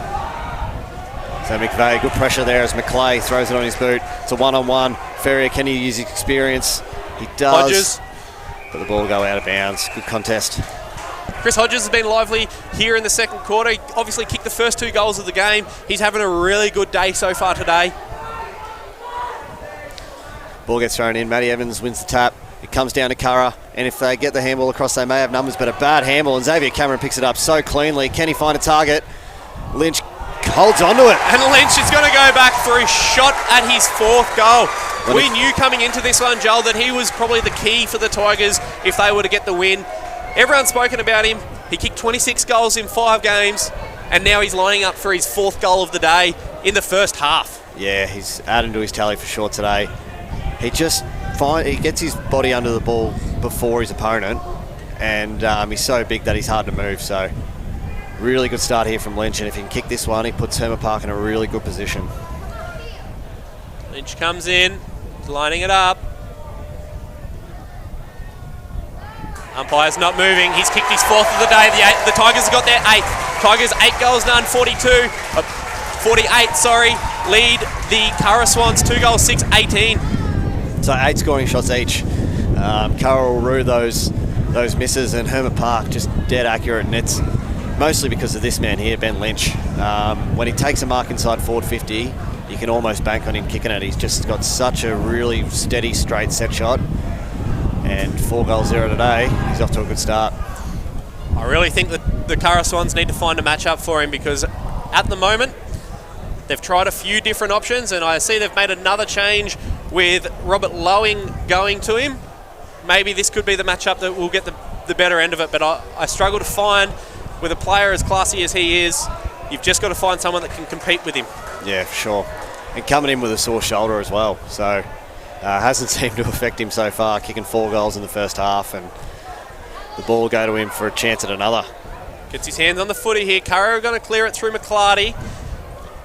He's got James Duff out there. No, ball spills the ground. Xavier Cameron's contesting for it. Young Xavier Cameron, he's very good. Keeps his feet around the contest every time. Very impressive young man that's going to have a very good football career moving forward. Callaway Parker plucks it with one hand and looks inboard. He'll go long. It's not a bad kick at all. Straight on the chest of Ben Lynch. And Lynch again. That must have gone a good 60 metres from Callaway Parker. Terrific kick. I don't think Curra were expecting the ball to go that far. It just floated and ended up on Lynch's chest. And that's why you want to play on that top side, Joel. Especially going river end. You play on that top side, the ball's going to carry because it's blowing from that top side wing to the Tigers' opposite forward pocket. So that is going to carry from that position every time. And we've got Ben Lynch here going for his 5th goal of the first half. He's been big for the Tigers. So he comes in. Easy, hasn't he? Loves it straight off the boot. That's his 5th without a behind. 9 goals straight for the Tigers. 54, Curra Swans, 2 goals, 6-18. This lead's blowing out. Jamie Fogg will be very concerned on the bench there. He needs to start to...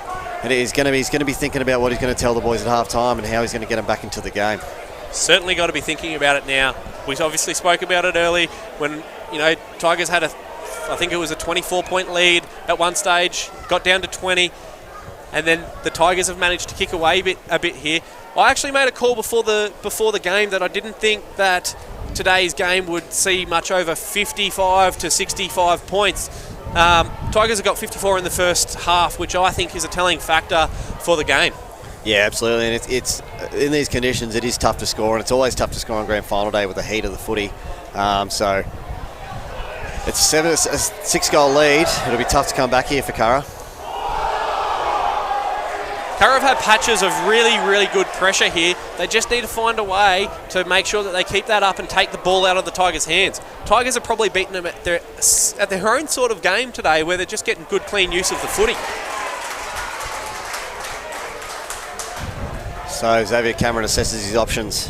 Can't see much, just decides to go long, which is not a bad option when you've got Joe McVeigh and Ben Lynch go up forward. Curra able to clean it up, and they've got the numbers if they can get it out, but really good pressure there from Hermit Park, and they'll force a stoppage, and it'll be a ball up. I think if the Tigers are going to look to build a wall here, they've 16 minutes played in the first in the second quarter. If they can keep some pressure up forward 50 here, that'll be a big way to finish the first half. Sean Nicholson, great grab, but yes, called a mark. He's trying his heart out here, Sean Nicholson. He's been the Curra's best on ground so far by an absolute country mile as he sends the ball forward. He's got Sheldon Anstey. No, Nick Armstrong takes a mark. Young Nick Armstrong up playing his first senior grand final today. He's doing a job, and he's doing a pretty good job of it so far. He finds Joe McVeigh. McVeigh goes back, assesses his options. He's got numbers. He's got Pronk in the middle. He's not going to take him. You think he's going down the line. He's got Hodges. Exactly what he does. And a good little bump there from Maverick Parker. Gave Hodges a bit of space. So Hodges takes the mark, probably 90 out from goals. Looks inboard to Pronk. Pronk will take it on the chest. A little late hit. Pronk won't like that. He goes back. Knows he's got an opportunity to move the footy inside 50 and have another shot at goal for the Tigers. And here's Lynch. Looks like they've put another player in front of him. Lynch is going to get a free kick here. He's going to go back and have a shot at his 6th goal of the first half. And he has been a real game changer here. Yeah, for sure. He's been best on ground by the Flemington Straight so far, Brendan. And if you can kick this one, 6 goals in the first half, there's not much you can do to stop that. And one thing I know for sure, he has got the distance from here. Yeah, he's a really big kick.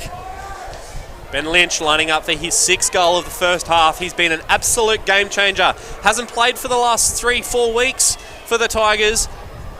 And he's a notable inclusion into today's game. And that's the first one that he's missed. So he's kicked 5 goals, 1 in the first half.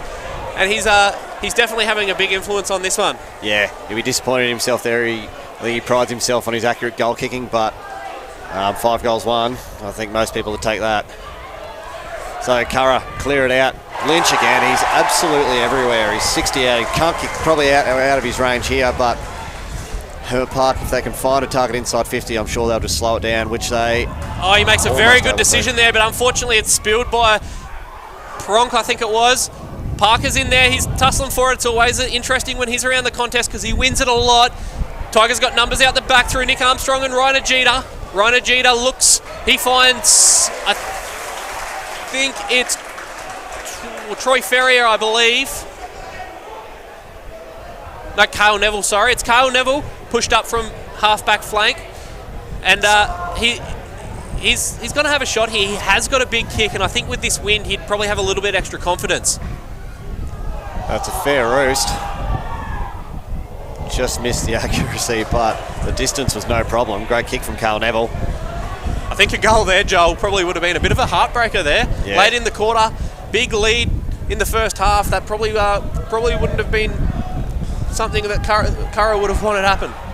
No, so out into the forward 50 for Hermit Park. They're able to clean it up again, just throws on the boot. But as they have all day, Hermit Park have the numbers. Through Callaway Parker. He just goes long. It's not a bad kick. Will it come back? It does! He's kicked a goal! That's an absolute... No, the umpire's called touch on the line. That would have been an absolutely fantastic goal there, Joe. It sure would have, and I wouldn't put it past Callaway Parker either. As I said at the start of the game, I think he's the best player on the ground. He'd have to be one of the favourites for the WJ Williams League Best and Fairest medal, you would think. He's had a fantastic year. He's got attention coming from down south, but he's managed to stick up here and play for the Tigers this year, and he's been an absolute gem for them. Yeah, for sure, and everything they do through the midfield runs through Callaway, so yeah, league medal, I think he's in with a real chance. Gus Moroli takes a mark here. He's going to be looking to just get some use of the footy here. The Swans really need to get footy in hand, maybe slow it down and just play that possession game, chip it around, go wide, wait for their opportunities to open up. But at the moment, they're probably trying to play a little bit too erratic, a little bit too fast, and that's playing into the Tigers' hands because the Tigers pride themselves on the pressure that they put on the ball carrier.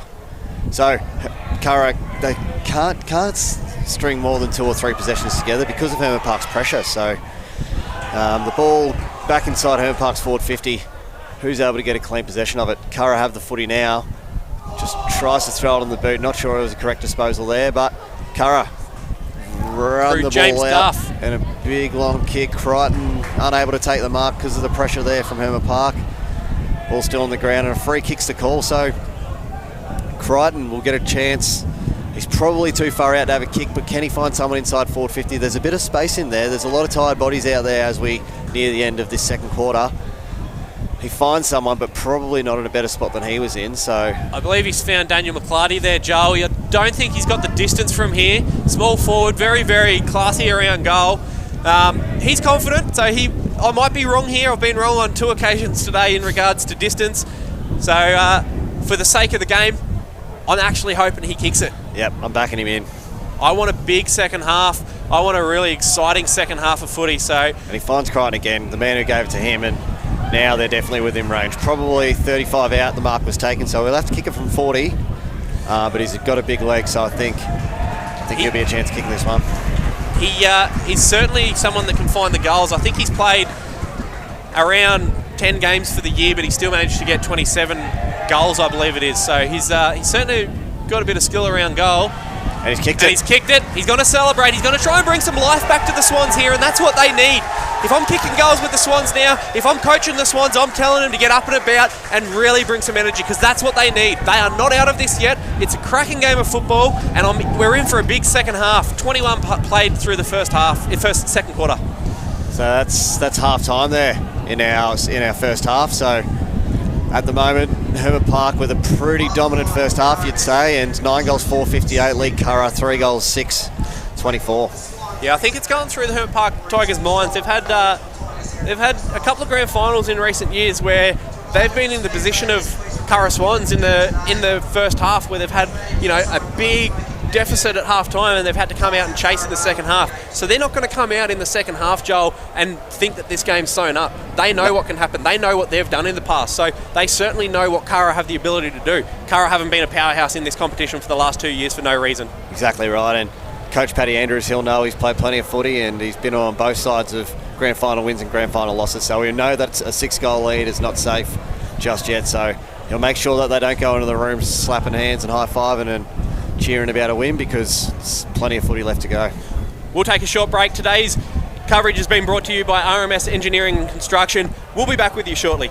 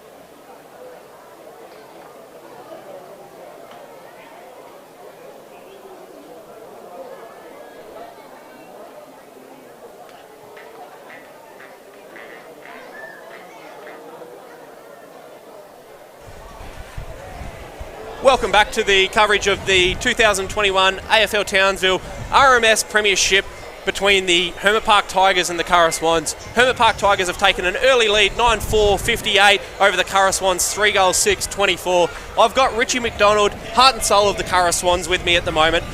Richie, great game of football so far. I'm not writing the Swans off yet. I've seen this happen in previous grand finals where Hermit Park have been down by big margins at half time, and then they've managed to come back and win. So I think this is going to be a big second half. What's your thoughts? Yeah, I hope you're right. It's a bit disappointing being a Curra supporter that the Tigers got away to such a good start. You always look for ebbs and flows in games, and a couple of things that have changed towards the end of that second quarter was that the Tigers, who have been kicking very, very accurately, have kicked 4 points to finish off the quarter, and then the Curra Swans kicked the last goal of the quarter. So, I guess we can only hope for the way that I look at it, that the Tigers are playing the better footy, and I hope that the Curra boys can pick it up in the second half. But there's a couple of positive signs for us towards the end of that first half. I agree. I hope the Curra have a big second half. I want to see a tight contest. Really good finish to the game is what I want to see. I want to see a great game. You know, it's awesome seeing these two clubs play together. Neighbouring clubs, last time they played 1997. It's pretty special. We've obviously got Darren Paddy Andrews coaching Hermit Park, and we've got a former Hermit Park that's gone over to Curra to coach, getting a premiership last year in Jamie Fogg. What message is he delivering to Curra at the moment? The Curra Swans have always struggled against the Tigers, and I think it's the physicality that the Tigers bring to the table. And Jamie's been stressing to the boys over the last week, in particular, that we've just got to match them in that physicality contest. So that's probably the main thing that he's brought across. But yeah, that's a good stat, Bruce McAvaney, all the way back for that far. Anyway, we're going to take another short break. We'll be back for the second half shortly. I just want to thank Richie McDonald from Curra Swans. He's also a sponsor of the league, bringing this coverage to us today. Massive thank you to you, Richie, and best of luck for the second half. Thanks very much, and good work by you fellows too up here. Cheers. Thanks very much. We'll be back shortly.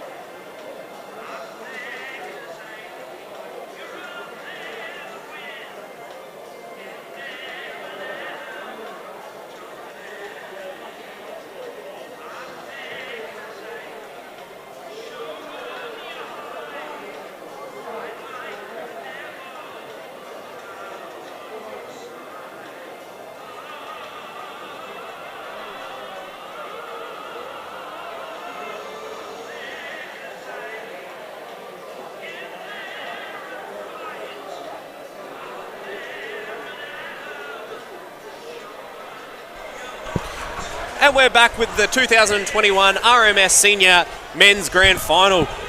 Well, what a first half we've had.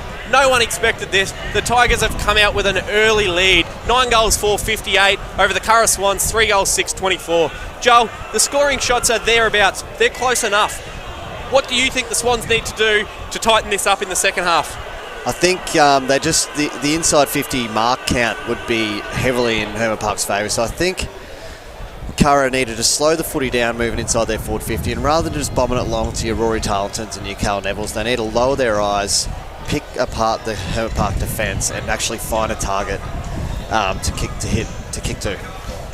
Yeah, there's a few players that I think from Curra that probably need to get in the game a little bit more and get more control of the game. You know, you've got Kobe Dubman, Dale Shivers, 2 big names, big key players for the Swans, and they just can't get enough of the footy. If they can get the footy in their hands, they could be the difference. Absolutely, and if they win the footy early, it releases you guys like your Gus Morellis and both your McDonald brothers to run and create space. So if they can win the footy at the coalface, I think that'll open up their entire game, and you'll see Jack Gusmeroli really come into it, but he hasn't had that time or space to be able to play his best game yet. Coach Jamie Fogg from Curra Swans he's been in this position before where he's been at halftime with quite a substantial deficit, not in his favour, but he's managed to get his troops to come back and take out the win in previous premierships. Do you think he can do it again? Yeah, absolutely. He's an experienced coach, and he knows footy just about as well as anyone here in Townsville. So if anyone can do it, I think Foggy's probably the man to bring Curra back into this game, and he knows how to move the magnets, and I'm really interested to see what changes he makes in this second half to limit the impact of your Callaway Parkers and your Ben Lynches. I think the Hermit Park Tigers, as they've just come back out on the field, led by Captain Jason DeBetta, I think they're going to come out, and they know fine well that anything can still happen in this game, so they are going to come out and make sure that they don't, take the pressure off. They want to put more scoreboard pressure on. They want to keep the pressure around the footy, and I know Captain Jason DeBetta will be demanding that from his troops early. For sure, they'll be in the halftime huddle speaking about this first 5 minutes of this third quarter. They can really put this game to bed if they can come out and kick a couple early. So I'm sure they won't be in there celebrating just yet. They need another couple of goals on the board. If they can get a couple early in this quarter, they might just about put this game to bed. But if Curra can come out and kick a couple early, then we've got game on here. Yeah, I think Curra have had enough footy in their hands that if the Tigers, if they can stop the Tigers inside 50s going directly to Lynch and make someone else have to do something, I think that will probably start to even out the contest a little bit. So I think that'll be one of the keys for Curra, is if they can stem the flow of Lynch, well then they're a chance, because they're certainly winning enough footy. Yeah. I wonder whether Jamie Fogg thinks about throwing a man behind the footy and just putting him in front of Lynch, because Lynch, when he gets the space and he gets an opportunity to jump at it, there's no one who's going to stop him. I think it's something that he'd be considering. They've got enough firepower up forward, so it's certainly something that would be in consideration. I expect the players of, Dale Shivers, Kobe Dubman, Sean Nicholson, Adam McDonald, they're going to come out here and not want to let this one go too easily. So they're going to try and step up big time here. And as we say, they've got the experience and they've got cool heads in there, and they know that this game isn't over. We're at half time and they're only 5 or 6 goals down, so there's plenty of time for them, and they've got the cattle if they can get their attitude right, and if they can start to move the footy that they want to move it. Yes, it's sure to be an exciting second half. I think this third quarter is really important for both teams. I think if Curra managed to put a score on this quarter, we're in for an absolute cracking fourth quarter. If the Tigers put on a score this quarter, we could be in for, the unexpected, a big Tigers win. We've just got the players just looking to get back out into position here. Curra taking a little bit extra time, just talking it over, just reiterating to himself. You would think that, boys, we are not out of this yet. We need to make a game of this. And this first 5 minutes is massive. We'll see whether Curra have come to play and they really want to turn this game on its head, or will Hermit Park just continue to dominate their footy around the middle? I think a big addition to the Tigers in the middle has been Ryan Ajita. He doesn't get a lot of the footy, doesn't get a lot of clean use of the footy, but he's a big body and he throws his weight around around the centre bouncers, and I think he's had an impact on this game early. Obviously, Ben Lynch is probably the Tigers' best on ground at this stage, but you can't take away from the work that Ryan Ajita has done. Yeah, and Nick Pronk as well. I think both of those guys, they're just big bodies, and they clear the way for Callaway Parker to have room to move. So, Tigers ruckman has impressed me today. I think both the Tigers ruckman, Michael Barnes and Matthew Evans, have definitely had the advantage over Swans ruckman Sheldon Anstey. So they're giving them first use out of the middle. The umpire holds the ball up, ready to start our second half here in our RMS Construction Engineering AFL Townsville Grand Final. Curra win the tap and get first clearance out of the middle, but a nice mark there from Hermit Park through Carl Neville. Carl Neville's looking for an option. He's going to go down the line. He's got Ferrier coming at him. He uses him, doesn't take the mark, gives off hands to Pronk. Pronk's looking to spot someone up. He's turned it over. Swans have taken a mark. They really need to get control of the footy here, get use, another mark here, and then get that inside 50 from a better position will be a big benefit to them. So they don't seem to be moving in front of the footy, which is going to be a real issue, but there's a nice play just inside the forward pocket, but it'll roll out of bounds. But not a bad start here for Curra Swans, getting a bit of territory, and they'll want to get a couple of quick early goals on. 1 minute played into the third quarter. Tigers lead 9-4-58 over the Curra Swans, 3 goals, 6-24. It's a great contest here. The score doesn't do the quality of the game any justice at this stage. Tigers just kicked very straight early to put a bigger score on the board. Ball's back in play. Looks like we're going to have another stoppage here. I'm not sure who that was that's got it, but I believe it was Jai Thompson that made the tackle. Calls the ball up, so 50 metres out from Curra's goals. Curra able to win the tap. Who's going to get first possession of it? Hermit Park will, and tried to fend off but unable to get rid of it cleanly. Good pressure and a good tight contest. Both teams have come out to play in this second half, but Curra able to get it on the boot. Can anyone take a mark? They can't. It'll roll out the back, but it'll beat both teams and the ball will hit the behind post, so that'll be a ball in. Curra really threatening up forward here just to try and get that score on the board. They're keeping it locked in down here. Tigers can't seem to get out, so this is a good signs by Curra at this stage in the game. Absolutely. They've clearly come ready to play here in this third quarter, and that's what we wanted to see. We want to see a nice tight contest, and Curra look like they're ready to go. So it'll be another ball in. Tigers got a really good back line. Their half back line's very good. They've got a lot of experience in, Ajita, Tarlington and Neville. But their full-back line probably lacks a little bit of experience. But I tell you what, they have stood up today to put the pressure on. As the Swans have a shot on goal through Nicholson, but he's just having no luck at this stage.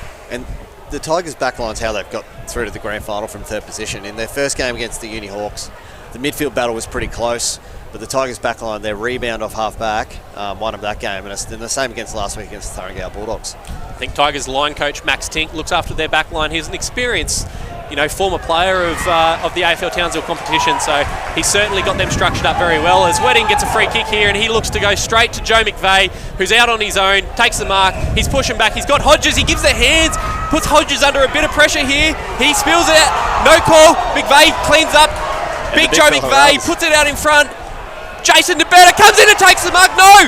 It's not a mark, I thought that was a mark for all money, Joel. Yeah, maybe just a little half volley there, so umpires called it, getting a bit of green on it before it's been taken by Jason there. So the ball goes up. Barnes contests, comes out through the hands of Kurt Poole. Nick Armstrong just gets out-bodied there. And a good strong mark, and it's what Curra haven't been able to do all day, is kick it long and get a big mark. Stanis Agita reads the footy so well, but unable to hold on to it, and Curra out the back. If they can pick this up cleanly, they may be a chance, but just tries to do a little sneaky one on the boot.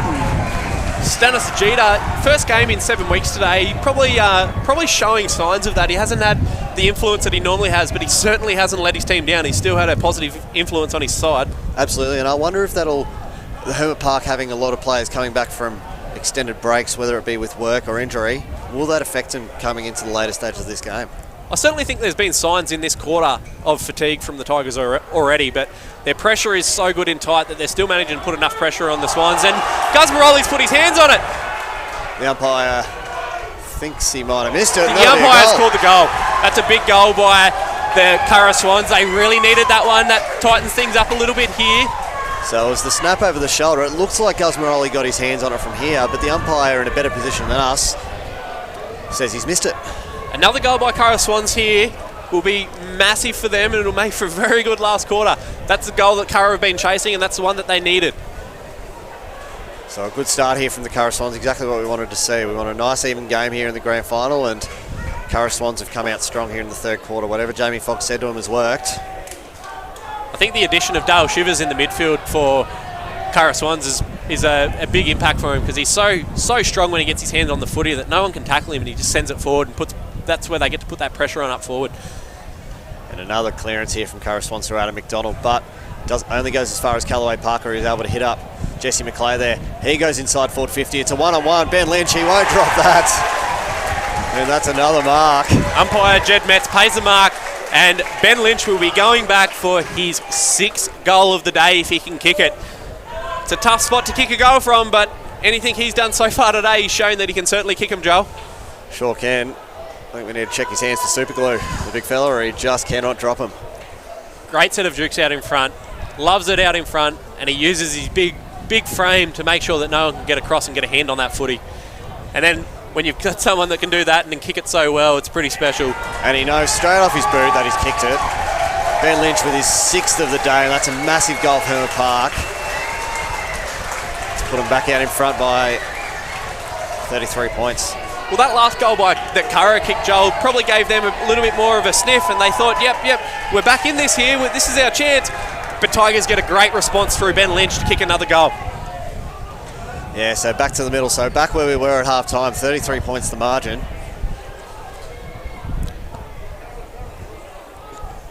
Curra would have liked that second one as well to really bring him back into the game, but good stemming goal from Hermit Park. 6 minutes played into the third quarter. Curra Swans 4 goals 7. Hermit Park Tigers 10 goals 464. I think the next goal is very important, and Jason DeBetta takes the advantage. He finds Troy Ferrier. 45 out. Ferrier's got to go to Lynch. Why wouldn't you? Lynch takes another mark. He'll be going back to have a shot at another goal, which will give him 7 for the day if he can kick it. Goodness me. He is everywhere. He's had an absolutely marvellous day, and he'll enjoy this one if he can kick it, because it puts the Tigers in a really, really good position as we enter the 7th minute of our third quarter. Got to take your hats off to the Hermit Park Tigers today. They've come out ready to play. As I said before the call, I thought that Curra Swans, being the powerhouse of the last few years, were probably the favourites coming into the game, but the Tigers haven't taken kindly to that. As Ben Lynch kicks his 7th of the day, he's been a big impact in this game, and he has absolutely carried the Tigers so far today.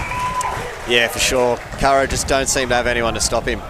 We spoke about it at half-time. Do they send one back? They obviously have to start with a 6-6-6, but you know, once the ball's in play, they can send one back, and I think that's what they need to do. Ben Lynch is just getting the opportunity to lead at the footy, and once he has a bit of space, all you got to do is put it in front of him because he's grabbing it.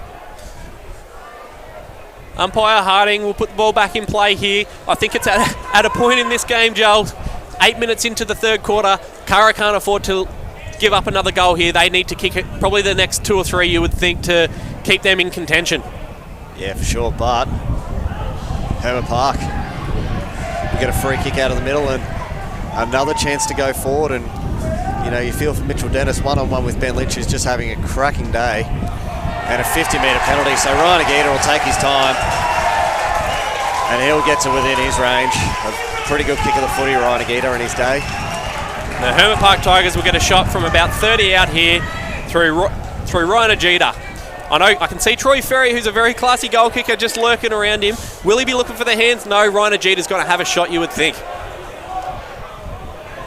And it looks pretty good. Ryan Agita kicks the goal, puts the Tigers 12 goals 4, 76 over the Curra Swans, 4 goals 7, 31. This has been a huge upset to this stage by the Hermit Park Tigers. So the Hermit Park Tigers finished their season in third. They were able to beat the Hawks in the first round of the finals and the Bulldogs last week by just a couple of goals, but they've saved their best performance for last. They're up 45 points now to the Curra Swans, and Curra are going to need a small miracle here to come back. They're definitely going to need the next few goals.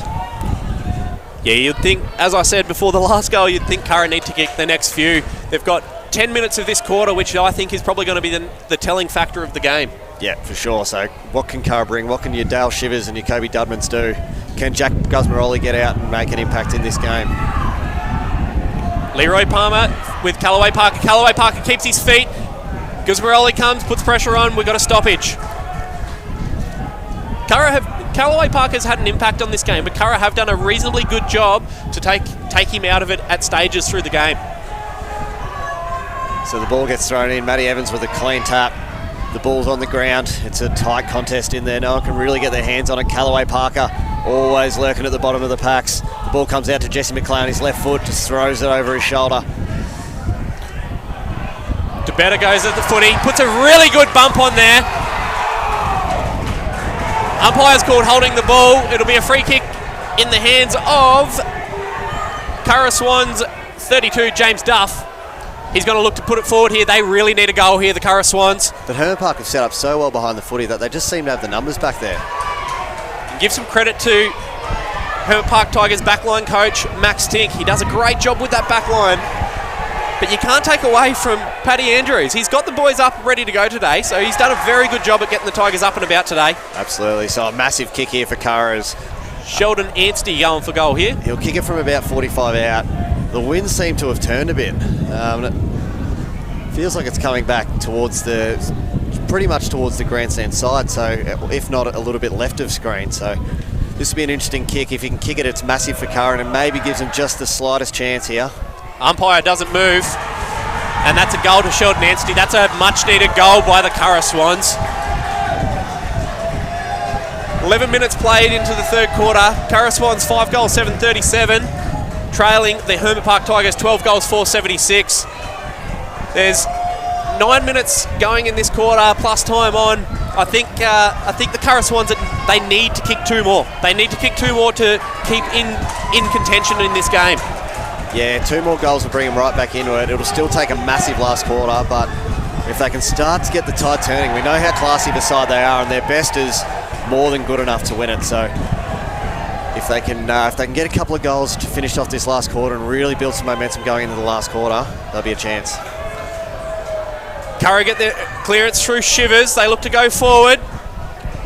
Ball comes to ground. Geordie Hunter has cleaned up again. He's had a great day down there cleaning up the ball that hits the deck.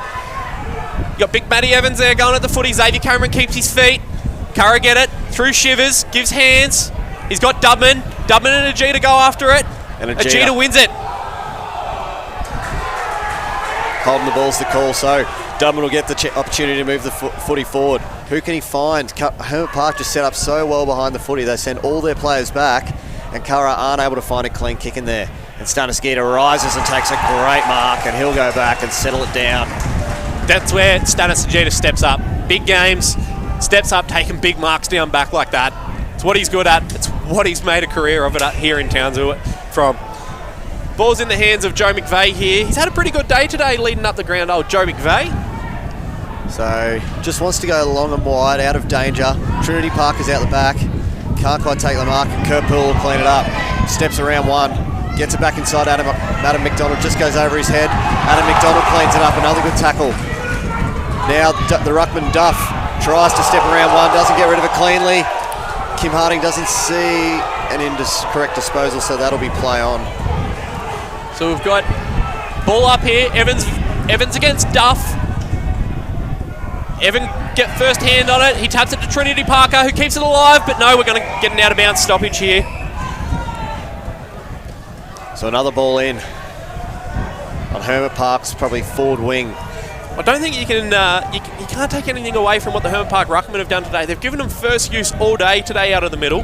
Absolutely, yeah. Matty Evans has been really, really good. He's an athletic boy. He's a basketballer as well. So a kick out of the ruck, that'll do. And Callaway Parker takes the mark, but not 15. So he just runs around him. He dances around him like he's been doing all day.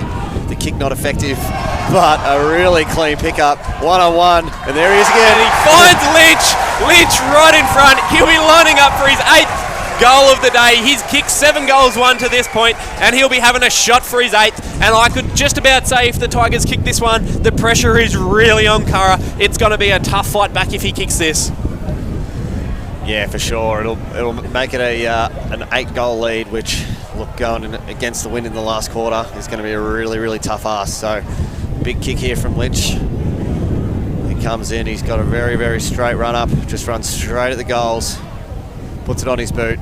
And he makes no mistake, and he loves it straight off the boot. That's his 8th for the day. Hermit Park's 13th, and they now lead 13 goals, 482 to the Curra Swans, 5 goals, 737. Joel, you come into a grand final, your team has got to the grand final, you come in, you add a player like Benji Lynch to the side, and he completely changes their style of play. He completely changes the game that they play, but they have adjusted to it so well, and he's been the difference. Yeah, well, and it makes it easy to adjust when you've got a player like that who all you need to do is kick it in his area, and he makes it work. can body off, he can lead at the footy and take it out in front, he can jump in the air and take a big grab above his head. So he's a fantastic player, and he's dominated this grand final so far, and he makes it easy for Hermit Park. Hermit Park get a free kick there. I think it was someone stepped over the line on the ball up, so big Michael Barnes gets a kick. He just wants to send it forward in the direction of Lynch. He can't take it. Chris Hodges, he's worked his backside off today. Throws it on the left, won't go to anyone, and Oliver Drafford will take an easy mark in the back pocket. And they'll need to start moving the footy bravely, because they don't have a lot of time. They've got 1 quarter left and they're down 8 goals.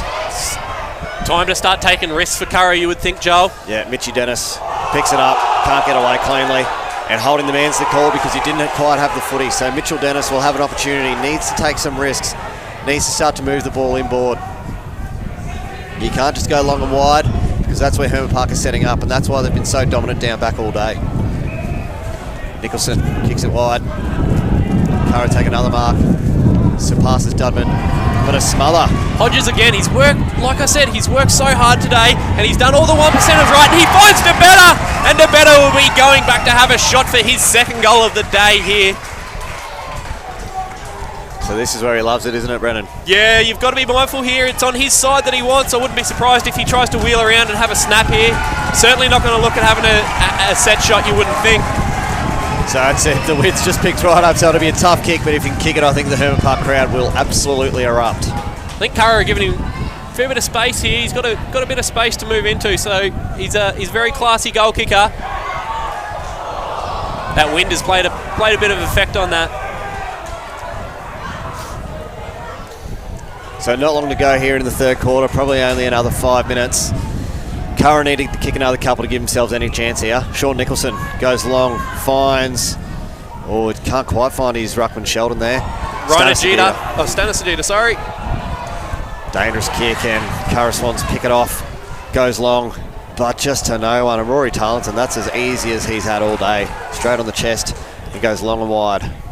He finds Carl Neville out on the half-forward flank. He's going to go down the line. He's got Trinity Parker. No, sorry, Joe McVeigh. And he looks for Lynch. He kicks it a bit over the back there. Chris Hodges puts pressure on. Goes high and wide. Maverick Parker will be in the best spot, but Gus Morelli does a really, really good job to get his hand on it. And Curra now will get the kick across. Out of bounds is the call. Out on the full's the call, in fact.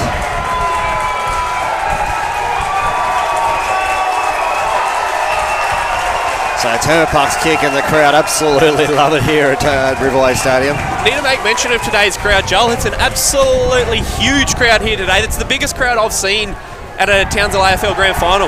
Yeah, me too. Yep. Maverick Parker with ball in hand. I think the umpires are just chatting about what the decision is, and it is out on the full, so Maverick Parker will get a shot on goal here. Kicks it long.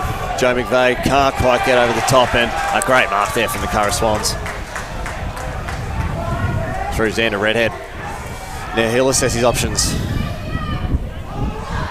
Finds a man. Tiangi Ganya.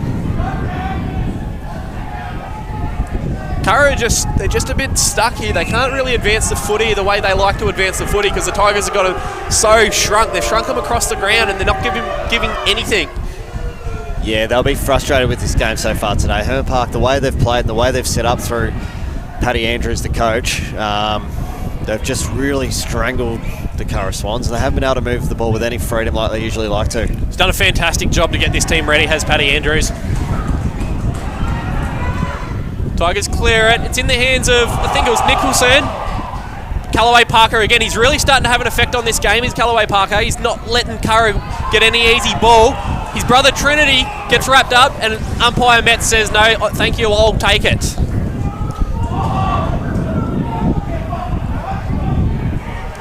A little bit of feeling in this one now. Curra get first use. McClarty puts it forward.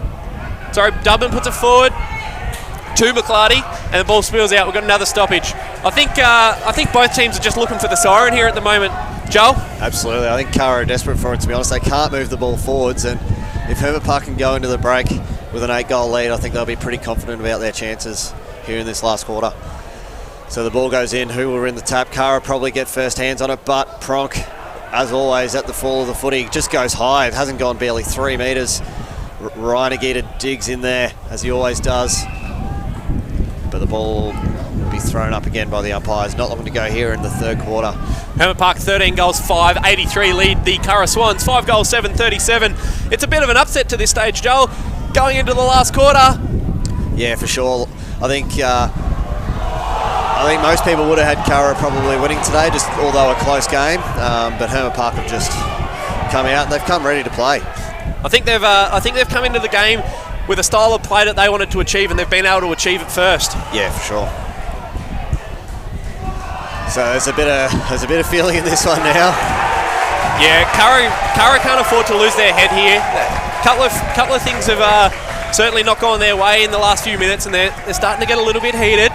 They can't afford to do that because in footy, you never know. A couple of goals, you're back within a sniff. You never know. Exactly right. It's certainly not over yet. A couple of goals, if Curra can put 1 or 2 on the board, they give themselves a chance. So there's no point giving up. They don't need to go to blows just yet.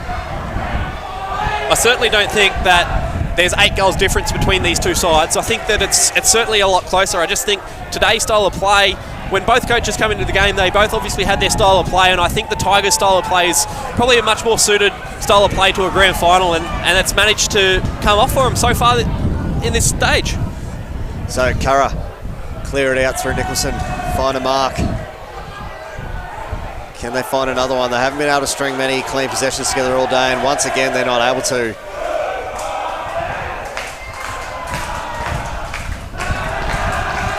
The crowd really starting to get into it here. I just hope that going into the last quarter, Joel, that the contest stays as a contest, because it might be an 8-goal difference at this stage, but the contest has still been a very good game of football. Absolutely, and all the players out there are still giving it a red-hot crack. It's just the structures that I think Hermit Park have won today. It's their game plan, and at 3/4 time now. Hermit Park Tigers 13-5-83 leads the Curra Swans 5 goals 7. This coverage is brought to you by RMS Engineering and Construction. We're going to take a short break and we'll be back with you very shortly.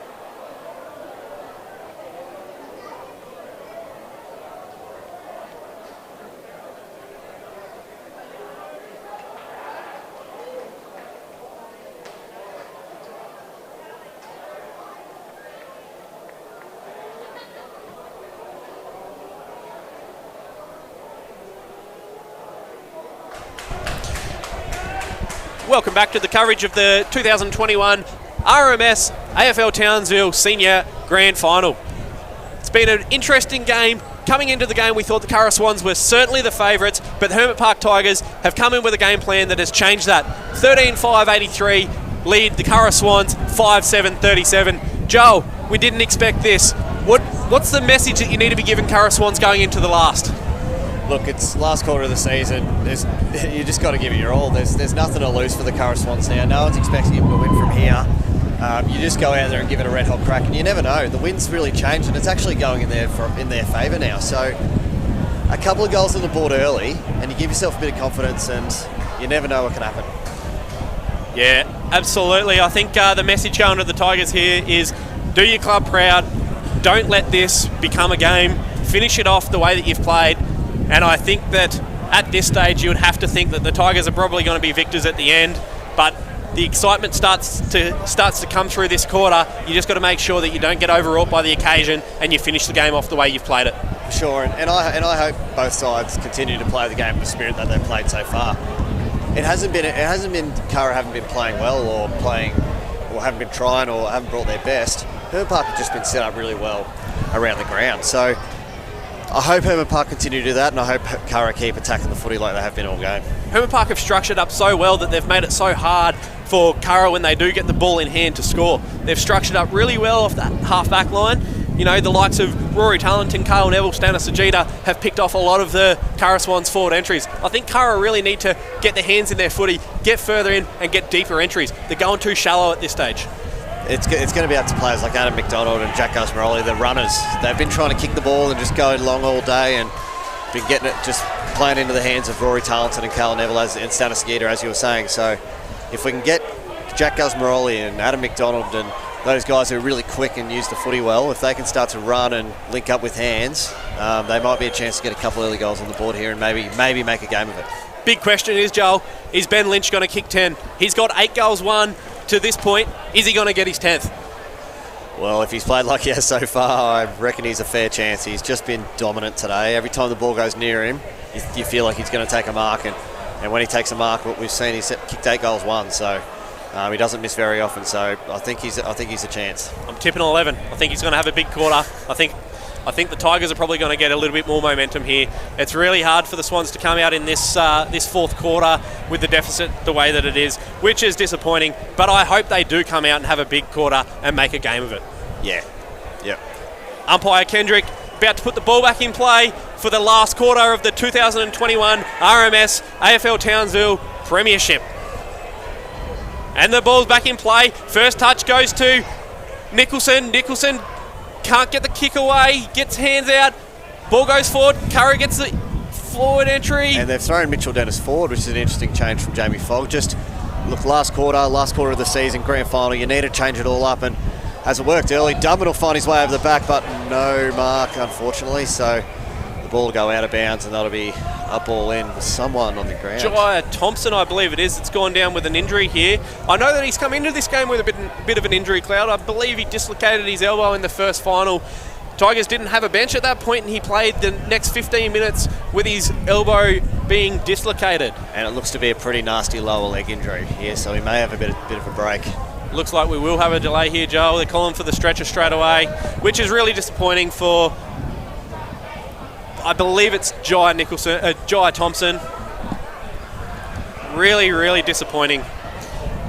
We'll take a quick 2-minute break and we'll be back with you in just a moment. We're just going to get some information on this.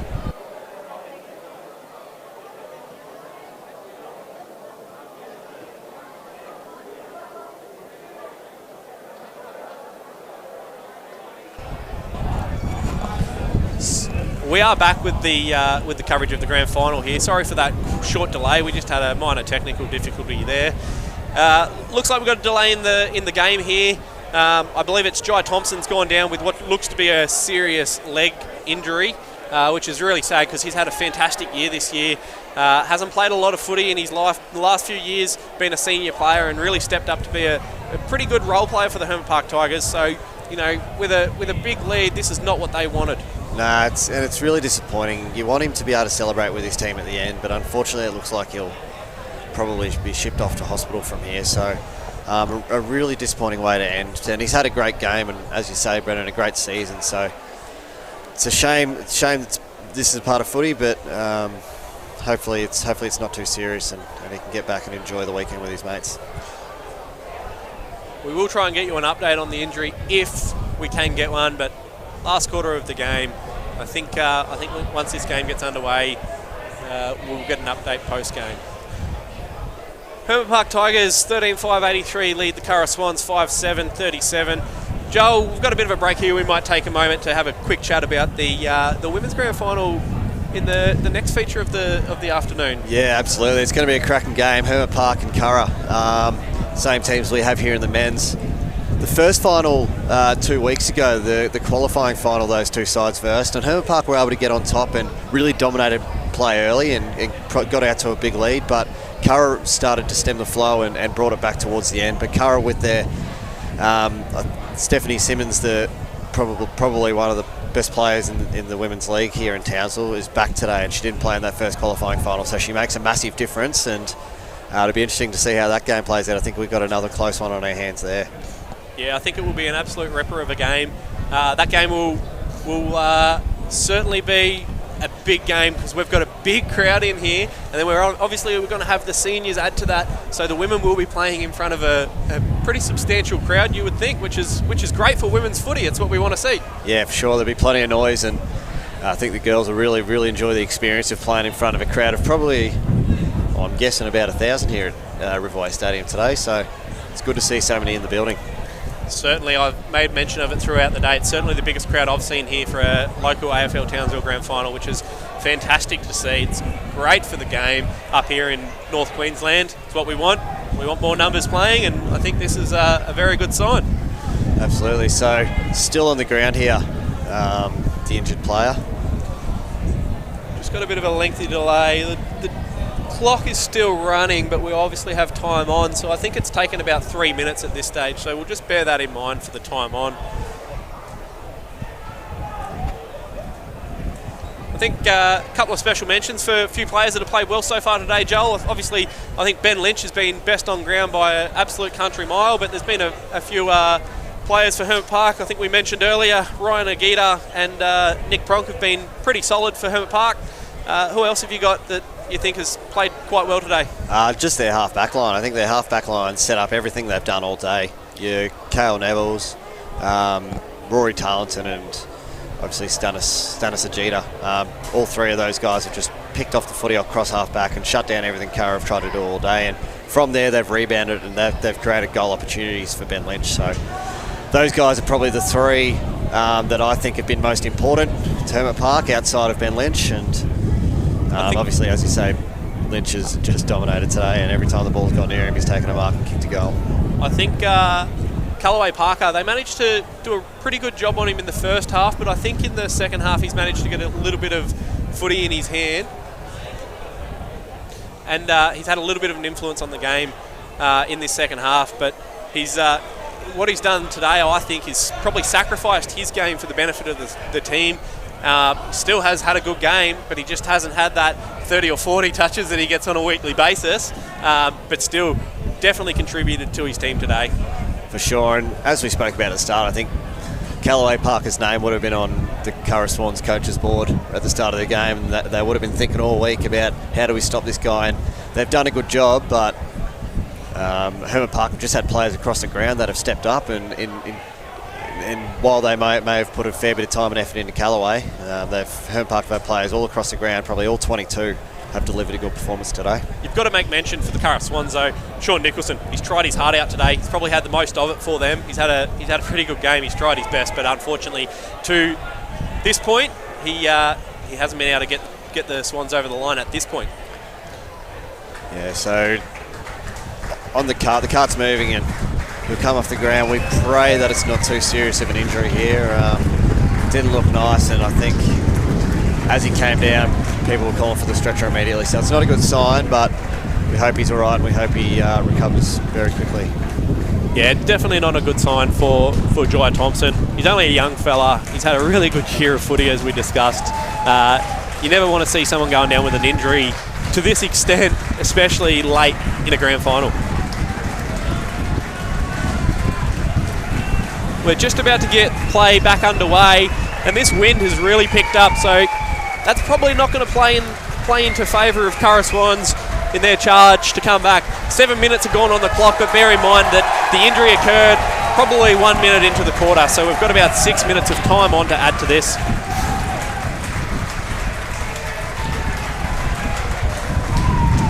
So play will resume. One thing I'll make mention of is the Hermit Park Tigers coaching box. They normally they're a pretty ready coaching box. They love to get involved with the crowd and be up and about. They've been very tame today, very composed. All right, plays back in. Dudman with their hands. Intercept mark to Charlie Bird, first year senior player here. He's had a really good year. Stanis Ajita puts it out to the wing. Picked up by Kurt Poole. He puts it back forward. He finds Adam McDonald. Adam McDonald will go back. I'm not sure if he's got the distance from here, but he's certainly got the footy IQ to find someone. If they can find space, he will find them. So it looks like he's walking in to have a shot here, Adam. Runs around to the mark, gives himself a bit more room. It's not a bad kick. It'll go to the square. No one can take a mark and the ball hits the ground. It'll get rushed through from one behind. So Hermit Park, we get the opportunity to move the ball forwards now. Through Cale Neville. Cale Neville will look for someone here. He knows that obviously with the position that the game's in, they just need to get ball in hand and utilise the footy going down the ground. They don't want to make a contest of it anymore. They just want to take control of the game and finish this one off. They've got a big lead. So Duff runs his measure, kicks the footy inside forward 50, unable to take a mark, and a good big spoil there from the Hermit Park defender. Good tackle. Hermit Park will kick it out, tries to barrel it, comes off the side of the boot. Corey Wedding just lets that one go over. Tigers will set back up here, as will Curra. Curra have got it inside forward 50 here, and they'll try and keep it here, put pressure on. Tigers need to get a clearance out here and get ball in hand. Ball comes in. Matt Evans gets first touch on it. It comes out. Charlie Bird spills it. Just taps it out of the way. Ryan Agita out the back to his brother Stanis, who sends another one back, and they'll clear it out of the danger zone just for now though, because Curra have set players up behind the footy. Can they find someone free? Mitchell Dennis calls for it. It'll go over his head, and no mark able to be taken again. Hermit Park just have the players behind the footy. And they clear it. Callow Parker finds Wedding. Wedding goes to Ryan Agita. Ryan Agita gets wrapped up there, but he gets rid of it. Dudman picks it up. Dudman has a shot. No good. Minor score. So just the kicking, we can see on the scoreboard, it's 5 goals 9 to 13 goals 5. If Curra had taken a few more opportunities, who knows? There could still be a chance here in this game. Captain Jason DeBerta looks down the line. He's going after McVeigh. McVeigh gets hands on footy, comes out with Gus Moroli, but he gets taken without the footy. I thought that was a free kick. Yes, umpire's paid it. Nicholson tries to play on, but the umpire says no, bring it back. So Gus Moroli hasn't seen as much of it today as he normally does. He'll look to inject himself here in the last quarter. Can't put it in the vicinity of Callaway Parker. He gets his hands on everything. He's such an athlete. And Sean Nicholson, a frustration play there. Downfield free kick goes to the way of the Hermit Park Tigers.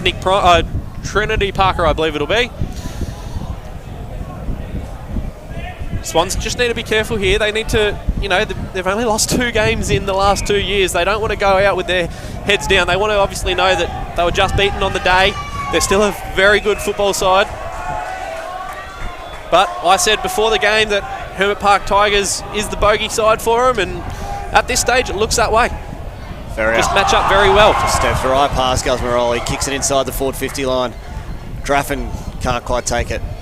They were looking for Lynch there. I want him to find him. I want him to get his 10. Joe McVeigh out the back. And McVeigh goes bang and he kicks a goal. You would have to think that wraps it up for the Hermit Park Tigers here. They lead 14-5-89 over the Curra Swans 5-9-39. Yeah, that's just about curtains there. A 50-point margin now. So what a day for Hermit Park. They came out from the first bounce ready to play, kicked the first 5 goals of the game, and never really looked back. Just haven't given Curra the opportunity to get a roll on. Yeah, they've certainly come out today ready for the occasion. They had a very good. You'd probably say they've had a very good last 10 or 12 years. I think from 2011 onwards, they've played in every grand final barring last year. And this will be the 6th grand final that they've won in the last 10-11 years. So that's quite an achievement to have 6 grand final wins and 4 losses in 11 years. It's pretty impressive. Yeah, they're the powerhouse club of the competition for sure, and they have been for such a long time. And missing out last year, I'm sure that would have hurt their whole club. They've got some really loyal club people, and missing out on a grand final last year.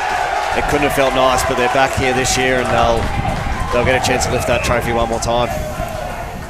Yeah, I think last year they needed a year. player personnel-wise, they needed a year.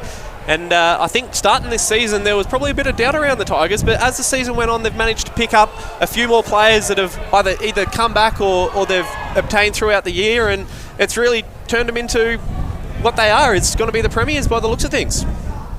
So the ball goes over. Shivers takes it with one hand and he just goes. He knows it's all he can do from here. Kicks it long. Sheldon Anstey just tries to run. But Cal Neville, a great chase down tackle. But Anstey will pick it up again. Handballs over to the side to Redmond. Redmond throws it on the boot. They've got numbers now, Curra. They should take this one. And Shivers will take a mark. He's a big long kick and he's well within his range here. Yeah, you think he's going to do nothing but have a shot here. He needs to put something on the board for the Curra Swans here. They've certainly dried up their scoring over the last 2 quarters. So Shivers goes back and the crowd gives a massive applause for one of their favourite sons, Ryan Ajita, as he comes to the bench. Shivers can't make it count, so one behind. Curra Swans have certainly had their opportunities today. They just haven't been able to convert. Yeah, you have a look. It's 15 scoring shots to 19. So realistically, it's not that different. Just Hermit Park have made it count when they've gone inside their forward 50 and Curra haven't. And I think that comes down to the entry. The entry going inside forward 50 has been much better by the Hermit Park Tigers, and they've had better looks at goal than the Swans, who have really had to fight for their shots on goal. But it shows that they're still a powerhouse club, the Curra Swans, because they've still been able to fight and get their shots on goal. They just haven't been able to put them through the big sticks. It's a risky kick going into the middle there, and it's cleaned up by Curra. Chris Hodges takes the tackle. Buddha McClarty, he has a shot, and he puts it through for a goal. That's a goal that Curra Swans really needed there. Just going to make mention, Chris Hodges, he made a really good tackle there. He's had a quietly very good game today. Yeah, he sure has. Kicked the first 2 of the game. Just set the tone for the Hermit Park Tigers. And I think Kyle Neville, Chris Hodges, they would have to be names that are in the equation for the best on ground medal, but I think that's pretty much sewn up by Big Ben Lynch, who's kicked 8 goals, 1 today. yeah, he has to get it. If he doesn't, it would be one of the great robberies, I think. He's just, when the game was in the balance and when the goals needed to be kicked, he kicked them. And yeah, he really set the tone for Hermit Park early. Very special story here for Hermit Park Tigers. I personally didn't think that they were a chance to win it this year at the start of the year, but they are certainly looking like a pretty classy outfit here today. Anstey has a shot, but he puts it straight up in the air, and that just tells you the type of day that Curra have had. And yeah, that won't be 15, so Pronk throws it on the boot. Shivers starting to find a bit of the footy here in the last quarter. Unfortunately, it's a little bit too late. McClarty for Curra Swans is someone that's he's certainly tried his heart out today. He's had a bit of the footy, but just hasn't been able to get it through the goals. Guzmaroli just tries to break the tackle, can't quite, but that'll be a high tackle. Slipped over the neck. So it'll be Guzmaroli's footy, probably just too far out for his range. So we need to look for someone. He's very crafty though, and very hard to tackle, so perhaps he runs around on the mark. Oh, you can't let that happen. You want to finish the game the way that you've been playing it. You don't want this to tighten up at all. And Stanis Ajita just lets Sheldon Anstey canter in. He takes a mark, and now he'll be having a shot from about 38 out, you would think. And he puts it through. Couple of goals for the Curra Swans here. Maybe a little bit too late, but what they will do is make it look a little bit more respectable. And whilst the score doesn't look that way, it probably deserves to be a little bit more respectable than it is. Yeah, it's been a great game, and both sides have had their opportunities, and both sides have had momentum. It's swung back and forth, but the difference was when Hermit Park had the momentum and when they had the territory, they were able to put the points on the board, and Curra just weren't able to do it. 17 minutes gone. Tigers 14-5-89 lead the Curra Swans 7-10-52. We've got probably 6 to 7 minutes of time on to play at this stage. Hermit Park Tigers are the 2021 premiers, you would think. And Curra Swans get the clearance. They spills out. Good tackle by, I think it was Nick Pronk. He's a tackling machine, that bloke. And it's been the story of the day, hasn't it? The pressure through the midfield. Sends it forward. Joe McVeigh picks it up. He turns. He kicks it on his left. He puts through a sealer. That's a big goal to the Tigers. They needed it. to respond to the 2 goals that Curra just kicked, and that was an absolute cracker. And they're popping the champagne now. This game is done and dusted. Hermit Park, congratulations on a fantastic year from 3rd place. It's definitely a big achievement. They have not put their best team on the ground all year until today, Joel. This is the first time they've managed to put their best side on the ground. Obviously missing, a couple. They've got their co-captain Declan Woad, who it would be a little bit bittersweet for him jumping on the sidelines to do some assistant coaching after breaking his leg early in the year and not being able to see out the rest of the year. It would be, but he's such a loyal Tigers man that I'm sure it's nothing but sweet for him. He loves watching his club win, and he's been here for so long, and he's played juniors here at the Tigers, so he'll be happy to see the black and gold lift the trophy once again. Definitely a big omission for the Hermit Park Tigers this year. 3-time club best and fairest, but they've managed to find other players that can get it done. And here goes Lynch. Oh, he's nearly going back for his 9th there. He's still got it. He wants it. Gets rid of it. Trinity Parker picks it up. He finds DeBetta. DeBetta has a shot. Here he goes. Bang! DeBetta kicks the finishing goal for the Hermit Park Tigers, and he loves it. He points up to his family, and what a year for Jason DeBetta, captaining his side to what is going to be his 6th or 5th premiership. And it's party time now for Hermit Park. They're just kicking these goals, and they're just having fun with it. They know that this trophy's as good as theirs, and they're out there just enjoying their footy and kicking goals, and it's what you love to see. You can hear the crowd starting to get into it a bit here, Joel. They're getting excited. They sure are. They sure are. I think looking at the big screen, they don't realise how much time on is probably going to be played due to the injury, but we've still got a bit of football to be played, but it's been an absolutely fantastic performance by the Hermit Park Tigers. So the ball thrown up in the middle once again. Curra win the ruck this time. The Parkers all fighting for the footy. Gus Morelli been thrown into the middle, try and get his hands on it. Callaway Parker now gets his hands off. They go forward again, Hermit Park. And Lynch has the footy, tries to break one. Got to be a free kick, and it is. High tackle. Lynch going back for his 9th goal of the day. He's put this team on his back and said, come on, I'll get you to the finish line. And that looks as though it's going to happen. Lining up for his 9th goal. He's kicked 8 goals, 1 to this point. And as we say, Brennan, there'll be plenty of time on, so that magical number 10, is still within reach for Ben Lynch here. I think this will be one of the most memorable grand final performances we'll see here in AFL Townsville. And he makes no mistake. 9 goals for Ben Lynch. What a performance by this bloke. On what will be one of the great footy days of his life, you'd say. A grand final win and absolutely starring in his only his 6th game here for Hermit Park. 6th game. He kicked in his first 5 games throughout the season. He kicked 26 goals. Today he's kicked 9, and he's not done with yet. What a performance by this bloke. You put this one game in, and you would think that he's the only player I've seen in the last few years that if he gets a full season under his belt, he could kick the magical number 100 for a year. Absolutely. 9 goals in a grand final. You can only imagine what he could do with 16 games under his belt. Swans get the hit out here, and they get the early clearance, but no, it goes straight to Cale Neville. Cale Neville gives hands. He finds Wedding. Wedding looks to go forward. He's got McVeigh and Ferrier. Ferrier just pulls out of that one, just lets it go. This Poole takes the easy mark, looks back inboard, just takes the risk. Sean Nicholson rolls around onto his right foot and finds McDonald in space. McDonald needs to turn and go, and he does. Kicks it forward. Through to McClarty there. McClarty gets it over the top and regathers his own footy with a little left foot kick. Mitchell Dennis just bounces over his head. Stanis Agita so clean and works it out once again. He's been doing it for many, many years, and he does it there again.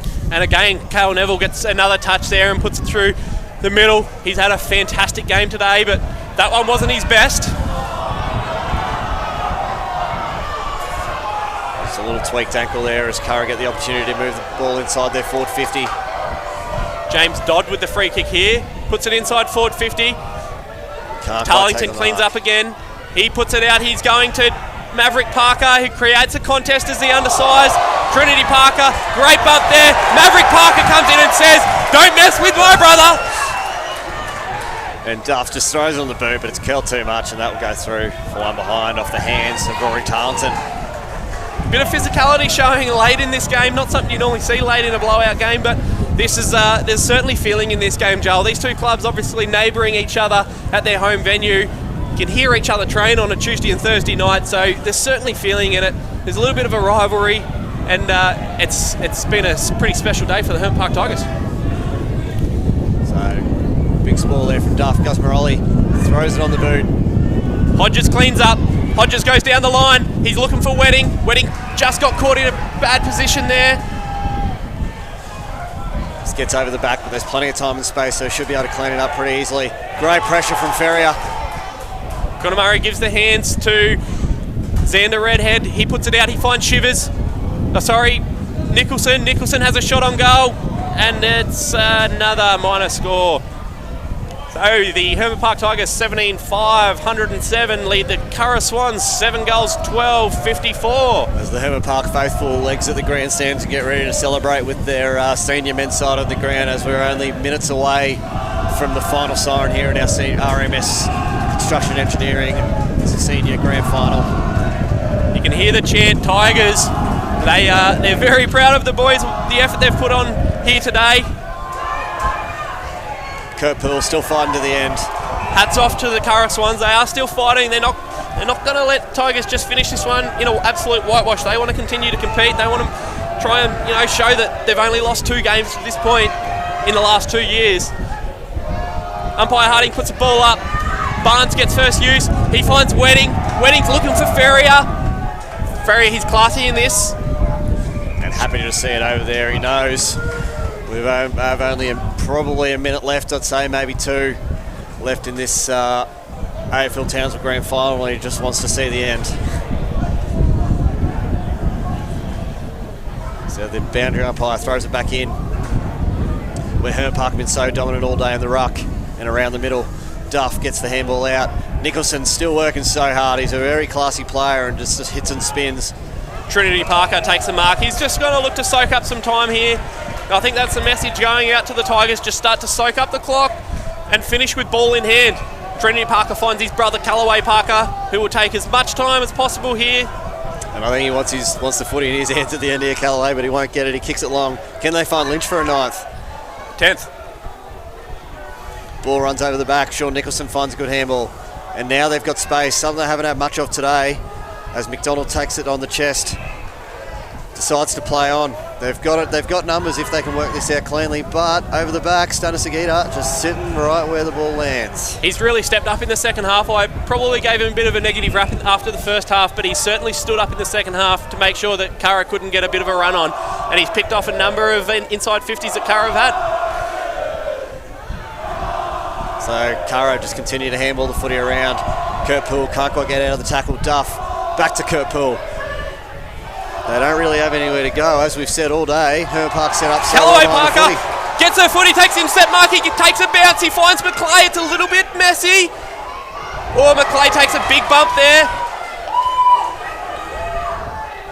The handball over the back, and looks like Xavier Cameron can't quite kick a goal, but it would have been a fitting way to finish with the young under-17 player.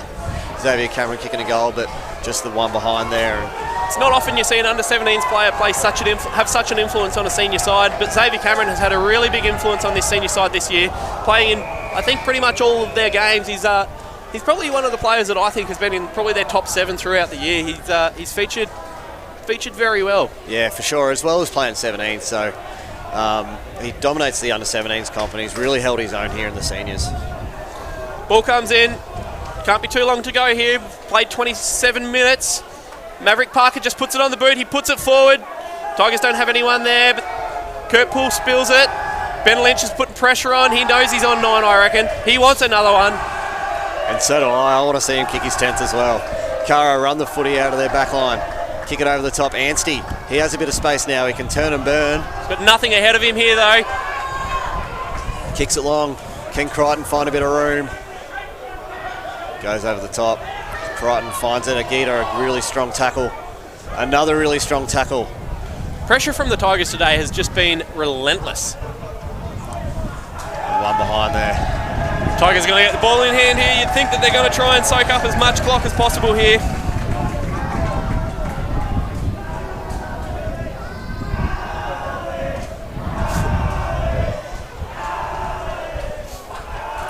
So, just under 28 minutes played in this quarter. We did have an injury 1 minute in that probably took 6 or 7 minutes off the clock. So that's why we're going such a long time on. But Hermit Park Tigers are going to prevail here. And Adam McDonald will have a shot. A little spray wide, the story of the game for Curra. Yeah, well, when you look at the scoring shots, 7 goals, 14-56 to the Hermit Park Tigers, 17-608. It's been the difference. They've had the opportunities, they just haven't been able to convert. Hermit Park decide to play on. We can only have not long left to go now, I'd say. And a really strong mark there from Rory Tarleton. It looks like he's moved forward. I think he's just pushing up the ground to be an option to kick to. Drops the ball and tries to light up a barrel, and he does. Not bad. Joe McVeigh will get it over the top. He finds McVeigh puts it forward. Here's Lynch. Can he get 10? Oh, it spills out the back. He just might. Ben Lynch kicks his 10th goal of the day. He's been the difference. 10 goals, 1 in a grand final. And what a performance we've seen here today. That's just about all you can ask for from your full forward. 10 goals. Unbelievable. The celebrations are starting with the Hermit Park Tigers now. You'd think that siren is only a matter of seconds away. What an absolutely dominant performance by Ben Lynch today, who hasn't been available for the last 4 weeks, but they bring him in for a grand final and he puts the team on his back and says, let's go for the ride, we're going to win this one. Sure as. 10 of the Tigers, 18 goals, so without him, what does this game look like? He's just been fantastic, and he's, as you say, Brennan, he's just carried him. He's just been the absolute difference between these two sides today. Umpire puts it in for what we would probably expect will be the last centre bounce of the day. Stanis Sajida picks up the footy, ever so classy with the ball, gets rid of it. Pressure by the Curra Swans here, picked up. Curra Swans are going to have a shot on goal, but again, it's going to go through for a minor score. Tiangi Gania puts it through for a minor score there. 30 minutes played, can't be too far away. Nick Pronk gets ball in hand.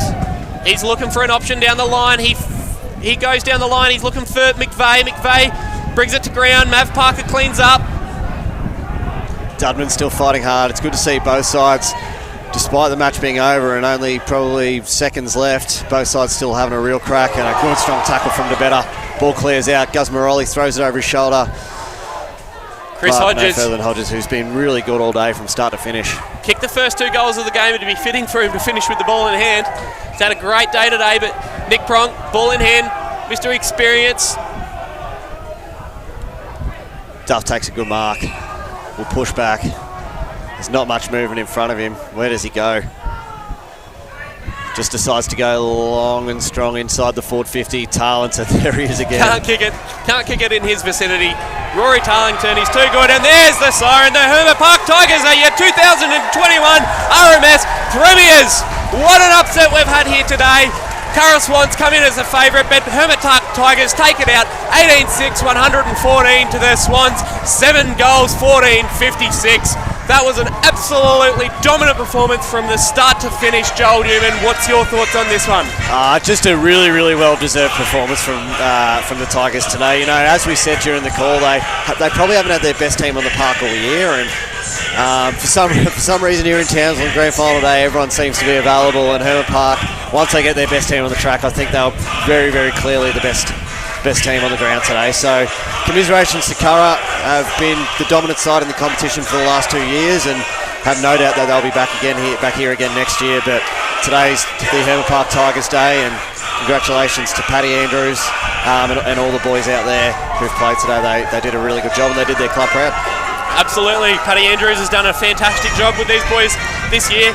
He had a job at hand, and all he needed to do was bring the team together, get some bond, get the gel, get a few players that had been away for a couple of years to come back, and he managed to do that, and they've been victorious from 3rd position on the ladder. They are your 2021 RMS Premiership winners of AFL Townsville. It's probably a bit of a tame celebration I've seen to this point. Joel, normally it's Yeah, I thought those Park Tigers supporters on the fence there might stall the fence. I think a couple might have, but they've got them off the ground now, and pretty excited though. The Tigers, you can see they absolutely love it. They're over the moon, and why wouldn't they be? They had a fantastic match today and a fantastic season. Coming from third place, it's an upset for sure, and they lost the last round of the home and away season, so they just put together the perfect finals, and here they are, premiers of 2021. Jamie Fogg was lining up for his 4th premiership, which I think had he won that, it would have made him the of all time the greatest coach in AFL Townsville history. So, will he be back again next year to have another shot at that 4th premiership? As long as he wants to, wherever he goes, Jamie Fogg, he seems to find success. So if he has another go around with the Curra Swans and with the cattle they've got on their side, I can't see any reason why they won't be back here next year. Joel, the conversation about the Rico Butler best on ground, I don't think there's going to be too much conversation to be had, but no. You would think that it has to go to big Ben Lynch kicking 10 goals won in the grand final. Yeah, if it's anyone other than Ben Lynch, I'll be absolutely shocked. So he dominated today. He was fantastic. Every time the ball went near him, he looked like something was going. He made it look like something was going to happen, which, as for the most part, it did. Kicking 10 goals. Absolutely fantastic performance by the Hermit Park Tigers here. We might just take a short break. We'll be back with the presentation very shortly.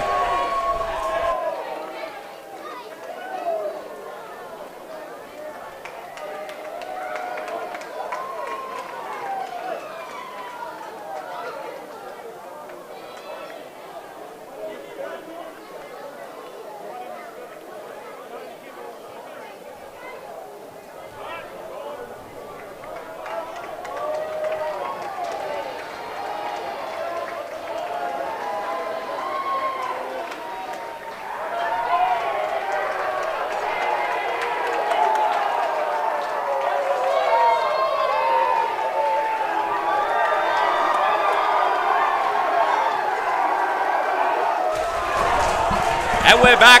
As you can see, COVID restrictions are stopping the Hermit Park Tigers supporters from being able to run on the ground like you do most years. But you can see the boys have come over to celebrate with their supporters on the sideline. It's great to see, and you can see how much it means to not only the players but the supporters. There's so many people at this proud club that have been around for 66 years, is it, Brendan? It's a long time. So yeah, so many loyal supporters, and they'll love what they saw today. Yeah, this is definitely a pretty special one for them. As I said throughout the call, Joel, start of the year, the team that they had on paper to start the season probably wasn't a premiership side, but they managed to build on that and get a lot of games into young players and turn them into senior caliber players throughout the year. And because they were so consistent with playing the young players, they've managed to get the game. And I am going to make a mention.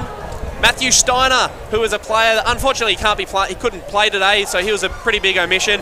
He was a big culture guy for the Tigers, and he's went out and bought 44 train conductor hats, and as you can see, the Tigers have put them on. He bought them a few weeks ago to essentially talk about the Tiggy train that the Tigers were riding all throughout the year, and he's brought the caps down and gave it to the boys, and they'll wear them with pride. Absolutely. I can't imagine they'll be taken off anytime soon. What a day for the Tigers. Yeah, it was certainly a special one. It's pretty bittersweet for a few of the Tigers. I know they had to drop 4 today coming into the game, and then they've also got a couple of players that couldn't play due to injury. So there's so many more than just the 22 blokes on the field that are a part of this premiership. Yeah. And the great thing about the Hermit Park Tigers side they've got now is the juniors. I see people like Jesse McClay and Cale Neville and kids that have grown up playing for Hermit Park and are now really important part of their senior side. It's what you love to see here in Townsville. It's what makes our league so great, is seeing the juniors come up and end up dominating the league in the senior division. Joel, we might just take a moment to have another break just while we get set up for this presentation, and we'll be back with you shortly. Stay with the coverage though. You will be able to hear the presentations.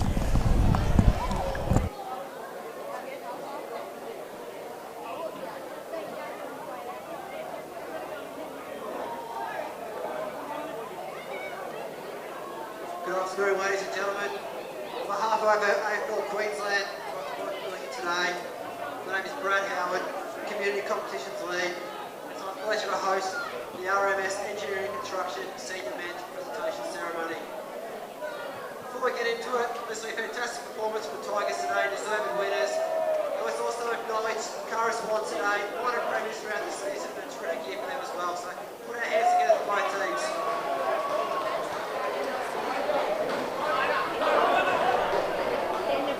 To assist with our presentations, I'd like to introduce our official party, Head of AFL Queensland, Tricia Squires, Managing Director of RMS Engineering and Construction, Richard McDonald, and Hayden Butler, the son of Rico Butler, best on ground medal is named after.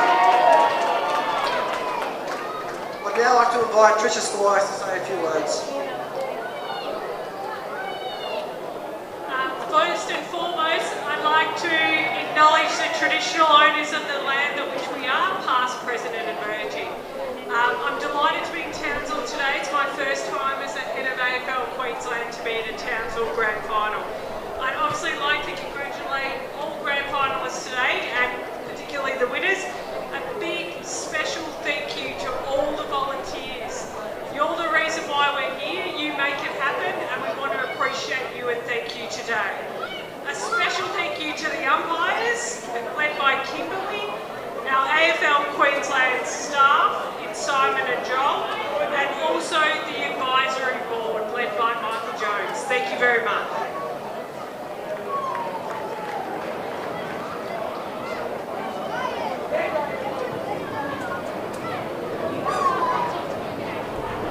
Trish mentioned, we'd also like to take this opportunity. Welcome back to the coverage of Townsville AFL Grand Final. The victors, Hermit Park Tigers, about to receive their premiership medals. Victorious today, 18-6, 114 to the Curra Swans, 7 goals, 15-57. We are just going through the presentations now. We'll get the best on ground and then we will cut away and prepare for the women's grand final coming up at 5:15. Rico was a three-time WJ Williams medalist, hailing from the Garden Magpies. Well, they say that goals win games. Probably can't argue about that one today because he kicked 10 of them. You'd think, Joel, that it's definitely on to Ben Lynch now. Yeah, so Ben Lynch, the Rico Butler medalist for best on ground in the senior men's grand final, and well deserving. I think anyone who's ever watched a game of footy, even if they hadn't, could probably pick that one. Kicking 10 really good goals today. I think the story of the day, Joel, is he's now the Rico Butler medalist for best on ground in the grand final, but he hasn't played for 4 weeks and he only got cleared to play on Wednesday. Yeah, he was very impressive today and coming in with a bit of an injury cloud over his head with that sore shoulder. He's definitely got the pedigree though, because he's Alistair Lynch's nephew, so he's certainly learnt from some of the best. Congratulations to the 2021 premiers. We're going to wrap things up. I'd like to thank Joel Newman. We'll be back shortly for the coverage of the women's Parry NQ Grand Final. Thank you very much, Joel. It's been a pleasure. Thanks, Brendan. Thanks for having me.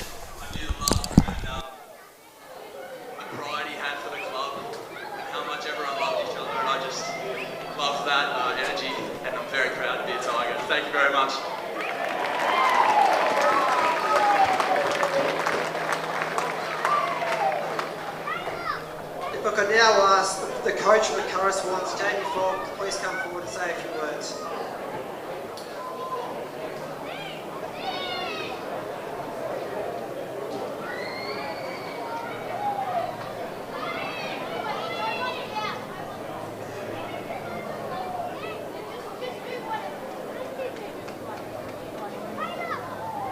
Thank you. Firstly, thanks to the umpires for today. To my boys, I'm proud of your effort. You never say die. You had a great season. Unfortunately, today we're beaten by a team that wanted it a bit more. And unfortunately, that's what happens in football. Thank you to Richard, major sponsor of RMS Constructions. Really appreciate your support for the league and also for Curra, mate. Appreciate that. To Paddy, congratulations, mate. Well done. You're not the apprentice anymore, mate. You're the master, so well done. Congratulations. You had a great season. You got these blokes together. Full credit to you guys today. You played a great brand of football. I wish you all the best, so thank you very much.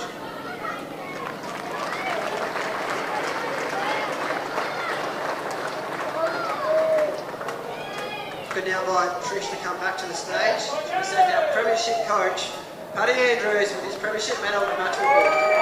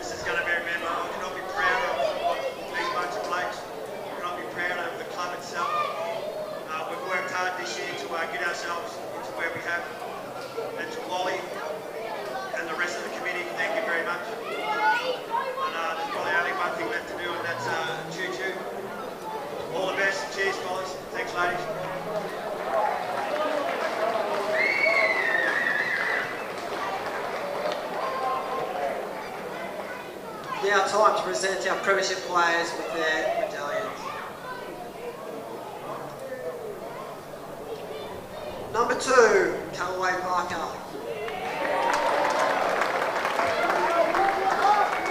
Number 5, he won't be up on stage, but Jai Thompson. And we're back just wrapping up the presentations of the 2021 RMS Premiership. We are back just to finish off the proceedings. We'll be introducing our commentary team for the women's very shortly. And we'd like to make mention of the Hermit Park Tigers as victors today here in the senior grand final. 7 goals, 15-57. Curra Swans to the Tigers, 18-6, 114. Number 17, Nicholas Bronk. Nick Pronk coming up to collect his Premiership medallion here. He was very good today, put a lot of pressure on the ball. Stanis Ajita, another one that was brought in late. He'd been away for work and he managed to come in and really gave him a lot today. Number 21, goal kicker, Benjamin Lynch. Big Ben Lynch kicked 10 goals, 1 today. He'll come up and collect his second medal of the day after taking the best on ground honours. Number 24, Michael Barnes. Very shortly, I'll be joined by Glenn Memory in the commentary box, and we will do a pre-game wrap for the women's Harry NQ Grand Final, which is starting in approximately 15 minutes. We'll be back very shortly. Number 37, Rory Tarlington. Number 46, Matthew Evans. Number 47, Ryan Ajita. Number 48, Maverick Parker.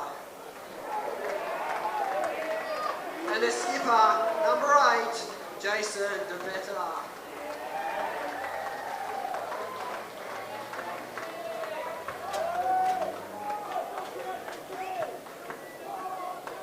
Now I'd like to ask Richard McDonald to come forward from RS Engineering Construction to please present our captains and the Premiership coach with the trophy, flag, and probably the biggest shield I've ever seen.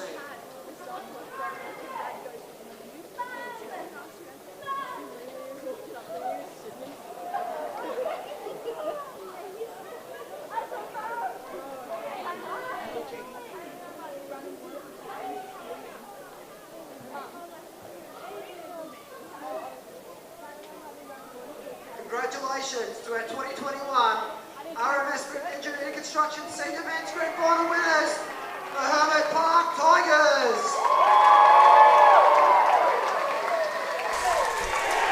And there you have it, the Hermit Park Tigers co-captains raise the shield to be officially crowned the 2021 RMS AFL Townsville Premiers. It's a special day for the Hermit Park Tigers, and this is something that they've wanted for the past 12 months, is to get that shield back at the Hermit Park Tigers clubhouse.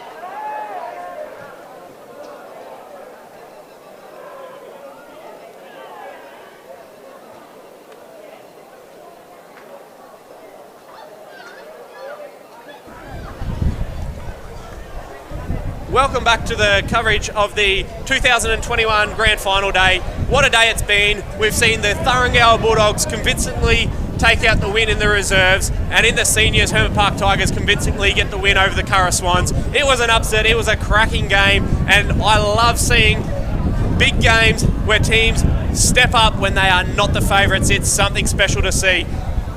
Introducing Jen Campbell for the call of the 2021 Parry NQ Women's Grand Final. Jen, how do you see tonight's game going? What's your tip? Oh, look, it's going to be a close game.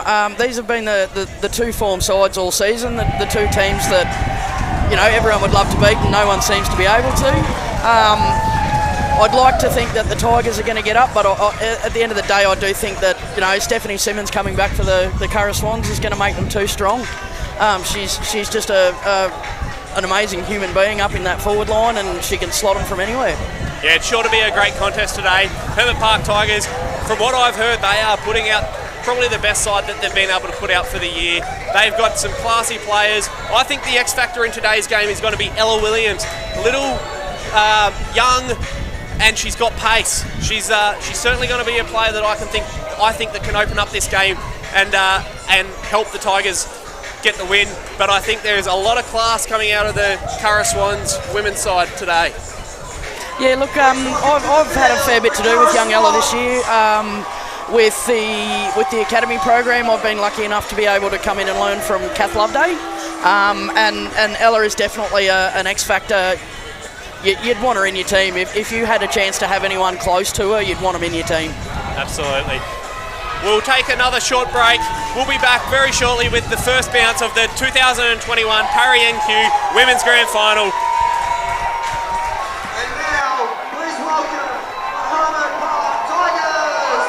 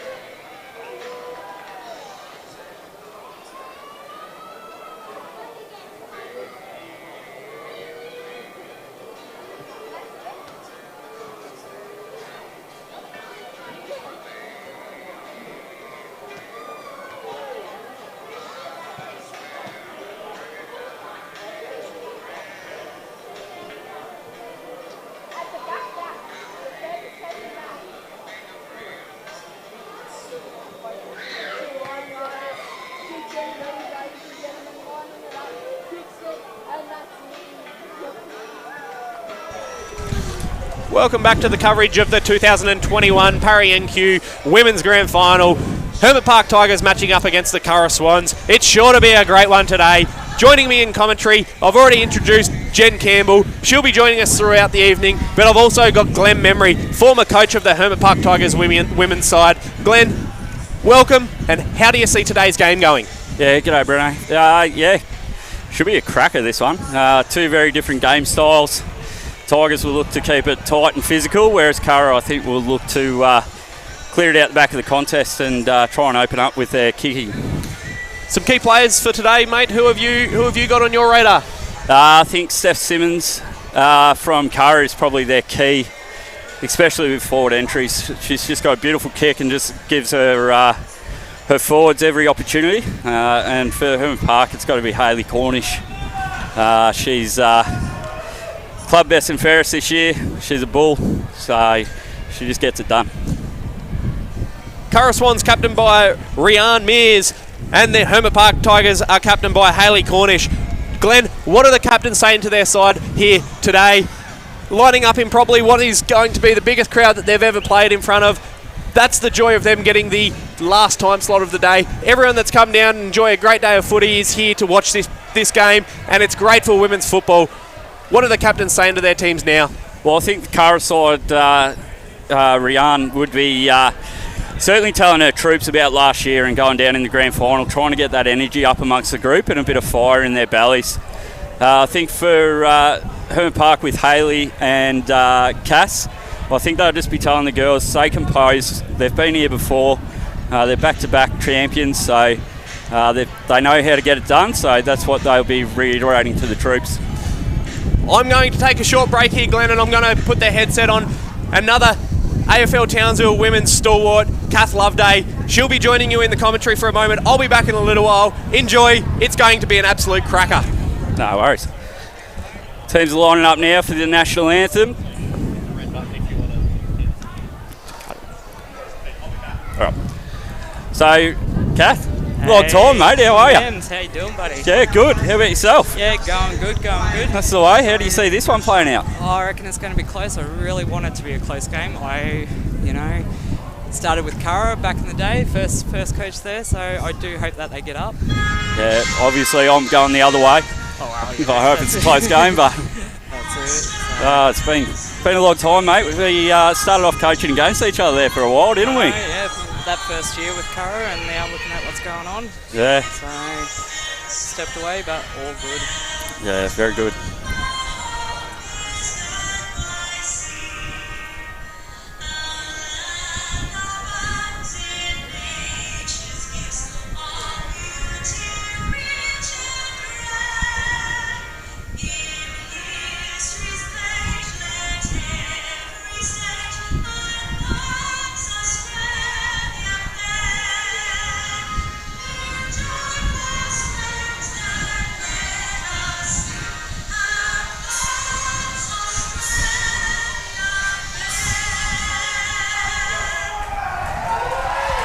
Crowd's certainly getting into this one, aren't they? I think it's going to be a good one, and with the Tigers men having a win, they'll bring that energy for the girls out on the field today, so it should be good. Yeah, definitely. There's certainly a big buzz around the Hermit Park crew at the moment after that great win.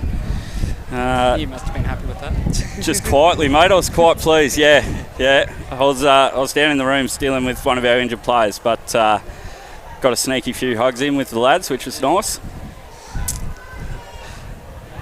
How do you see this one going? Do you reckon first contest in the middle is going to be crucial here? Try and keep Hayley out of it? I think that's the thing. If we're looking at it, whoever gets that first goal, that's going to give that energy to lift them throughout the rest of it.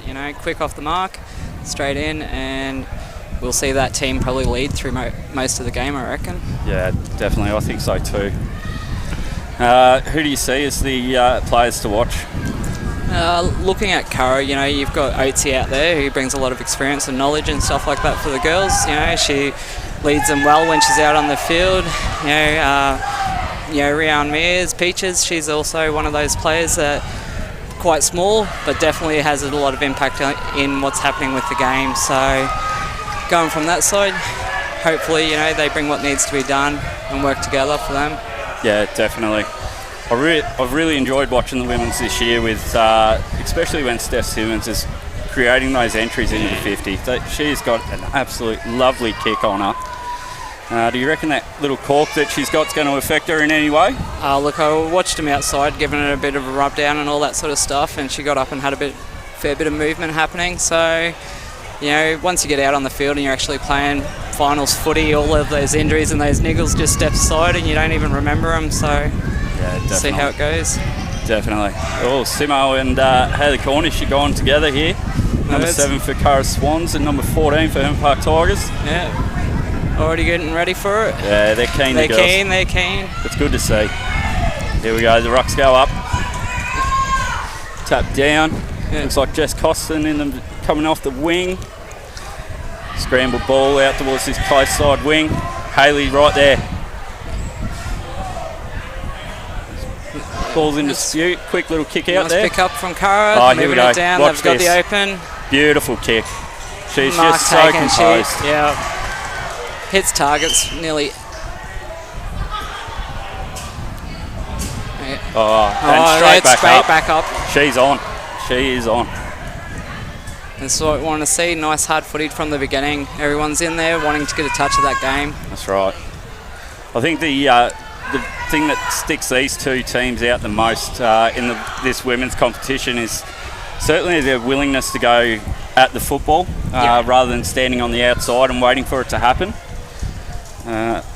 Certainly why these two are the two strongest teams. As the ball goes up on the half-forward line.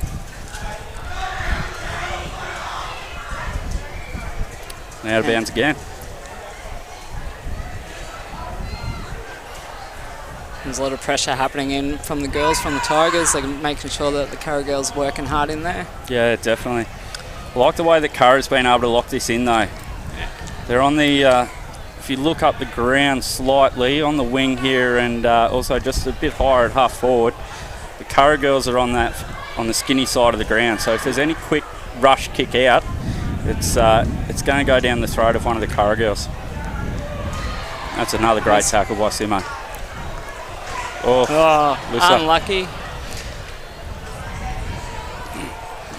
I think once we get a bit of control and the nerves settle, it's going to be some skillful footy out there. We're just watching what's happening at the moment. Everyone's eyes are on the ball. Yeah, it's really good to see. Oh, that's a dangerous handball there. And look at that, hit another target. Yeah, there we go. So we've got Rihanna Mears out there. Taken back. She's pretty good on the leg. She is. I was watching her last week and she just looked so comfortable before she injured her ankle. Taking the set shot.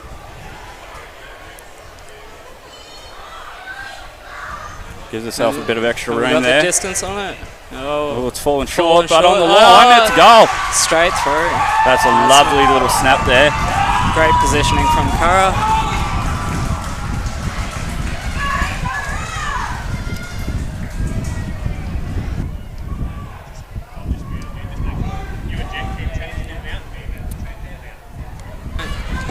Is that 15 that got the goal, Gabrielle?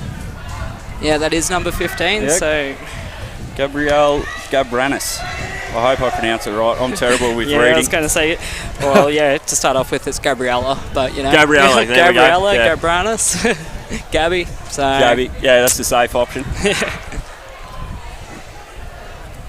I'll apologise now if I start pronouncing names wrong, but I am a little bit dyslexic, so. That's okay. We all have our struggles in life, don't we, Mems? That's right. You more than others, but you know. Yeah, that's right. Okay. Great ruck contest run the ruck again.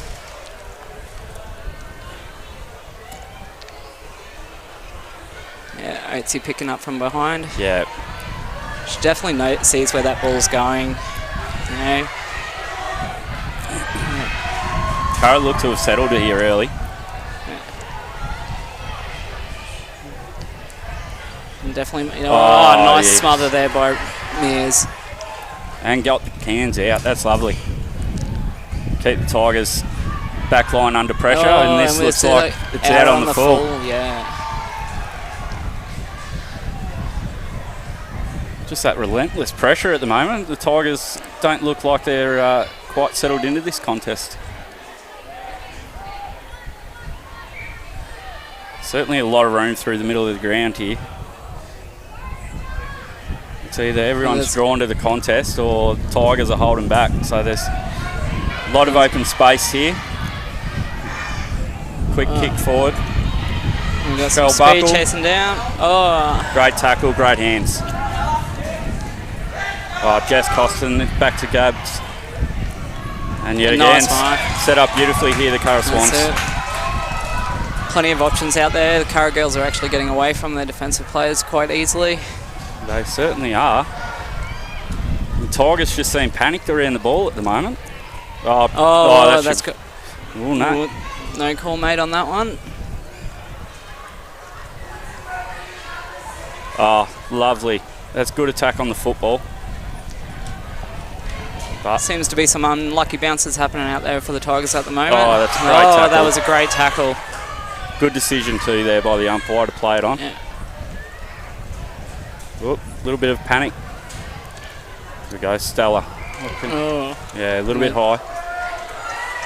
Now I think the Tigers just need to hold possession here for a little bit, hit a couple of targets and just try and starve the run of Curra. I think if they play that composed footy that they're known for, they're definitely going to be able to, get back up in control of this game. Yeah, definitely. Yeah, there's a little hold there on the shoulder buckle.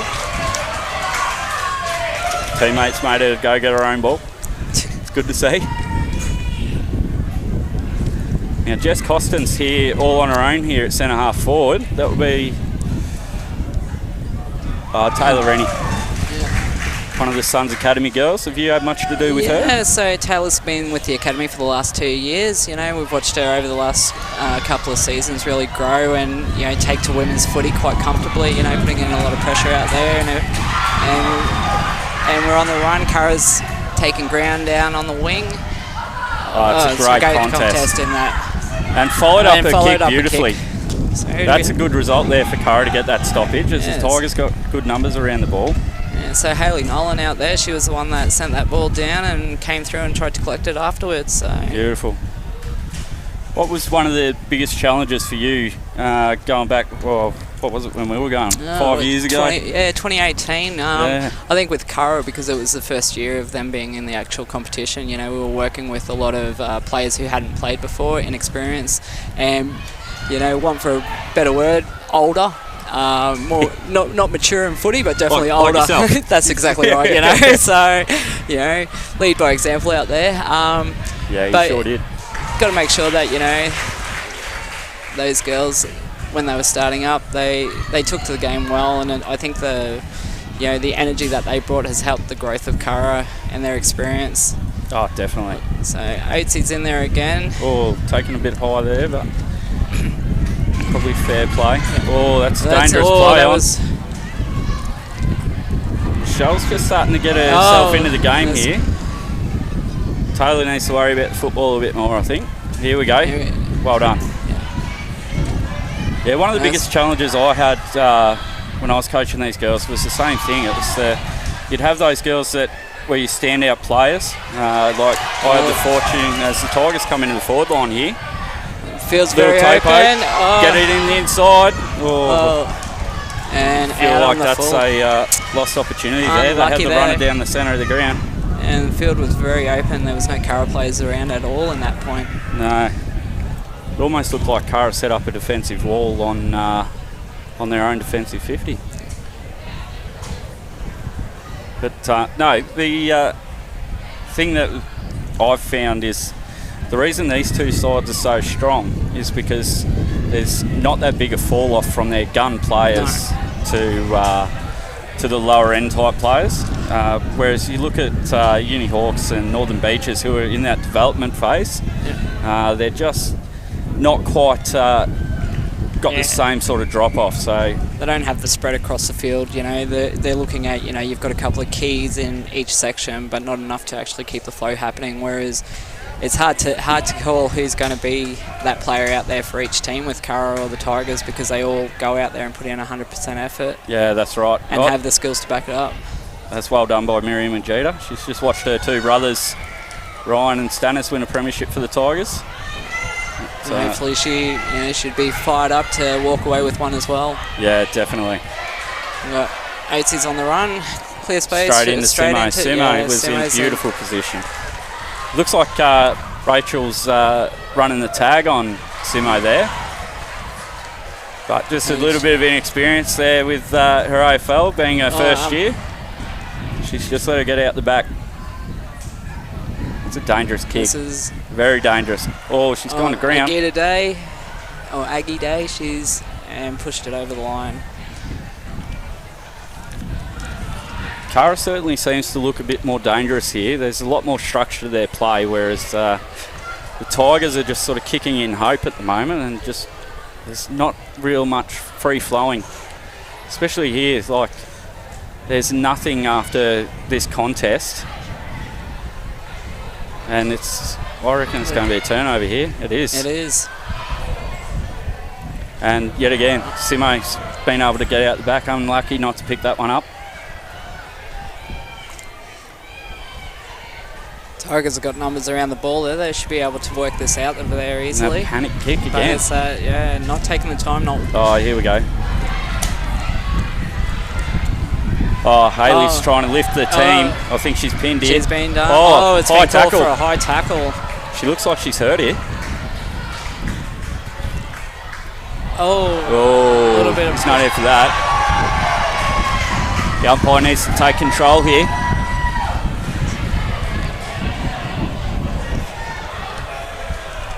Could have almost been a reversal there. That would have... that would be unfortunate, giving them a 50 into Curra's forward 50. Yeah. They definitely don't want to be doing that. No, definitely not, especially when you're one of the leaders of the team. And Simo's got the ball again. She's bounce space. And the bounce is good. Oh, lovely. Nice lovely. little handball, and picked it up herself again. That is great. That was great run. And the ball's trickled out of bounds in the Curra Swans forward pocket. They've definitely kept it locked down in their forward line for Curra. Yeah, they certainly have. And they're set up really nicely here. There's only one Tiger on outside of 50, being Hayley Cornish. And there's about 5 Swans. Oh, they're just starting to get sucked into the contest a bit here. A panic kick to the Swans player that she's set up beautifully. So we got... She's followed it up as well. That is a great tackle. Nice wrapped up. Ball it up, sir. Well done. Curra definitely putting themselves in a good position here. It seems like... Rian just getting a bit fired up. Something happened in that contest. Something happened there. Keep looking at this.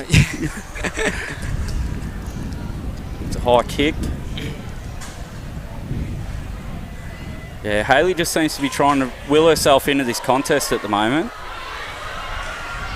Lissa, that's well done. Jess Costin, handball out the back, right idea, just couldn't execute. Now Rachel's in amongst this contest, so I'll be interested to see where Simo's gone and hit herself. That was a nice mark there by Bridie, yeah. She's passed it off to Amber. Coming down on this Here we wing go, again. Taylor's on it. Yeah, beautiful. She's gone. And she's been pinged. That is a beautiful rundown tackle.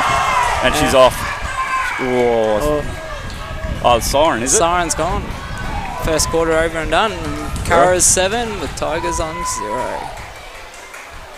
That was a great quarter of footy. It'll be interesting to see what the coaches are going to be talking to the girls out there on the field now.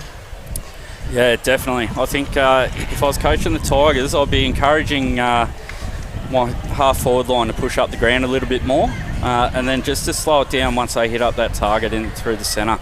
What would you be doing if you were the Curra coach? I was sitting down there with those Curra girls at this point in time. You know, they've played some great footy. I'd probably talk to them about actually just trying to diffuse some of that feistiness that they've got and actually control the footy, as opposed to getting in on the annoyances that are happening across the field in some sections. So yeah, definitely. They've done well in keeping it locked down in their 50, so most of the talk would be positive. Yeah, and the way that they've been able to lock it down, there's not going to be too much fatigue in amongst those girls. They haven't had to work too hard to lock it in, especially the high half forwards that they seem to be playing. So I'd be very confident being in amongst that huddle at the moment. And the Tigers, they do look a little bit puffed. Yeah, it seems like they've been chasing ball as opposed to actually getting in front of it for most of this first quarter. Yeah, it certainly does. You seem a little bit shell-shocked there with how Curra's come out and played there, but full credit to Curra. They set up beautifully, and they probably deserved another couple of goals.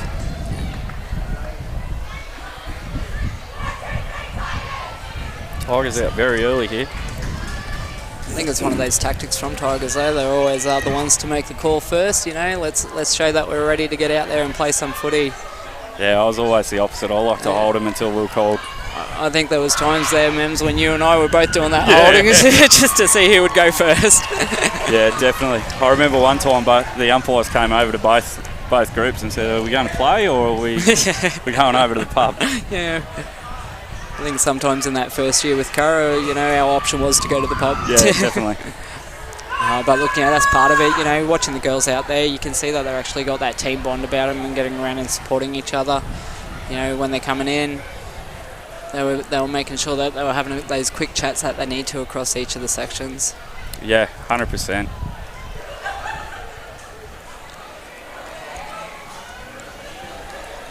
You know, I wouldn't want the Tigers to go out and start being a bit defensive here, but it looks like, judging by the way that the wings are set up, they're going to try and be a little bit defensive around the back of the contest here.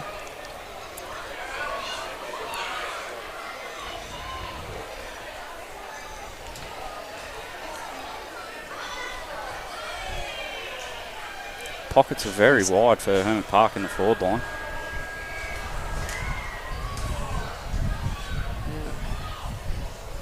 It's interesting to see how each team sets up their forward 50. Yeah. Curra had most of theirs sitting on that 50 line, ready to come into the actual defensive needed. Yeah, that's right. They've picked up from where they've left off here.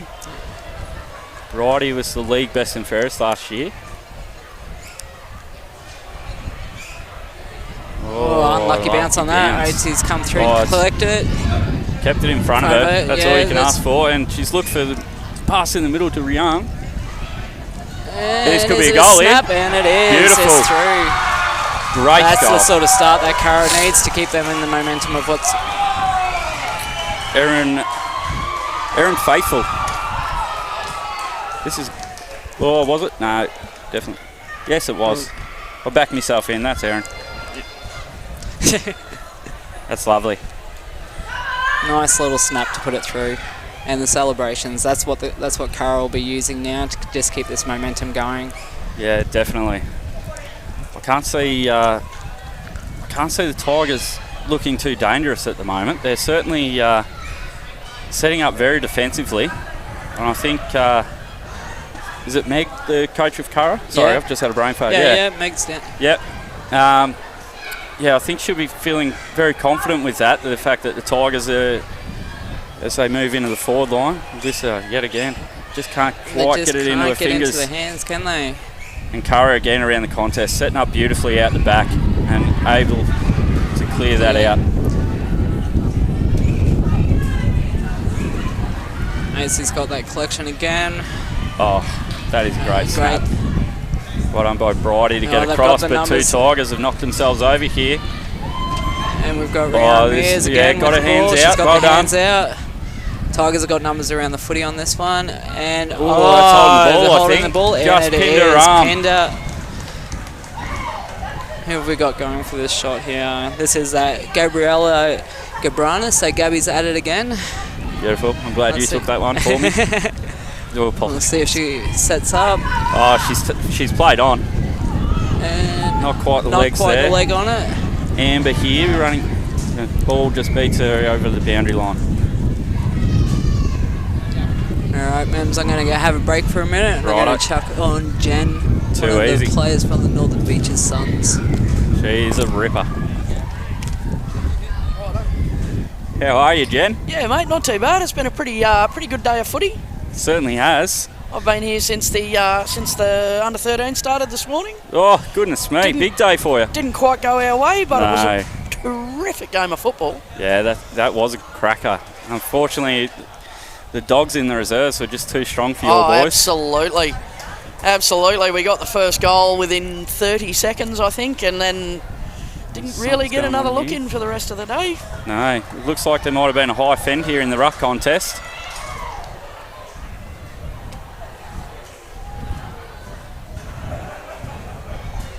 There's Erin Faithful lining up, comes around. Oh, Erin's not one I really know. No, I'm the same. Oh, that's on. Tigers just look jittery. They do. They're very, That's very a clunky. fantastic It's probably their first quarter is probably one of the worst first quarters I've seen them put together all year. Yeah, I'd have to tend to agree with you here. Unfortunately. Yeah, look, if Alyssa Wiley can get herself some clean football up in that forward 50, I think we might see a bit of a turnaround. But at the moment, it's just not getting down there. Yeah, I think she needs to hit up at the ball a bit more. Try and get herself into this contest. She's a lot better when she's flying up at the ball. Absolutely. And this one's just gone over the top of her here. Michelle Buckley out the back. Steph Baldwin. Good hands. Good pick up, good hands. And here's to Alyssa. Alyssa Wiley. And, she's played on late there. Down to Jackie Knight with Taylor Rennie coming through. This is the Tigers' best chance for a very long time. They just need to talk and communicate a little bit down here. That's right, they got the numbers. Jackie Knight's on the boot. Hit into the post.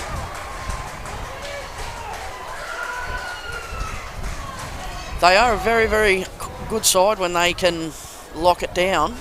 Yeah, definitely. I think this year they've most of their wins have been pretty tight, whereas previous years they've been able to sort of step away. Yeah, absolutely. Look, we've really enjoyed playing them this year, as much as we've probably been on the end of some of the bigger score lines, not the biggest, but some of the bigger ones. The Tigers are unlucky, Jackie. Steph Baldwin there. Steph, was it? Yeah. Jackie dropped the mark and then Steph gave the hands. Yep. She's got the goal. And got she the goal. has put it through. And That's lovely. back to game on.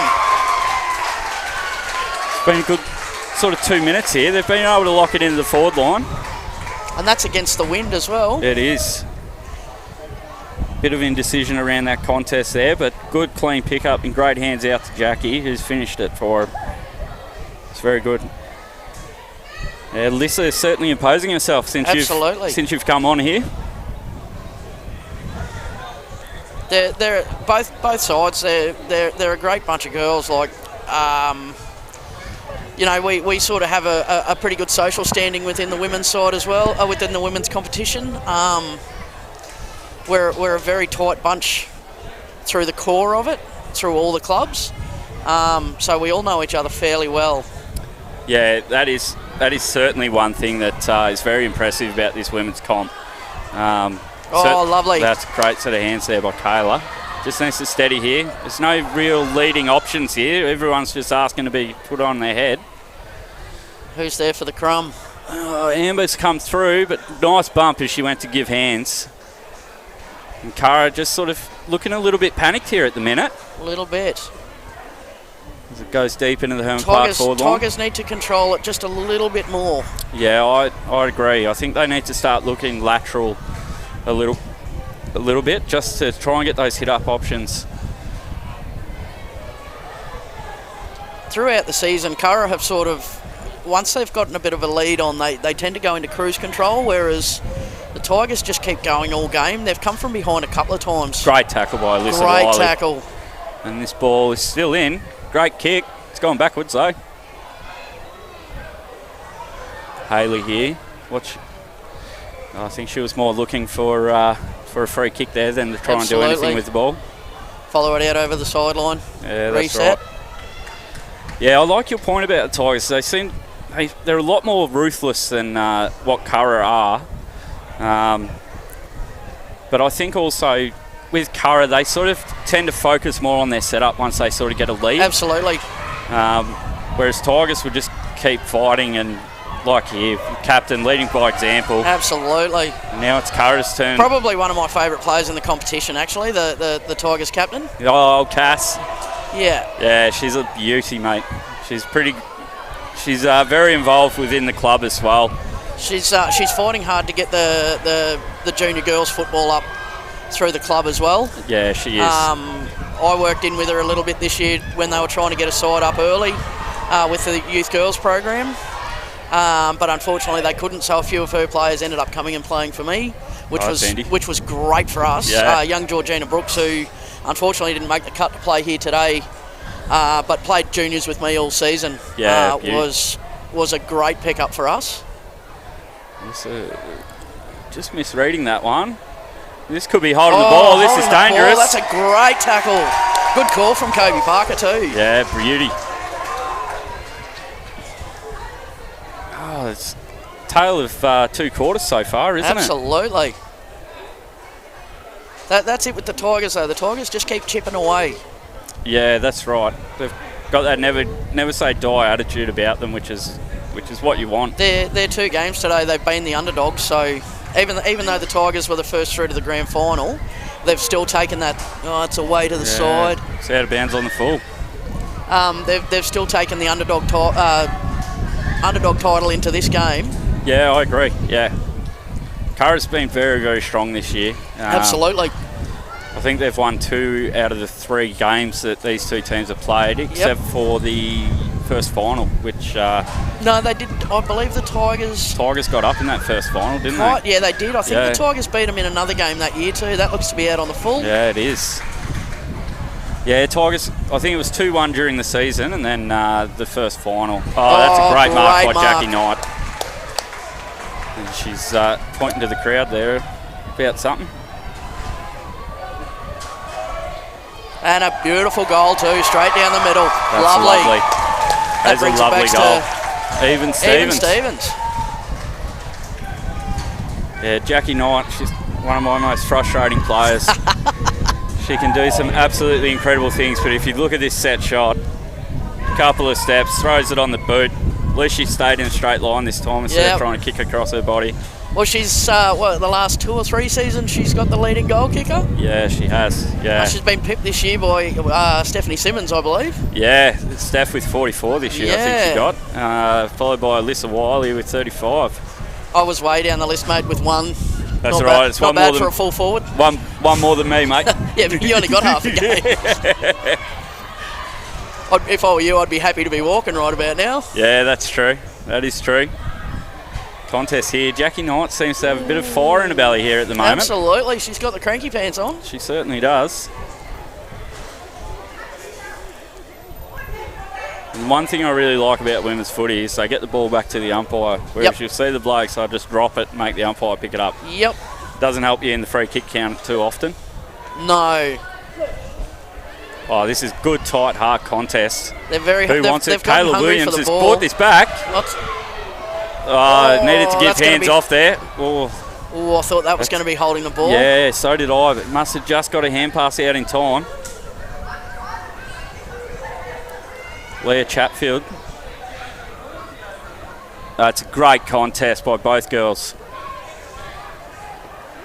Well, just Cochran just can't get clean with the hands there. The competition, I've been involved with the competition for the last 4 years, and you know it's getting cleaner and cleaner. And oh, she probably should have. Oh, that's going to be holding the ball there. Yeah, but we're still not quite at the level the boys are at. We're working very hard within the competition. Yeah, definitely.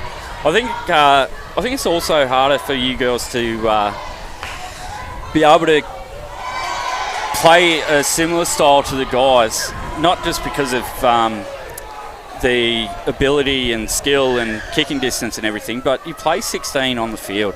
Yep. And you're playing on massive fields up here in Townsville. Absolutely. Like Hermit Park's probably the smallest one. I think AFL. I think it would be beneficial for the women's game up here in Townsville with these bigger grounds to play 18 aside. This is only our well, the AFLW is still only 16 aside. Yeah, that is true. This is only our second season playing full time in this. In the arena. Yeah, we played on the outside oval here until our skill level came up to a level where we could handle this big field, and we it was our club playing. I want to say Hermit Park, that got to play the first game in here. It was directly after the Gold Coast Suns played St Kilda here a few years ago. Yeah, I think you're right. Yeah, and we got to play the first game directly after it on the Wednesday night, and the deck was sensational. Yeah, it's nice to play out here. Fortunately, I haven't been able to do it too often this year. Me either. I'm getting a bit too long in the tooth. Yeah. Had a few nasty injuries this year. Well, she's played on early there. Good great spoil. Not quite sure who this is in the headgear, but she's it's Stella Abbott. It is Stella. It had a different name on the team sheet. I thought it was Stella. No, that's Stella. Number 4. Another ruck infringement here from she's Gabs. just come back from a collarbone. Broken collarbone? No, I think she did her knee. Yeah, right. That's a good mark on the face there.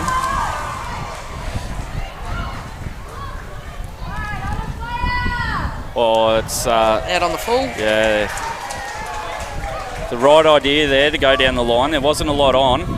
Just quite couldn't get the execution right. It's definitely a game that's been played in the middle so far. Yeah, it certainly is. I think the siren might be pretty close to going here. Have to be. It'd have to be getting close. Didn't want the body contact there, I don't think. No. Quite happy to see it out of bounds, but that's all right. She had 3. There's the siren there, yeah. So that's a great quarter by Hermit Park. Certainly is. Certainly opens this contest up. Yeah, absolutely. Not sure if you can hear it, but the crowd's getting a bit more vocal now that the senior men's teams have come out of the sheds. Oh, it's definitely a how would you put it? More controlled crowd than the previous game. Yeah, it certainly is. That started getting pretty wild in the stands there for a little bit.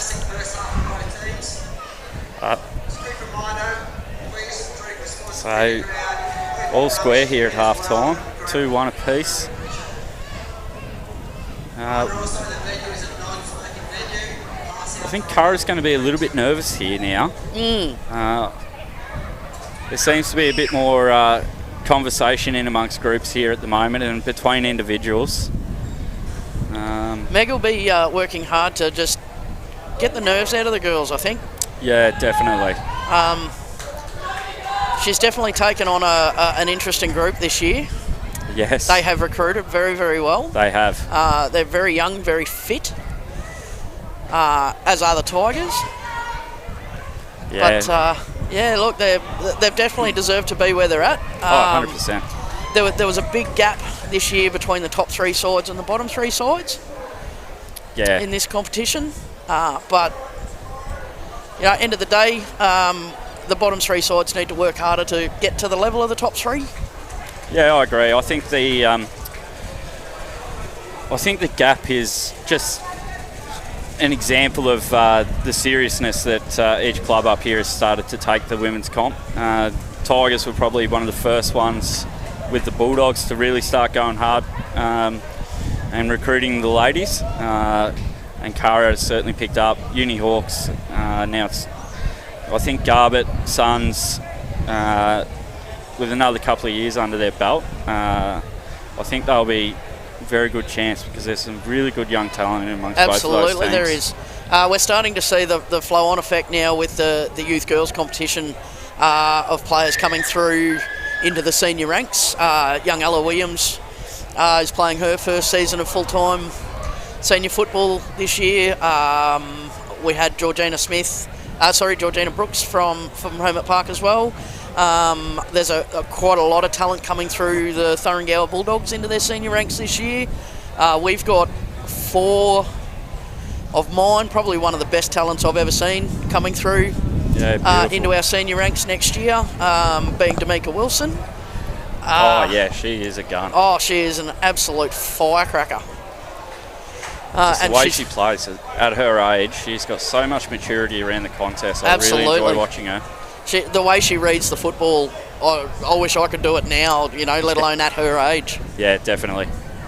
Just makes the right decision every time as well. Yeah. But it's the same in the AFLW, where they're starting to see the junior ranks now coming through. We're starting to see that same flow-on effect. These young girls, our aim is to try and get them down into quaffle football and AFLW football, but we need them up here as well. Like, we can't send them all down south, unfortunately. Yeah, that's right. But I'm at the twilight end of my career, so I was a rarity. So as a female playing football when I was young, I was able to play.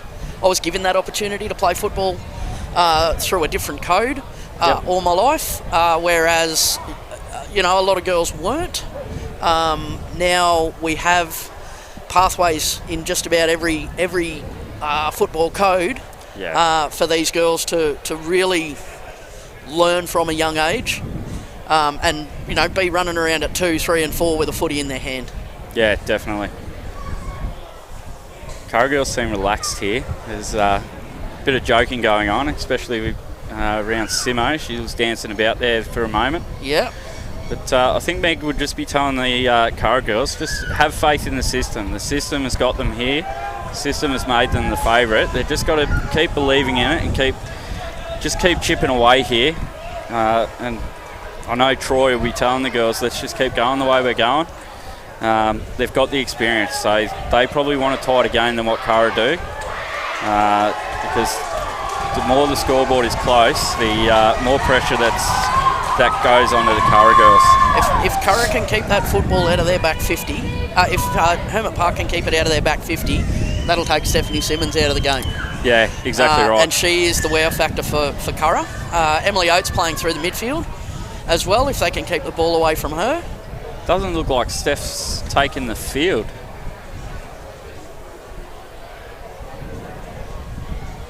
I can't see her out there. No, she may be getting rested. She may be injured. Yeah, I know she sustained a cork last week in the prelim final. Okay. Not sure if that's given her some grief. I missed that game, unfortunately. I had... We're the only one you missed this year, wouldn't it? Pretty much. I get to as much as I can. I really enjoy watching the girls play football. Yeah.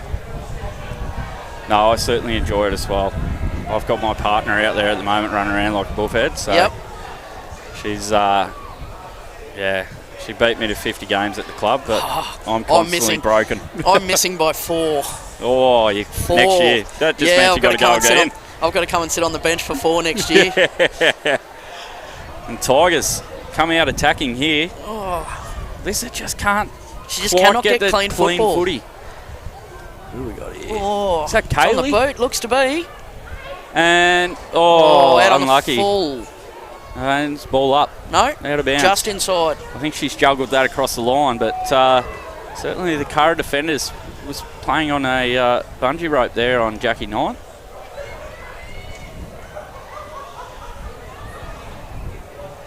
So rucks go up. It's a dangerous tap out. Through for no, it's gone out wide again. Ball it up again, umpire. Young Kobe's going to have a bit of a sore arm today, I think. I think so. Tigers just look like they've been sucked in a little bit here, especially over this fat side of the ground.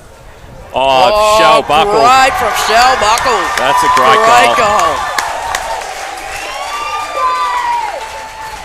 She's just so quick to get that ball onto her boot. As we watch the replay here. That's experience, that is. That is. Shell's You been can in see this her side movement. Shell's been in this side since the beginning, I believe. No, my first year, so 2018. Yep. Yeah. So she came in with her partner Cass, and we haven't got rid of them. Yeah. They're good value on and off the field. I think my club says the same thing about me sometimes. There's always a beer at the Tigers for you, mate. And I have had several out there this year. Yeah. Great work from Cass there.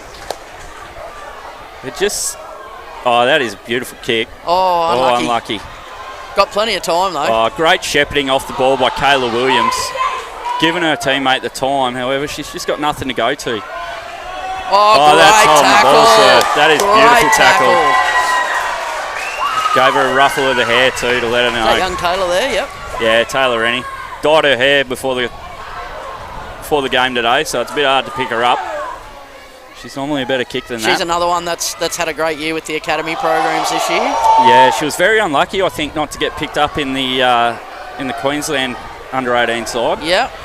She certainly put on a beautiful performance here, but that's high fend again, I think. Yeah, he's called the elbow.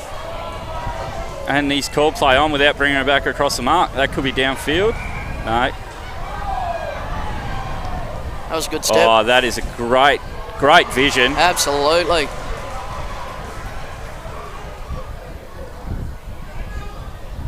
Oh, there's Steph. Beautiful. She's out there. She was very well beaten to that football. She was. I think she was expecting it to be kicked over the back of her so she could run onto it. Rachel hard at the ball again. Rachel and Lyssa have got another grand final today. It's 8 p.m. with the netball. Yeah, right. I see there's a fair few of their netball teammates sitting down here watching. Yeah, there certainly is. So no doubt they'll...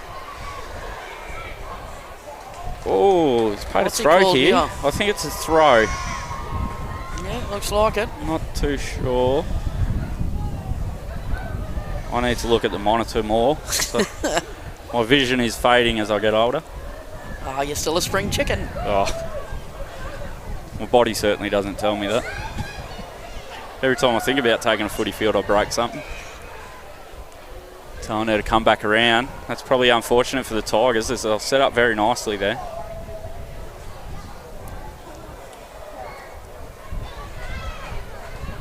Yeah, I think Steph will just try and get out the back of this contest here. She's got to bring it back around the mark.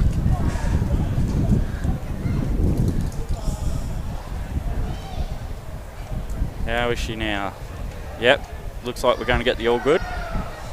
Oh, that is great lead by Simo. Oh, he's called the bump too. He's called the bump. I'm not sure Off about the that. ball? I don't know. I thought that was a fair contest personally. Yeah, I thought that was a fair bump, but you'd have to think she'll put this through. Yeah, definitely. Can't see her wasting this opportunity. However, that wind is really picking up now. And these smaller balls, they tend to drop a bit funny with the wind. That's a beautiful kick. And that's why she's leading goal kicker. 100%. She's very happy with herself. I'm going to let Kath have another chat. Righto. I'll be back shortly. No worries, Jen. Thank you.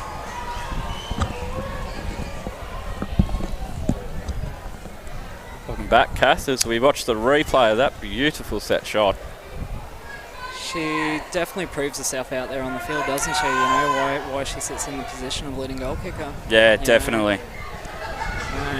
Just her energy on the field. Like, there was a game earlier this year where the Tigers got up and they were able... She kicked a goal and they were still a couple of goals down, but just her energy really lifted the Curra girls, and I expect to see the same here. So they go in hard at this contest. Oh, that is great tackle.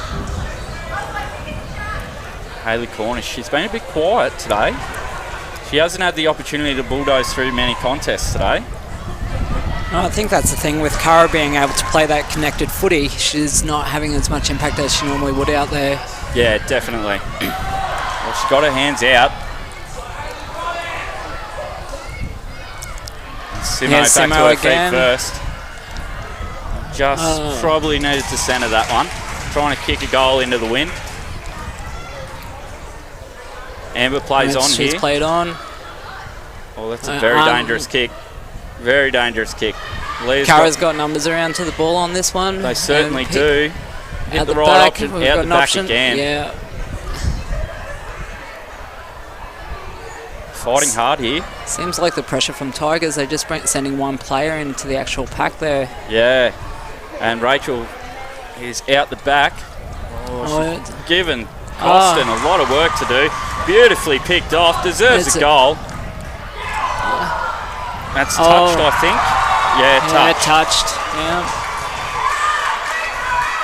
Curra girls celebrating like it was goal, but I think it just came off the knee of the Tigers player as she kicked that off the ground. Looking at Curra, they're not actually setting up to lock this down. There's a few Tigers out on this wing that are options available. Yeah, they looks like they're trying to play a zone, but they're Tigers are just falling straight into that. Straight. This side of the ground is definitely not the side that you want to try and be playing on. It's very difficult to kick goals at either ends from this side of the ground. Yeah, it seems to be the favoured side, though. As I say that, that was a great effort. They seem just to be kicking a little bit short. Must be that wind that's coming across the field at the moment. Yeah, I think so. And now we see them taking it back down there out. What's the call here? Push by the looks. Unrealistic attempt, I think. Jumping into the back of her opponent. Oh, unlucky for Simo there. Bounce just didn't go away. Oh, that's very dangerous handball. You know Curra's setting up out the back of the contest and you try and just will it forward. Oh, is that Simo again? It was Simo, but we go for a behind again. Really starting to impose herself now. I think this is that quarter, you know, it's always the third quarter. Yeah, it is. It certainly is. Both teams are playing quite hard footy, you know, keeping it locked down, but it'll be interesting to see what the outcome is at the end of here. Yeah, definitely. I think Bridie should be looking for the numbers here, but yet again, they're coming out this side. Tigers might get lucky here with this ball being a contested ball. Miriam Vegeta. Oh, just panicked there. Panicked. Could have been taken a bit high, but the umpire's on the wrong side of the contest there. Oh, that's definitely a high. Oh, he's played holding the ball.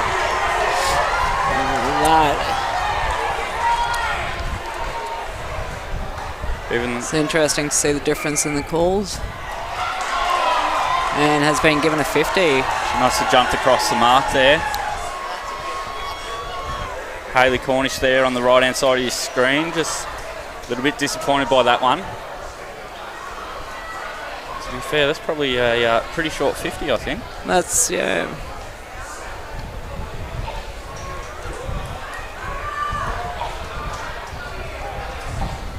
Who do we have setting up here? So we have Morgan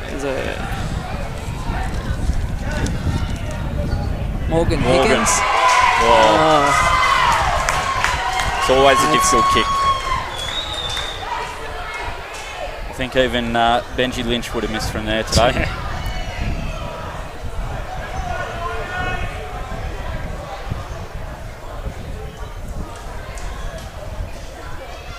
Amber here, ready to bring the ball in, but very, very stagnant here by the Tigers. There's no movement. They're quite happy to sit on their Curra opponent, and I think the Curra girls, in particular Meg, would be very happy with that. I think that's what Tigers are actually lacking at this point in time. They're not using the run of their legs and just holding their ground. Yeah, I agree. They've just panicked around the contest here at the moment. Be interesting. Yeah, panic kick again. A beautiful setup, but just over the top. Seems like the communication's a bit low within the Tigers team, so some of the girls aren't actually making sure that they play it. Their teammates have that opportunity to put the kick through. Yeah, it's probably one of the faults that the Tigers have had this year. Their communication has been down, especially in and around the contest. They're very good talking and getting it. Oh, that is great tackle. Good call by the umpire too. No prior opportunity there. This is dangerous. Simmers has got it. She's on the chase. Good. Took the body. Oh, she's kept it in. Unlucky with the kick. Put it.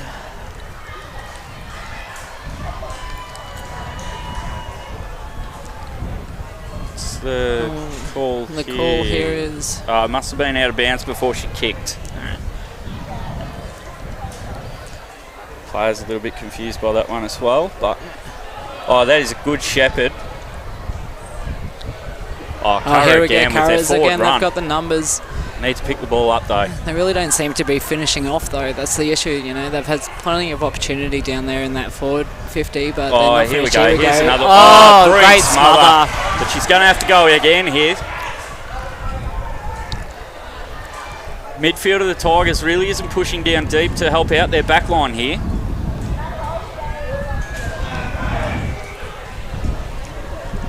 I think think this is the thing, like Tigers need to get themselves into this game a little bit more, making opportunities when that ball's coming out. I agree. It looks like they've got big Kaylee there in the centre. Probably is the hit-up target, just to start getting that option moving the ball forward. But yet again, panic kick out of the contest, and Curra's set up beautifully. Curra can move this ball across the top of the 50 here. Oh, she's gone long into the contest. Beautiful long kick. Simo again. Simo is really imposing herself this quarter. Maybe just trying to do too much there. I think that's the thing. If she actually lifted her eyes a little bit higher and instead of just at the goals, she would have found the options of sitting right in the middle of the... Yeah. I think, though, if I'm her coach, I'm telling her, no matter where you are, you're having a shot. Because I think quite often she'll put it through. Yeah, she's definitely got a bit of magic behind her. She certainly does. Only second year of AFL. Wow. She looks very natural at it. Very natural. Definitely see some of these younger girls coming through who, you know, no experience, first time out there on the field, you know, within the youth girls competition, and, you know, by the time they're in the women's. But nothing to go to again. Joel Buckles, good run here by Taylor, just out of reach. Kept her feet though. Up and that's nice a great mark. Around that contest, there was 7 Tigers. Oh, that is a beautiful great kick. Now, she probably wants to go central here because it's very, as I've said a few times now, that's a great kick. Just ticked off by Bridie, and she's off. Again, no options though. Oh, it's fallen into Jackie Knight's lap, but can't quite hold on to it. Long kick into the 50. That is a beautiful nice mark. There. Alyssa Wiley looks like she's trying to impose herself on the contest.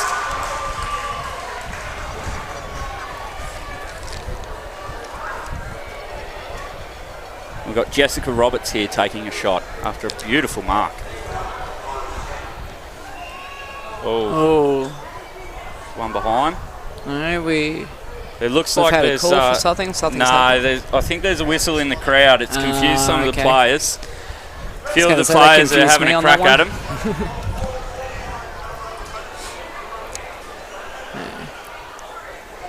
Okay, we've got some free Tigers out on the far side. We do. And they're going to use that option. Oh, that's the siren. And there's a siren into the... What a final quarter we have coming up. 3-1-19 Tigers, 3-5-23 Curra Swans. This is going to be down to the wire. It's definitely the type of footy that you want to see in finals. Oh, 100%. Yeah. 100%. If you were in this last huddle with your girls coaching for Tigers, what would you be having a chat to them about, Mems? I'd probably want a little bit more out of my midfielders, to be honest. That quarter, they just tended to sit up too high in the defensive 50, which allowed the Curra girls that space, especially Simo, just being able to find that space deep in the 50. So I'll probably just ask for a bit more run from my midfielders, and I'd be looking to either have Alyssa Wiley or even a Jackie Knight pushing up a bit higher and just being that hit-up option on the wing. Tigers, every time they brought it out, they just weren't able to create that contest to get that composure going forward. Yeah. What about Megs for Curra? What do you reckon she's telling him? I think Megs would probably be sitting down there talking about how they need to look for those other options, especially when they're bringing it into the 50. You know, we've got Simo who's like getting a lot of contest, a lot of touch on that ball, but when they're lifting their eyes, they're missing that. They've had a couple of girls that has been sitting right in the middle of the actual square. That could have been a great option for them to use. The other thing that I'd be, you know, making sure that when they're coming back out of their 50, you know, they've been sitting up behind the actual Tigers girls, and they need to make sure that they're in front for that chase and run. So to keep it locked down in there. Yeah, definitely. It definitely seems to be the river end is the scoring end here. Yeah. Both teams, when they've been going towards the river, have certainly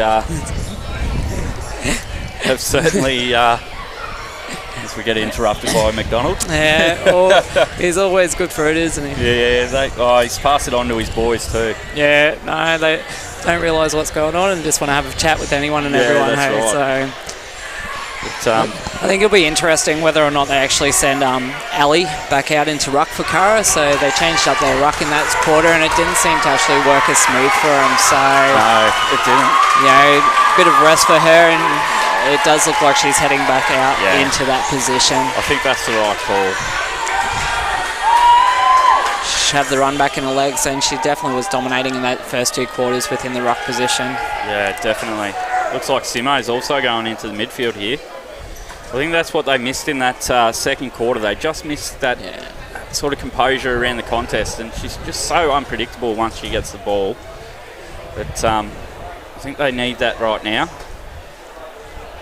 But we know it's going to be a tight tussle, but I think whoever can kick the first goal here is going to be the... They're going to just hold on. It'll be hard to beat whoever gets the first one. I think that's what's going to lift them, though. You know, once they actually get that first goal, whoever does will lift them for the rest of the quarter. Yeah, definitely. So the ball's ready to be bounced again as it goes up, and the rucks are up. Bit of an even contest there. Straight away, Hayley Cornish wrapped up by 3. She's pretty hungry for this. This is her last year at the Tigers before she is posted with the Army. Well, I think she'll leave a bit of a gap in the Tigers with Hayley going. Yeah, I agree. It's going to be interesting to see who can step up and fulfil that role. She's such a unique player. Yeah. I'll probably be inclined to look at some of the new girls that have come into this group that are starting to develop their game and just try and get them used to that contest and the physicality around it. But even a Stella Abbott is probably somebody to look to. And she's also a bit of a bulldog. There's a great break here by Amber. Nice unlucky great there. Positioning there. Great read on the ball.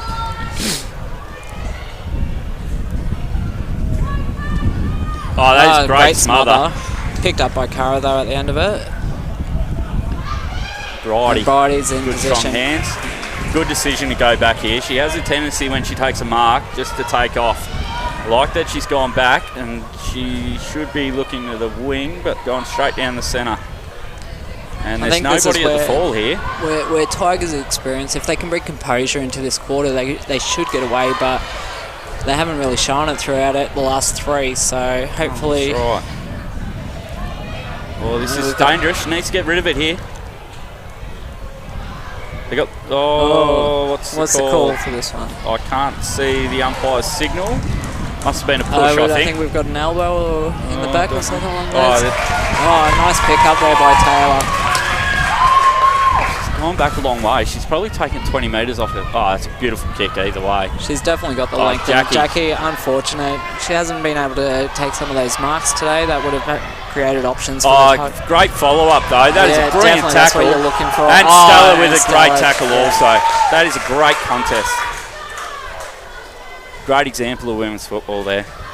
I think this is the thing, like, you know, looking at the development from, you know, last 3-4 years within the women's competition, it's definitely picked up. Yeah, it certainly has. Jackie Knight didn't want to take possession there. Oh, it certainly has, and it's like it's certainly brought a lot of the senior guys that haven't seen women's football too much. Is that one? Well, I think that hit the line. Yeah, touched the line. Touched the line. So we're going for a ball up here. We're looking for Curra to try and... Oh, that is a great clearance there by Hayley. Yet again, Curra with the numbers forward of the ball. They're setting up very, very nicely. And out the back here. Oh, that's a good smother. They were out there, Curra. They're still on. They just need to be composed with the footy here. She's looking for Simo. She's lightning. Oh, that is a great effort by the 2 Tigers. Rachel wins that one. Goes back the other way and hits up Michelle. She's got 2 Tigers in the square. She can get it down to them. She can get it onto it. Oh, she hasn't been able to hit it. Still on here. It looks like Gabby Dockeray. Oh, that's in the back. That's a bit sloppy. Yeah, unfortunate. Oh, that should be 50. And it is. And it has been.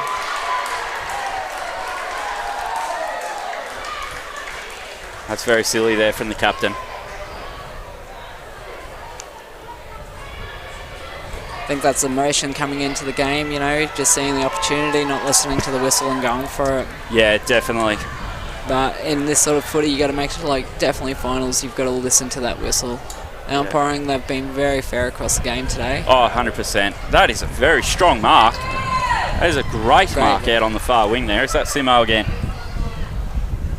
Yeah, it looks like it. Yeah. Can't see the number, but yeah, no, it is Yeah, Simo, definitely number is. 7. You can tell how she goes. That There is we a go. bullet. Great bullet down. Now, Curra can move this ball. They've just needed to look a bit more lateral there. Yeah, I think that's it. I think that both teams haven't been taking that opportunity and they're just looking for going straight forward. Yeah, I tend to agree with you there.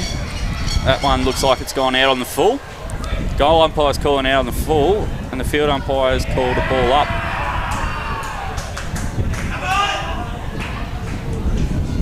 And we're going to have a ball up here. This is ball up, and guess who? she's all around the ground. I think as a coach, you can't really tag her either.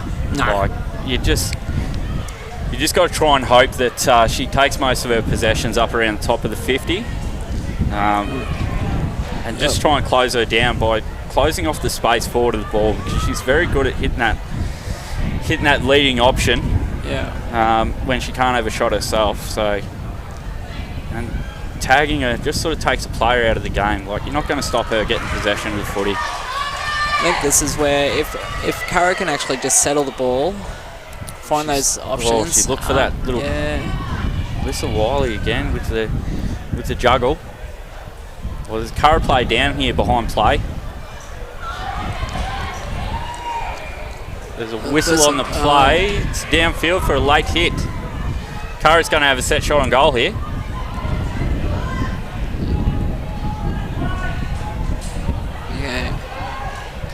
There's Rian, the captain. Rian, she may have the leg behind her with this one, especially with that bit of wind behind. Yeah, I think she's certainly got the journey in her here. I think this will be that goal that will seal the deal as well if they take it through. Very close to a 50 there. Stella Abbott got very, very close to her. Unfortunate. Falling short. Oh, that's play on call. And probably. Oh, that's in the back. That's got to be in the back. No. Very lucky for Tigers to get out of that without Curra getting a goal. Go Haley in around the contest, and we'll ball it up.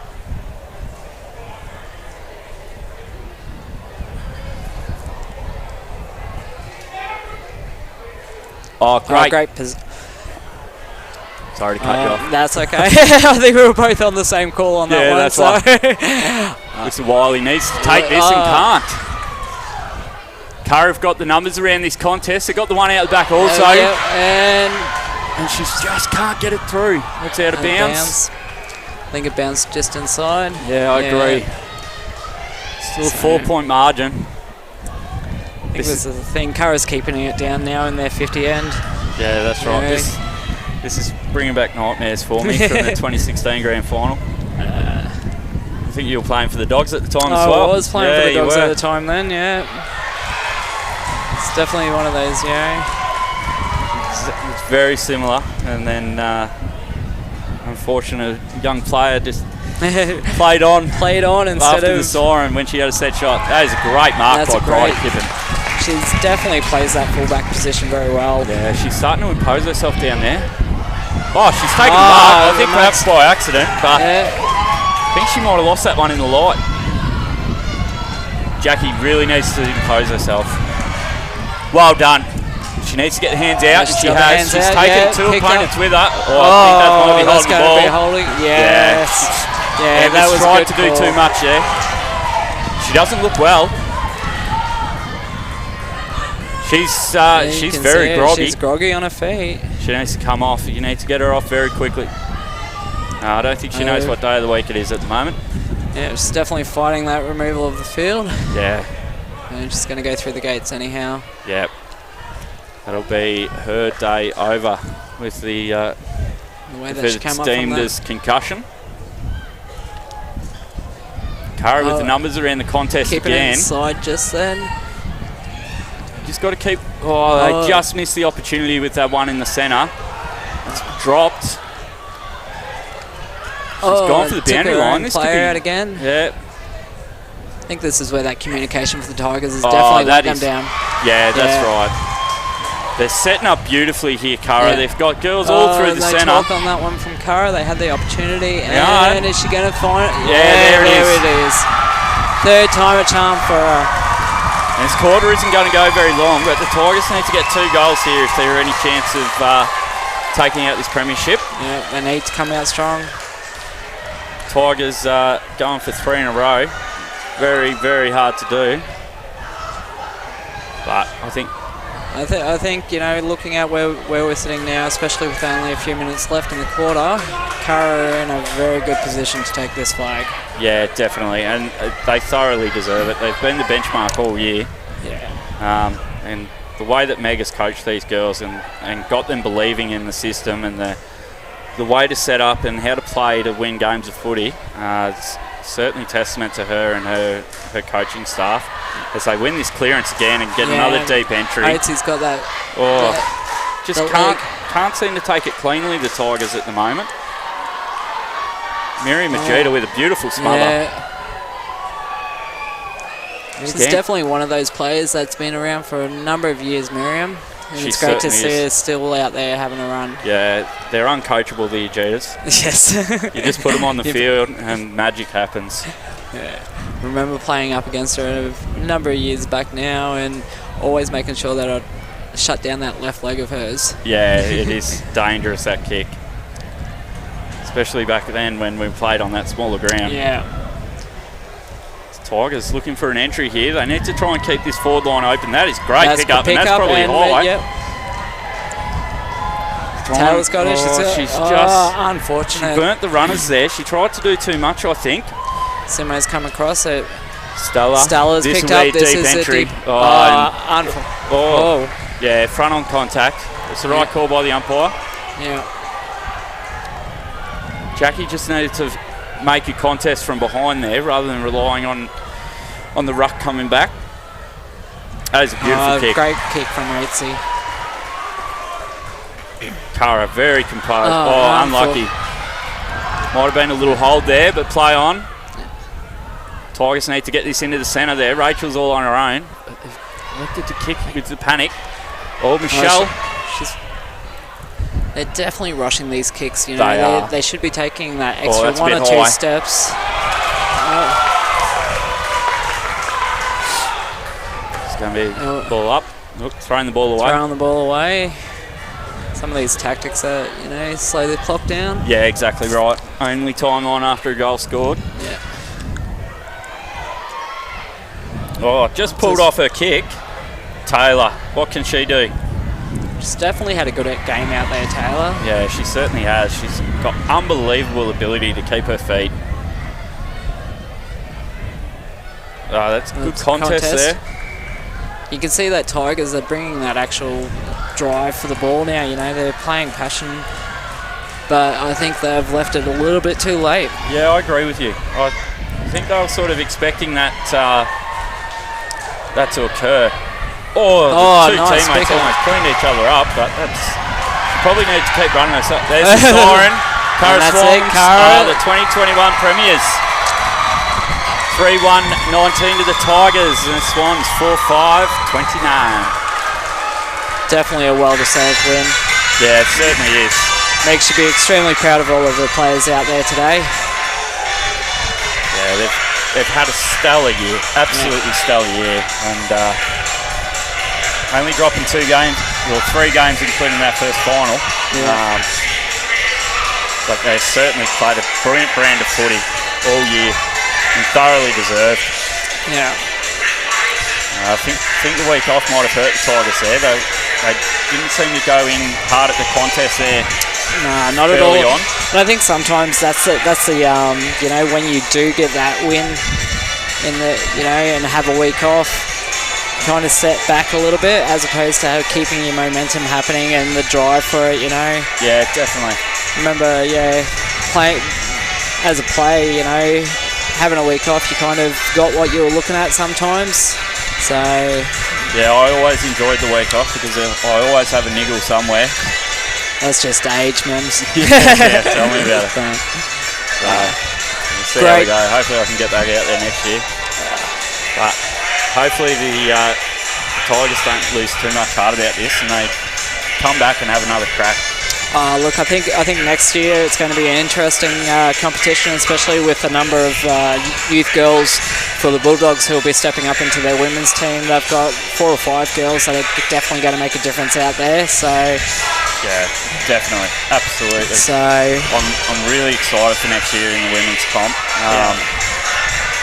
It's just there's so much potential in around the junior ranks, and yeah, it's although you don't want them to go down from a selfish point of view down to Brisbane to have a crack at Quaffle and AFL. It's certainly a great opportunity for them, and it's great that they're getting picked up and being given that opportunity. I think working with the academy girls throughout the last 2 years, we can see what's happening and the growth that's coming through in the youth ranks. You know, these young girls that are going to come out onto the field over the next 2-3 years will lift the overall game for the women's competition and the quality of football that's going to be played. So it'll be good. I think with the game that Simo's had out there today, I think she's wrapped it up, hasn't she? I reckon she may be walking away with best on ground. Yeah, 3 out of 4 quarters. She was very dominant. And it's an exciting time for Curra. Yeah, definitely. They got their lads out there surrounding them at the moment. Yeah.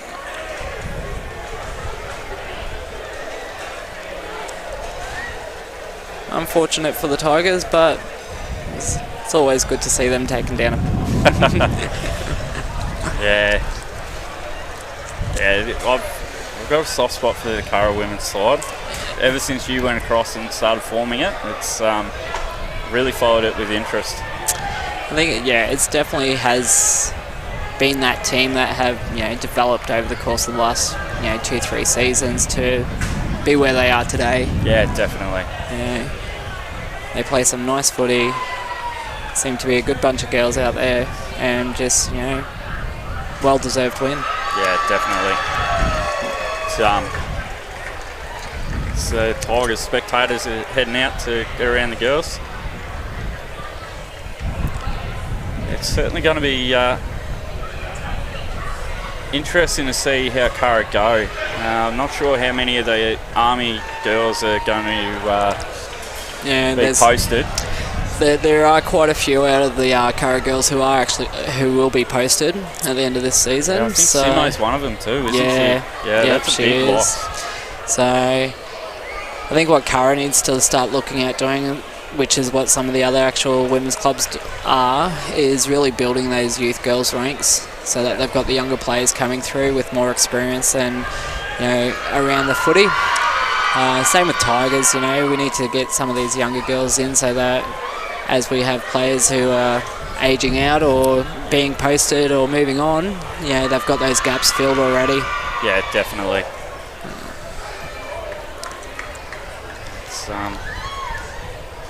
It's certainly going to be an interesting time. I'm very, very interested to see how the Uni Hawks go next year. Yeah. They did develop very nicely throughout the year, and they just sort of got fanned out, I think, on this bigger ground with their link and their closing up. Also, Jen's Northern Beaches. They got a lot of good girls coming through, and I think another year under their belt, they're going to be a really good force. I think that's the thing, looking back to 4 or 5 years ago, you kind of had your Uni Hawks and Tigers, or Tigers and Bulldogs were the top 2 teams sitting across each season, whereas the spread of actual talent within the women's game, it will, over the next 2-3 years, it's going to be a cracking game of footy. Yeah, definitely. Competitions League, it's my pleasure to host the women's presentation ceremony. What a fantastic way to finish the day, probably the best game last. It was a fantastic effort by teams. Hermit Park, great effort this season, obviously first team through the final. And Curra Swans just eventually too good on the day. Can we put our hands together for both today, please? It was a cracking game, wasn't it?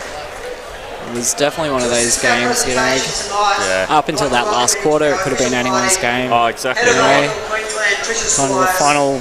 Just Rian with the composure there as the captain to put that goal through. Yeah. She's always brought that kind of composure to the field, you know, as well as getting around her girls and making sure that they stay settled. Yeah, definitely.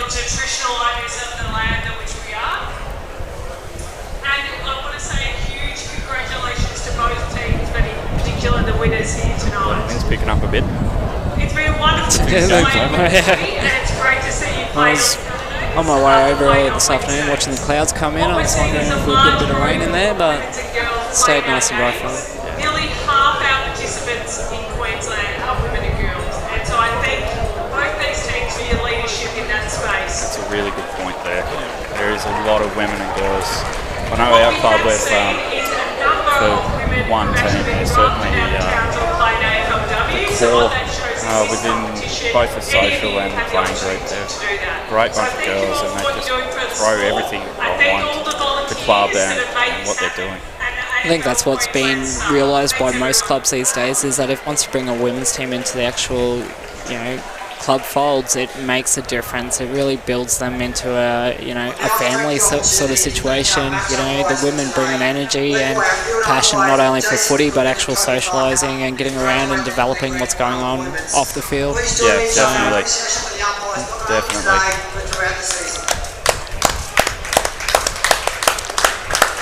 Crowd's a bit quiet there. Yeah, well, I would have to say it's some of the that was very violent. Very good umpiring across the game today. Much rather see just consistency, and as an umpire, you're always going to miss something. Like you can't get everything, and for the game itself, you don't want to. For the Curra Swans, number 5, cool. Wow, that was. Okay, yeah. She did have a blinder of a game. She was that kind of hidden. Yeah. She was very, very, very good in tight and was able to clear the ball out a lot. So that's probably why we didn't notice her so much, because it was so tight in the contest. Yeah. But that was. Oh well, we both missed that call, Mems. But the only one I got right today was Big Benji Lynch, and that's only because he snagged 10. Oh well, that's fair call. Yeah, probably because it's the easy one to get. First of all, I'd just like to say congratulations to Curra. Best team all year. Under 13s is pretty easy as well. Personal point of view, I certainly learned a lot about coaching off from Meg just watching. So Curra, well done. To our girls, unlucky. Look, we had a red hot track. Massive players. Yep. All right. Well, we might call it a night here as the formalities are going on. Curra Swans defeating the Hermit Park Tigers 4-5-29 to 3-1-19 in the Women's 2021 Premiership. Thank you very much, Kath. Thanks, Mems. It's been really good. Nice little trip down memory lane as well. Definitely has been. It's always a good chat. And Jen, thank you so much also. Look forward to seeing some of your prospects from the Suns Academy coming through next year, and no doubt we'll see each other around the traps as we always do. Always do, Mems. I'm not going anywhere soon, so won't be out on the field, but definitely we'll see you. Well, hopefully I can get out there again. See how we go. See how you go. Yeah. So, all right. awesome. Thank you very much, everyone, for joining us here. We're going to sign off now, and I'm going to get amongst my girls and commiserate the loss. And I'll head down and congratulate Meg on finally getting that trophy for Curra. So yeah, definitely. It's been well deserved. All right. Awesome. See you, folks. Thanks, guys. Bye.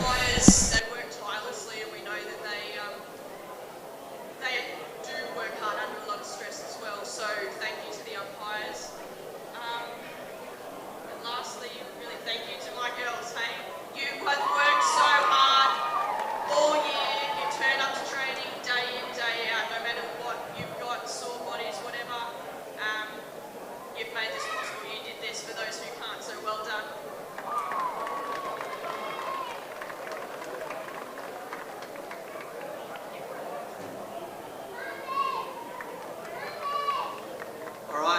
time for Trish to present our premiership medallions. Number 2, Alita Young.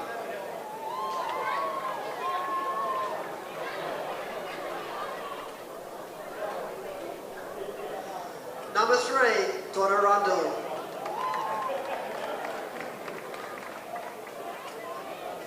Number 4, Emily Smith. Number 5, our best on ground, Montana Dove. Number 6, Hayley Nolan.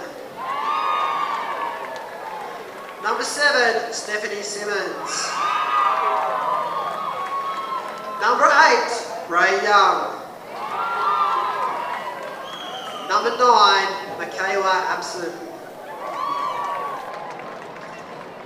Number 10, Amelia Davies-Shear. Number 11, Rachel White. Number 12, Dione Hucker. Number 13, Eliza Oates. Number 14, I apologise for the pronunciation, Ajaris Day.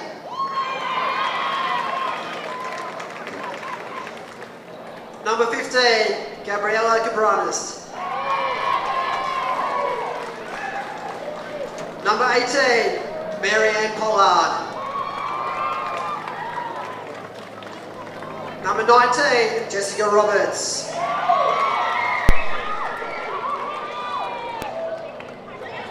Number 21, Georgia Lutz. Number 22, Yana Sargent. Number 23, Ellie Van Veldhuizen. Number 24, Erin Faithful. Number 25, Morgan Higgins. And the skipper, number 1, Rianne Elizabeth Mears.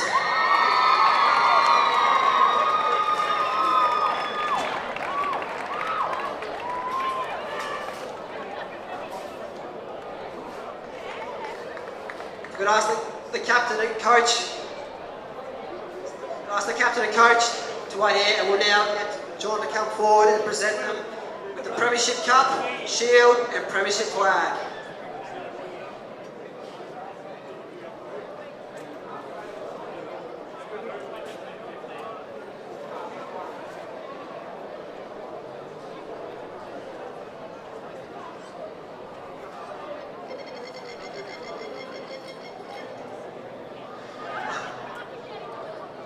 Congratulations to the 2021 AFL Townsville Curra Women's Grand Finalists, the Curra Swans!